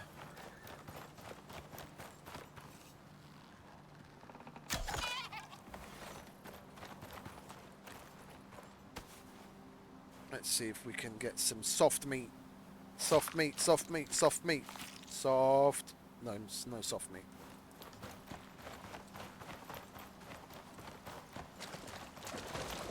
I'm sure they're constantly improving it, like with every patch incrementally.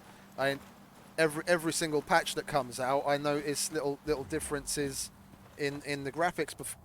You've got to be kidding me! Another one? Man, we're fucking super lucky today.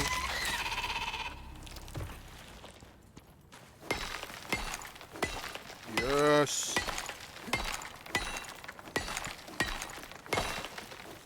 We only got 14 out of that one. I'm definitely going to be over 1,000 exotics at this rate.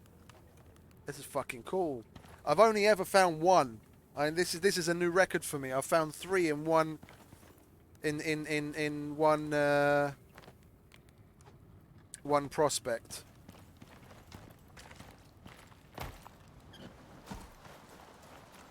And the next cave we will hit is... Oh, it's up there. Well, if we've got to go around, we might as well hit both of them. There's one here. We're going to have to go around this way. So I can't be bothered to make... I can't be bothered to make some thatch stuff to build up there. We'll just walk around.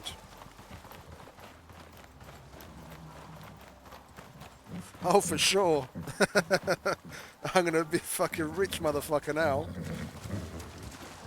Do you want to shut up and go run the other direction, maybe? Look, I can outrun a zebra.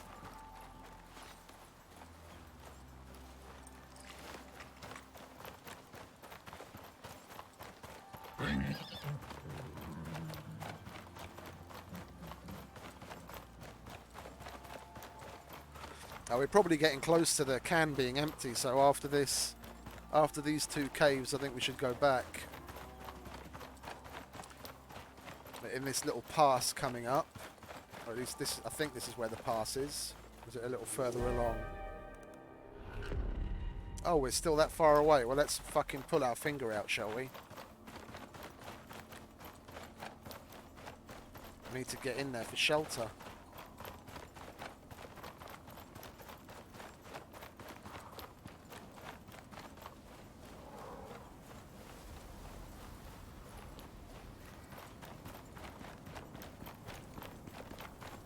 That's it there, I think. At least by the looks of it, that's it.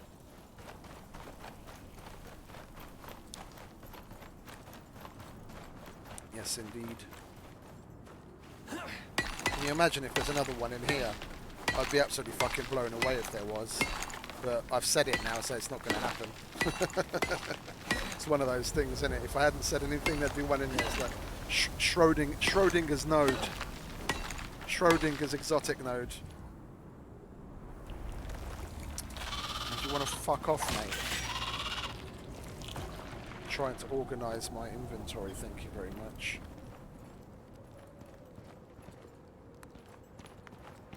Nah. Nothing extra here. Nothing but another worm. Oh, the texture on that wall looks a little odd. And there's a node stuck in the wall. These kinds of errors make me think that things like this are probably going to change down the line. Because look at the way the cave is made, just in general. And then, boom, you've got a weird-looking texture that's just out of place, that's a lower quality. It looks like they just plugged up the back of this cave for some reason. Like, they could possibly remove it in the future to change something, or add something. Or make use of the cave differently. Or they just wanted to add some variety, and because they copy-paste the same caves all over the map, they just happened to put this wall here just to make it a little different from all the others.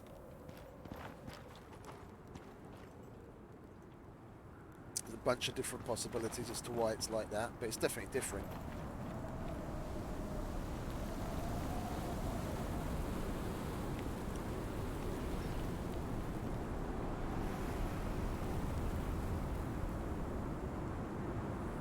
And then the next one,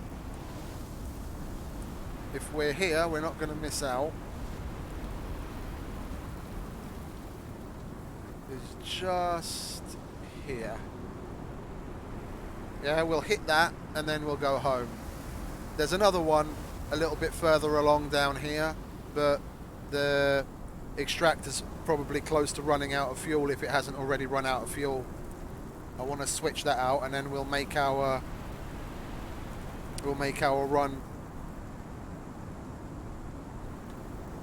We'll go home first, pick up all the exotics we have there and take that to the dropship, and then we'll come back for whatever we get out of this node, or vein, sorry. I keep saying node.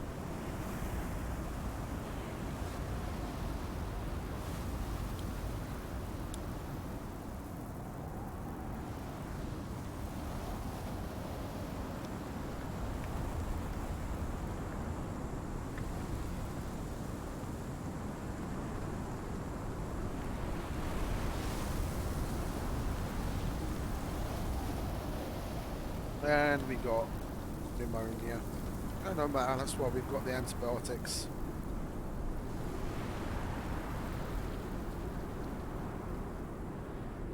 But if I took my fur armour off, then maybe I wouldn't overheat right now.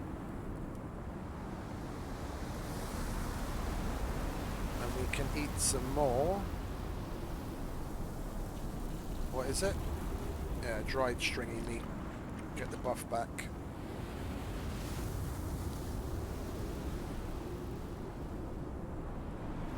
That's one thing I'm looking forward to. You mentioned the station.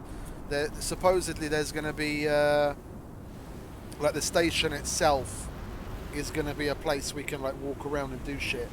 So like things like the workshop and what we're going to have eventually is like upgradable dropship, and we can upgrade and work on our suits and guns and stuff like that, because there are going to be guns that we can buy like down the line in the future. There's going to be like a place where we can go to work on those, where you do it physically like you do now at a craft bench, but then you're on the station, you walk around, you go up to, you know, you go to your workshop area and you can work on your suit, or you can work on a gun, or you can work on a vehicle, or you can work on the drop pod to do like upgrades and shit. But that's probably like the second DLC, if anything.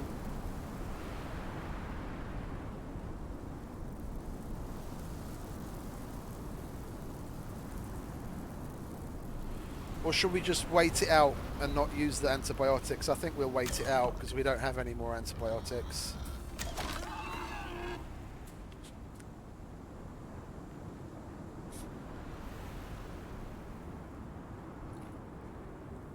Yeah, storm's over. Or at least it's weak enough not to be a problem anymore.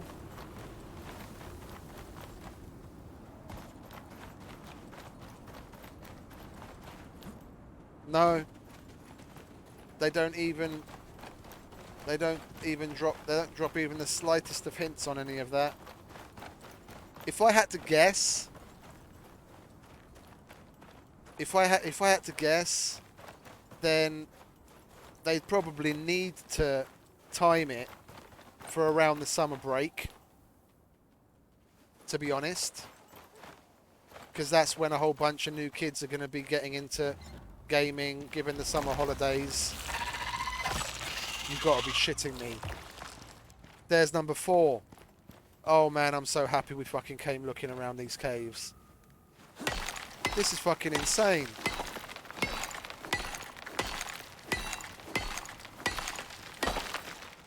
Like summer, or if they're not going to bring it out that soon, then probably Christmas. So like almost a year after they released the original.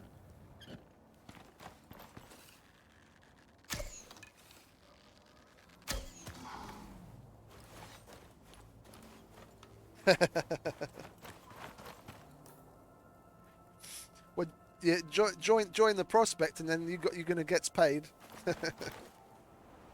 How many have we got now? We've got 44 just from fucking nodes while we were out and about.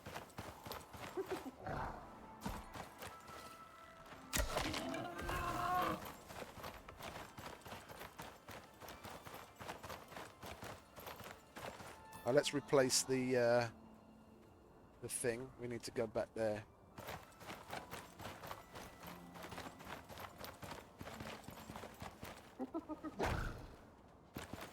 When we come back, I'm definitely going to continue looking through the caves up here.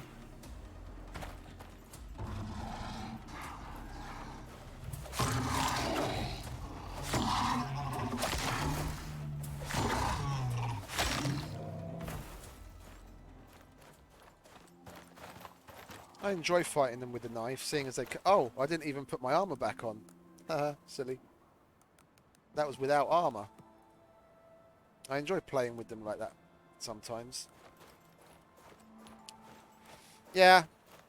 I mean, that seems like the logical way of going about it, because that's when more people are going to be getting into the gaming.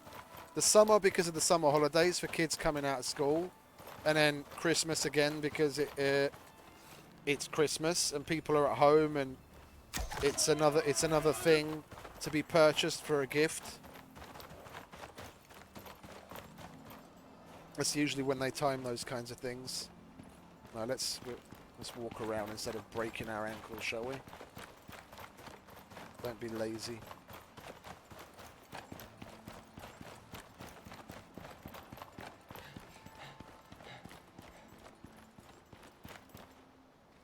Oh, but I've got the green backpack on, don't I? So I've got the reduce fall damage thing. I forgot. I could have jumped off, no problem.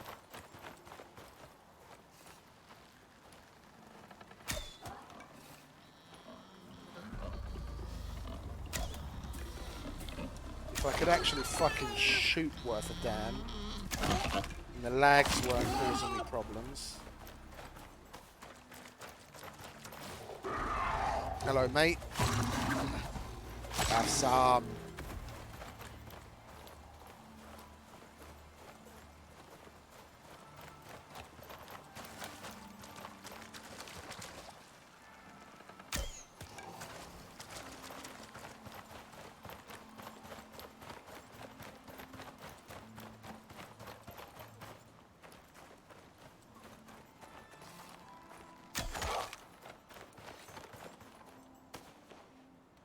We get any special meat from you?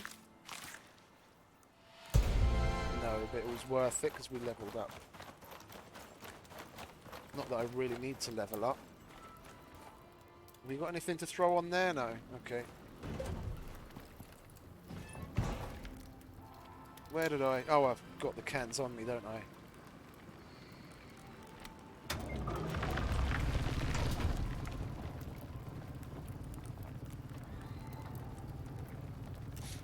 Well, I'm going to leave...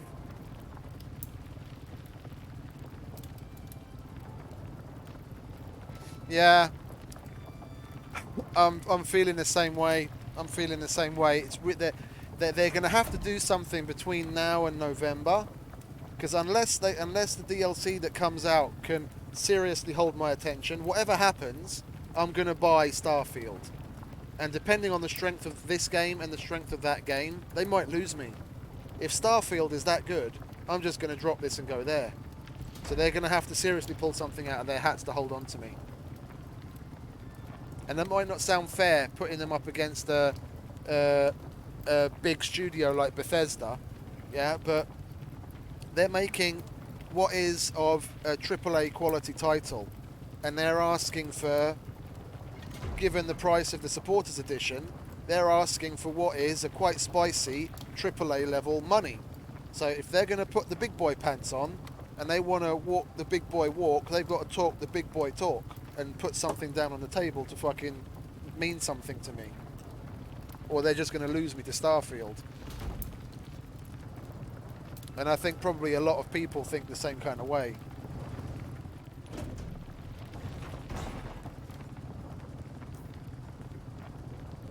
We'll leave the stuff that we've mined here, because what we've got back at home, which is all the way over here, fucking hell,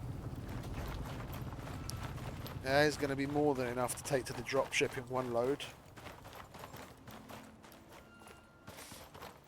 We can make some more, we'll make some more antibiotics when we get home. I'm not going to use this one because it's only 20 seconds away and it's gone. And then at least we won't have issues with... Oh, and you know what we could do on our way home? It's just going to extend our stay in the desert and on game, but given our luck so far, we might as well make as much use of it as possible. We'll stop off at the caves on the way home, at least the ones that we haven't checked already. There's another one. Did we hit that one? I think we hit that one. Then there's going to be another one here. We'll just follow the river down.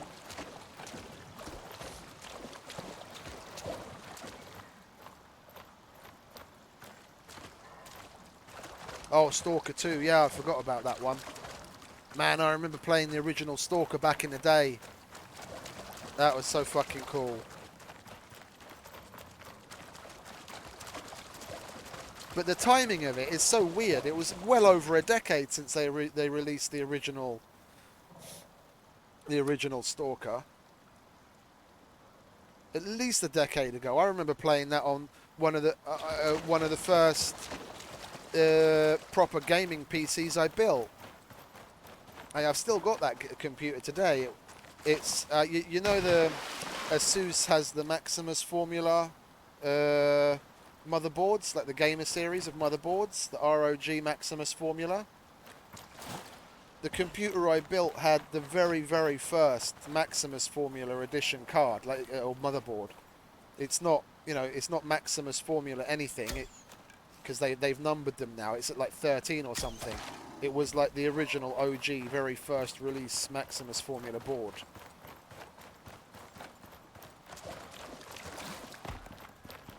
I think they're at 13 now, 13 or 14. I had the very first type of that series of boards.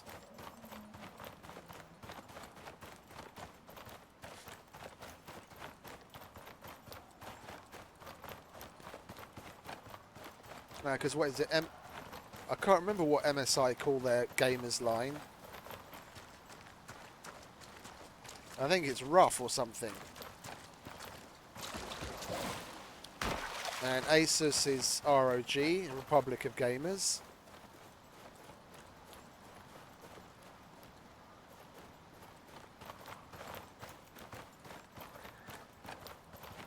What's all this lag now?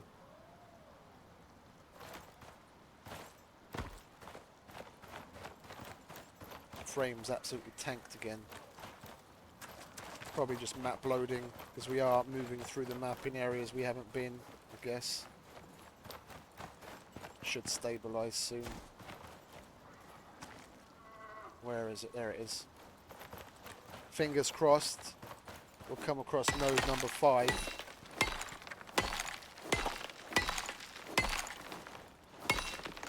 And this is fucking nuts. I've never seen this many nodes. I was talking to Twist. I don't know, you guys probably recognise the name from the Discord if you're on the Icarus Discord. I was talking to Twist about it, I think earlier today. And he said there's usually only like 1 or 2 on the entire map. So they've either changed that, or he was wrong. Or he just wasn't aware of how many there usually are on a map. This is very odd.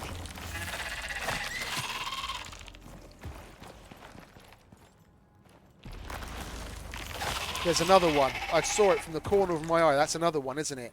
Fucking hell. This mission is coming up absolute fucking gold, man.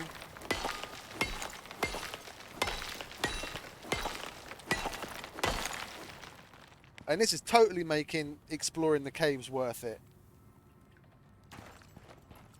This is totally making it worth it. I mean, we're going to end up with like probably nearly 100 exotics just from the nodes that we mine up. This is absolutely insane. Where are we? We're M7. So the next one, we visited the one in M8, didn't we? Yes, we went there just when we came in. Then if we're on a roll, we're going to check that. We're going to check them all. We've got the time.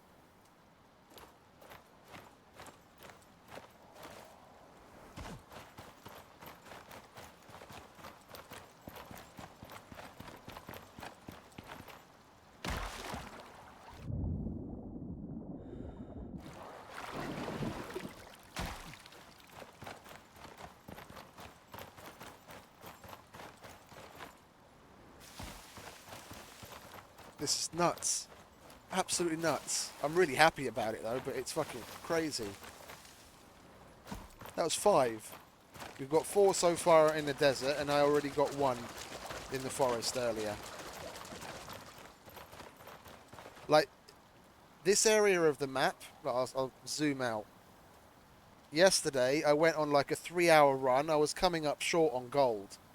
And from this point, from K13, all of this that's revealed on the map, the only reason I did it was to go look for gold, and I looked in absolutely every single cave that's in this area. Yeah, and I didn't find a single exotics node. I mean, in comparison, we've gone what? Probably found an exotics in every other cave we've been in so far?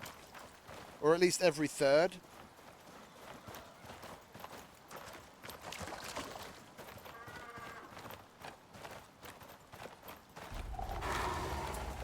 Oh, do you want to fuck off, mate? I can't be bothered dealing with you with this lag. Where are you? There you go. You could have just gone about your business. Gone chased after a bunny to have some dinner or something. No. Get a knife in the skull.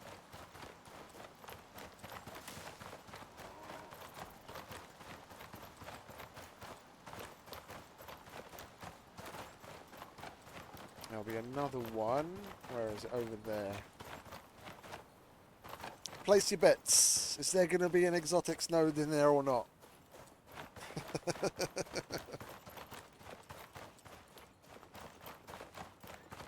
I'm going to say no. Not in this one, but in the next one we find one.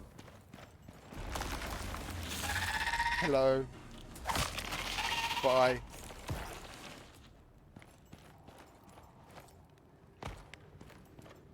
Nope, nothing in here. We're gonna find one in the next one. That's my prediction. Let's go back. Where are we?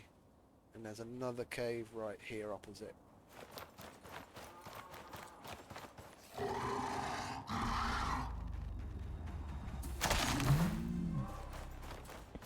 Okie dokie. I'll be looking for exotics in the meantime.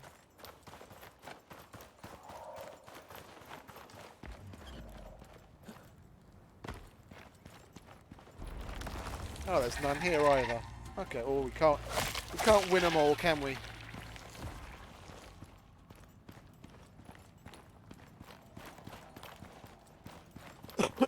And then next one. If we're here, we might as well. I don't want to miss out. Next one is here.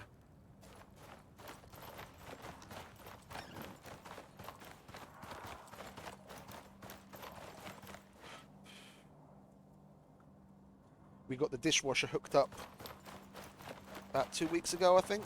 It's so nice. Don't have to do any of that anymore.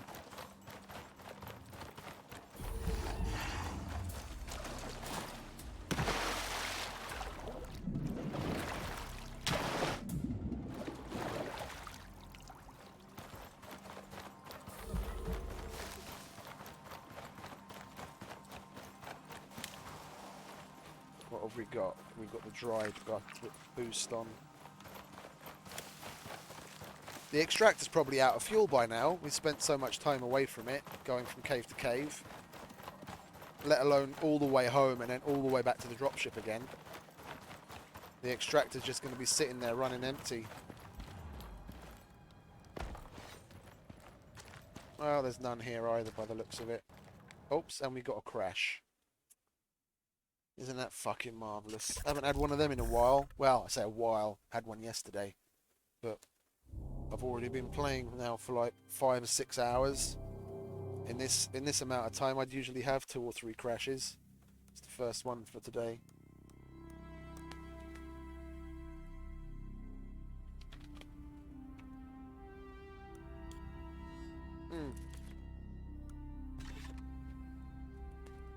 Let's have a look what's up with this. Yeah, they're still on prospect. They've got quite a lot of time left on it though. And by the looks of it, there's only 2 people alive.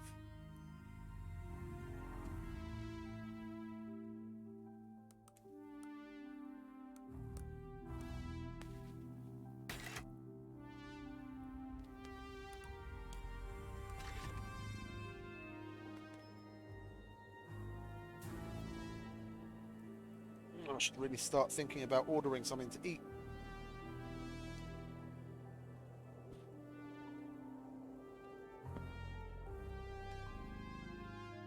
But what to eat? What to order? Oh, excuse me.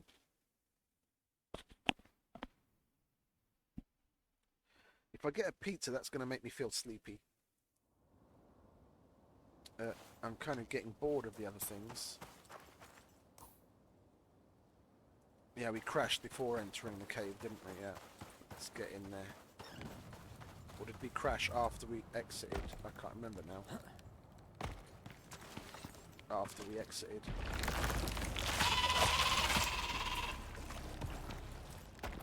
Yeah, how many cave worms have we killed? We should be getting up close to one of the accolades, surely.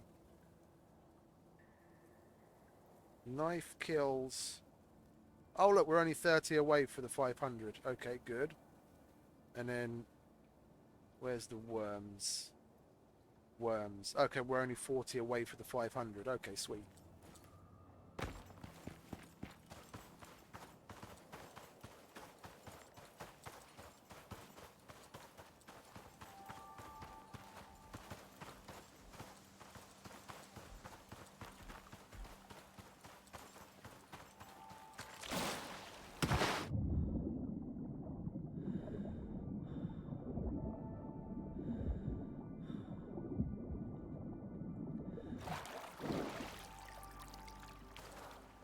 I'm going to let Twist know.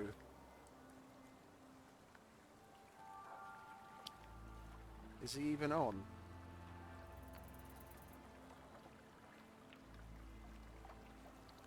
Has he written anything lately?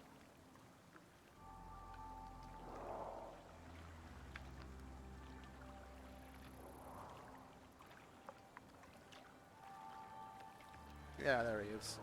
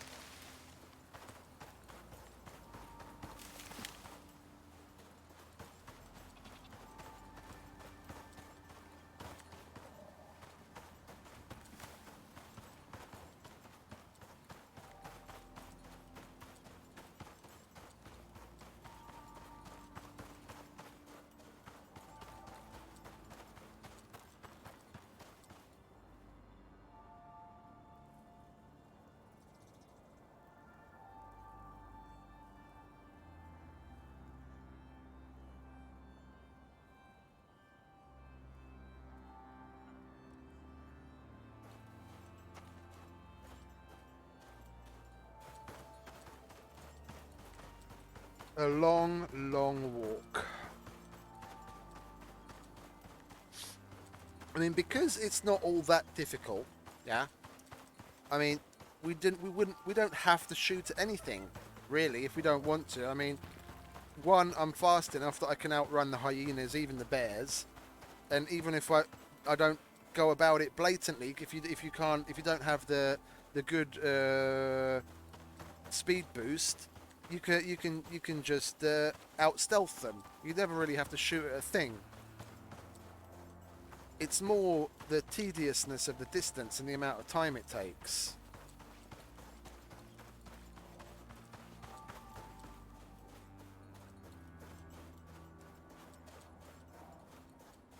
Because I mean, if certain animals were, you know, more dangerous and more difficult to kill, where you'd have like, you know, I think about it like Horizon Zero Dawn lines, because that's the only thing I can really compare it to.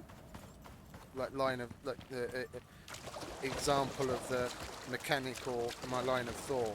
It's like there you come across certain machines, and you've got to really put some effort into a fight, depending on what kind of weapons you've got on you. But here it's like, you know, one shot just about anything, depending on the weapon that you've got as you're traversing. So it's not about necessarily about the weapon and putting in the skill. It's just tediousness of time. It totally makes it a walking and running simulator. Yeah, this bear, I could totally take him on now if I wanted to, but I'm probably going to try not to. Can't really be bothered. Yeah, I'll just walk around him. And now I've got another 5 minutes of just holding shift and W.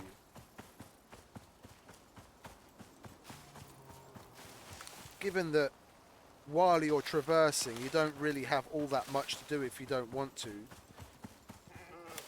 they could and probably should give us some sort of vehicle, you know, make it a fucking motorcycle or a ATV, or, you know, something simple that you could squeeze inside the premise of the tier 4 system before they release tier 5. Yeah, but something, because these missions just end up being a complete fucking tedious nightmare. I mean, I've probably got 2 hours worth of actual gameplay left that I have to wait for with the next vein, the last vein I have to mine. Yeah, but then on top of that, just to get the shit out, because I'm alone and I'm limited by how much I can carry. I've got at least another 4 hours on top of that of simply going backwards and forwards to get everything to the fucking dropship. At least. Yeah, the journey from my home back to the dropship, just with this... Oh, I'm going the wrong fucking direction. Yeah, the journey I'm going to have back to the dropship, just with this first load of stuff, is going to take at least 25 minutes. And it's honestly, it's inexcusable. And it's why a lot of people use the unstuck trick. I refuse to do that, because that's cheaty in my opinion. Yeah, using that kind of exploit is like fucking glitching in an FPS game. No, you don't do it. Yeah, but otherwise it just makes it fucking tedious.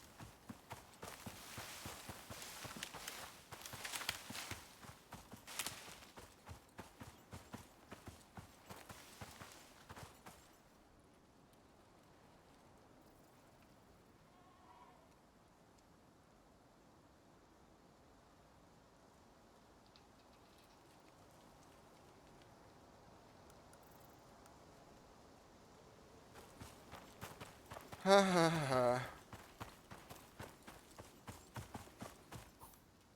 are we? Okay, we're almost there. I'm probably going to go through the Arctic like I did first when I came in.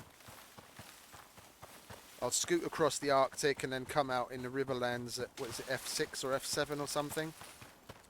And then we've only got a short distance to go to the drop pod. Well, short. It's still like 3 or 4 grid squares.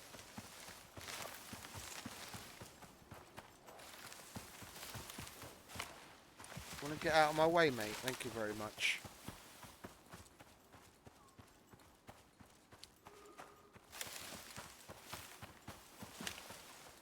I could make another extractor to speed things up. And even though I'm solo, it wouldn't... Because the two in the desert are relatively close together, it wouldn't be all that much of a hassle to carry one extractor between the... from one vein to the other.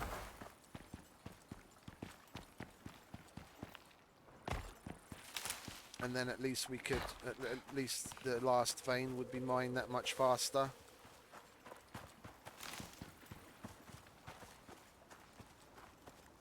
Let's see how much damage the place has taken while I was away. Well, the generator's still running.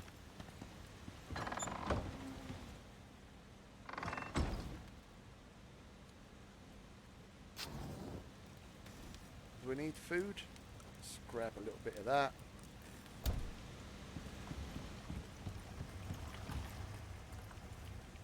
No damage at all by the looks of it.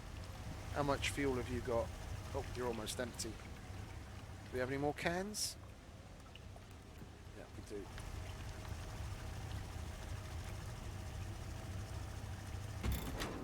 Not that I really need it while I'm away, but...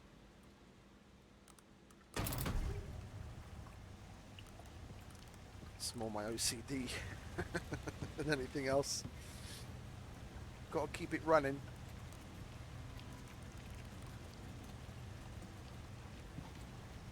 Go. Oh, I could have left the fucking cans there, couldn't I? You moron. That's 15 kilos worth of weight right there. Well, let's switch to the weight capacity thing. We get that extra 5 kilos out of it.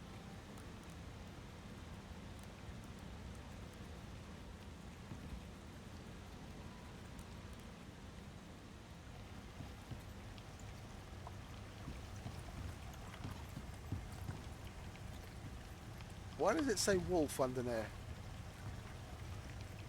You see that? It said wolf underneath the bed. That's weird. Well, we're seriously overweight. Me bollocks. That's not 15 kilos overweight either. That's more. We're going to have to come back here. 3 more kilos. Where can we squeeze 3 more kilos out? Probably the meat.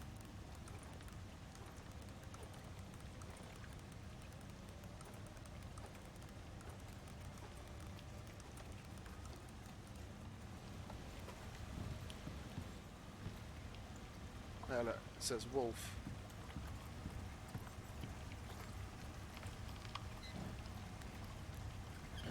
What, you mean my bed is made out of wolf? Yeah, but didn't think that was the point.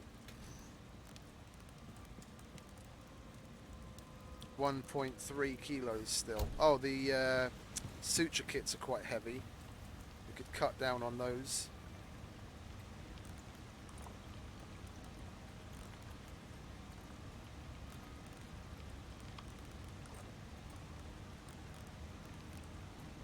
.7. Well, we're not going to need. Yeah, we're gonna have to come back one way or another. One, all of our exotic tools are here, which we want to take with us because I'm not spending money on replacing those again. Yeah, we're not gonna need. What increase is changing that backpack going to give us? Nothing. Okay, so we want to be able to run fast, so we'll keep that backpack on us. We'll put that away. We'll put that away. Oh, and we're good. Okay, 174.9. Sweet. That's cutting it close, isn't it? But before we leave, it's night time anyway. We're going to have to sleep. I'm going to go nip off to the little boy's room. I'll be back in just a moment.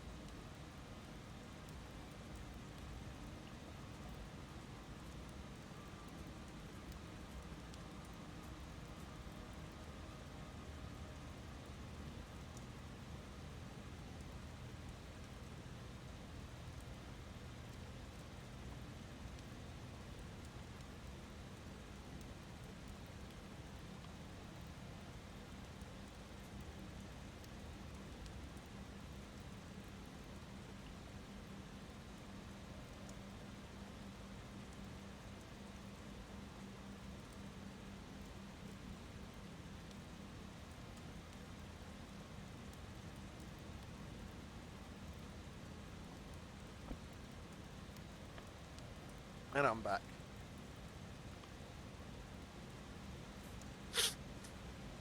Okay, let's...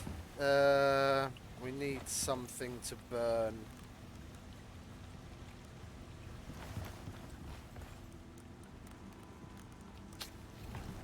Let's sleep. Alright, there you are. We can turn... Not that. That. Turn that off. We had some stuff in here, didn't we? Oh, we already emptied that. Okay. Then that's it. I guess we just leave. I'm going to time this. It's now 4:48 here. Yeah? 4:48 in the afternoon. Let's see how long it takes me to get to the drop pod from my base. Oh. If I'm here, we might as well repair the bow and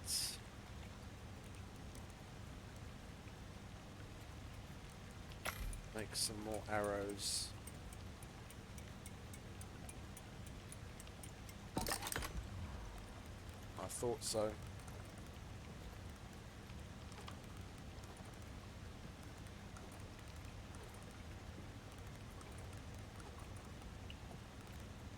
There we go. 15 minutes from here to the drop pod.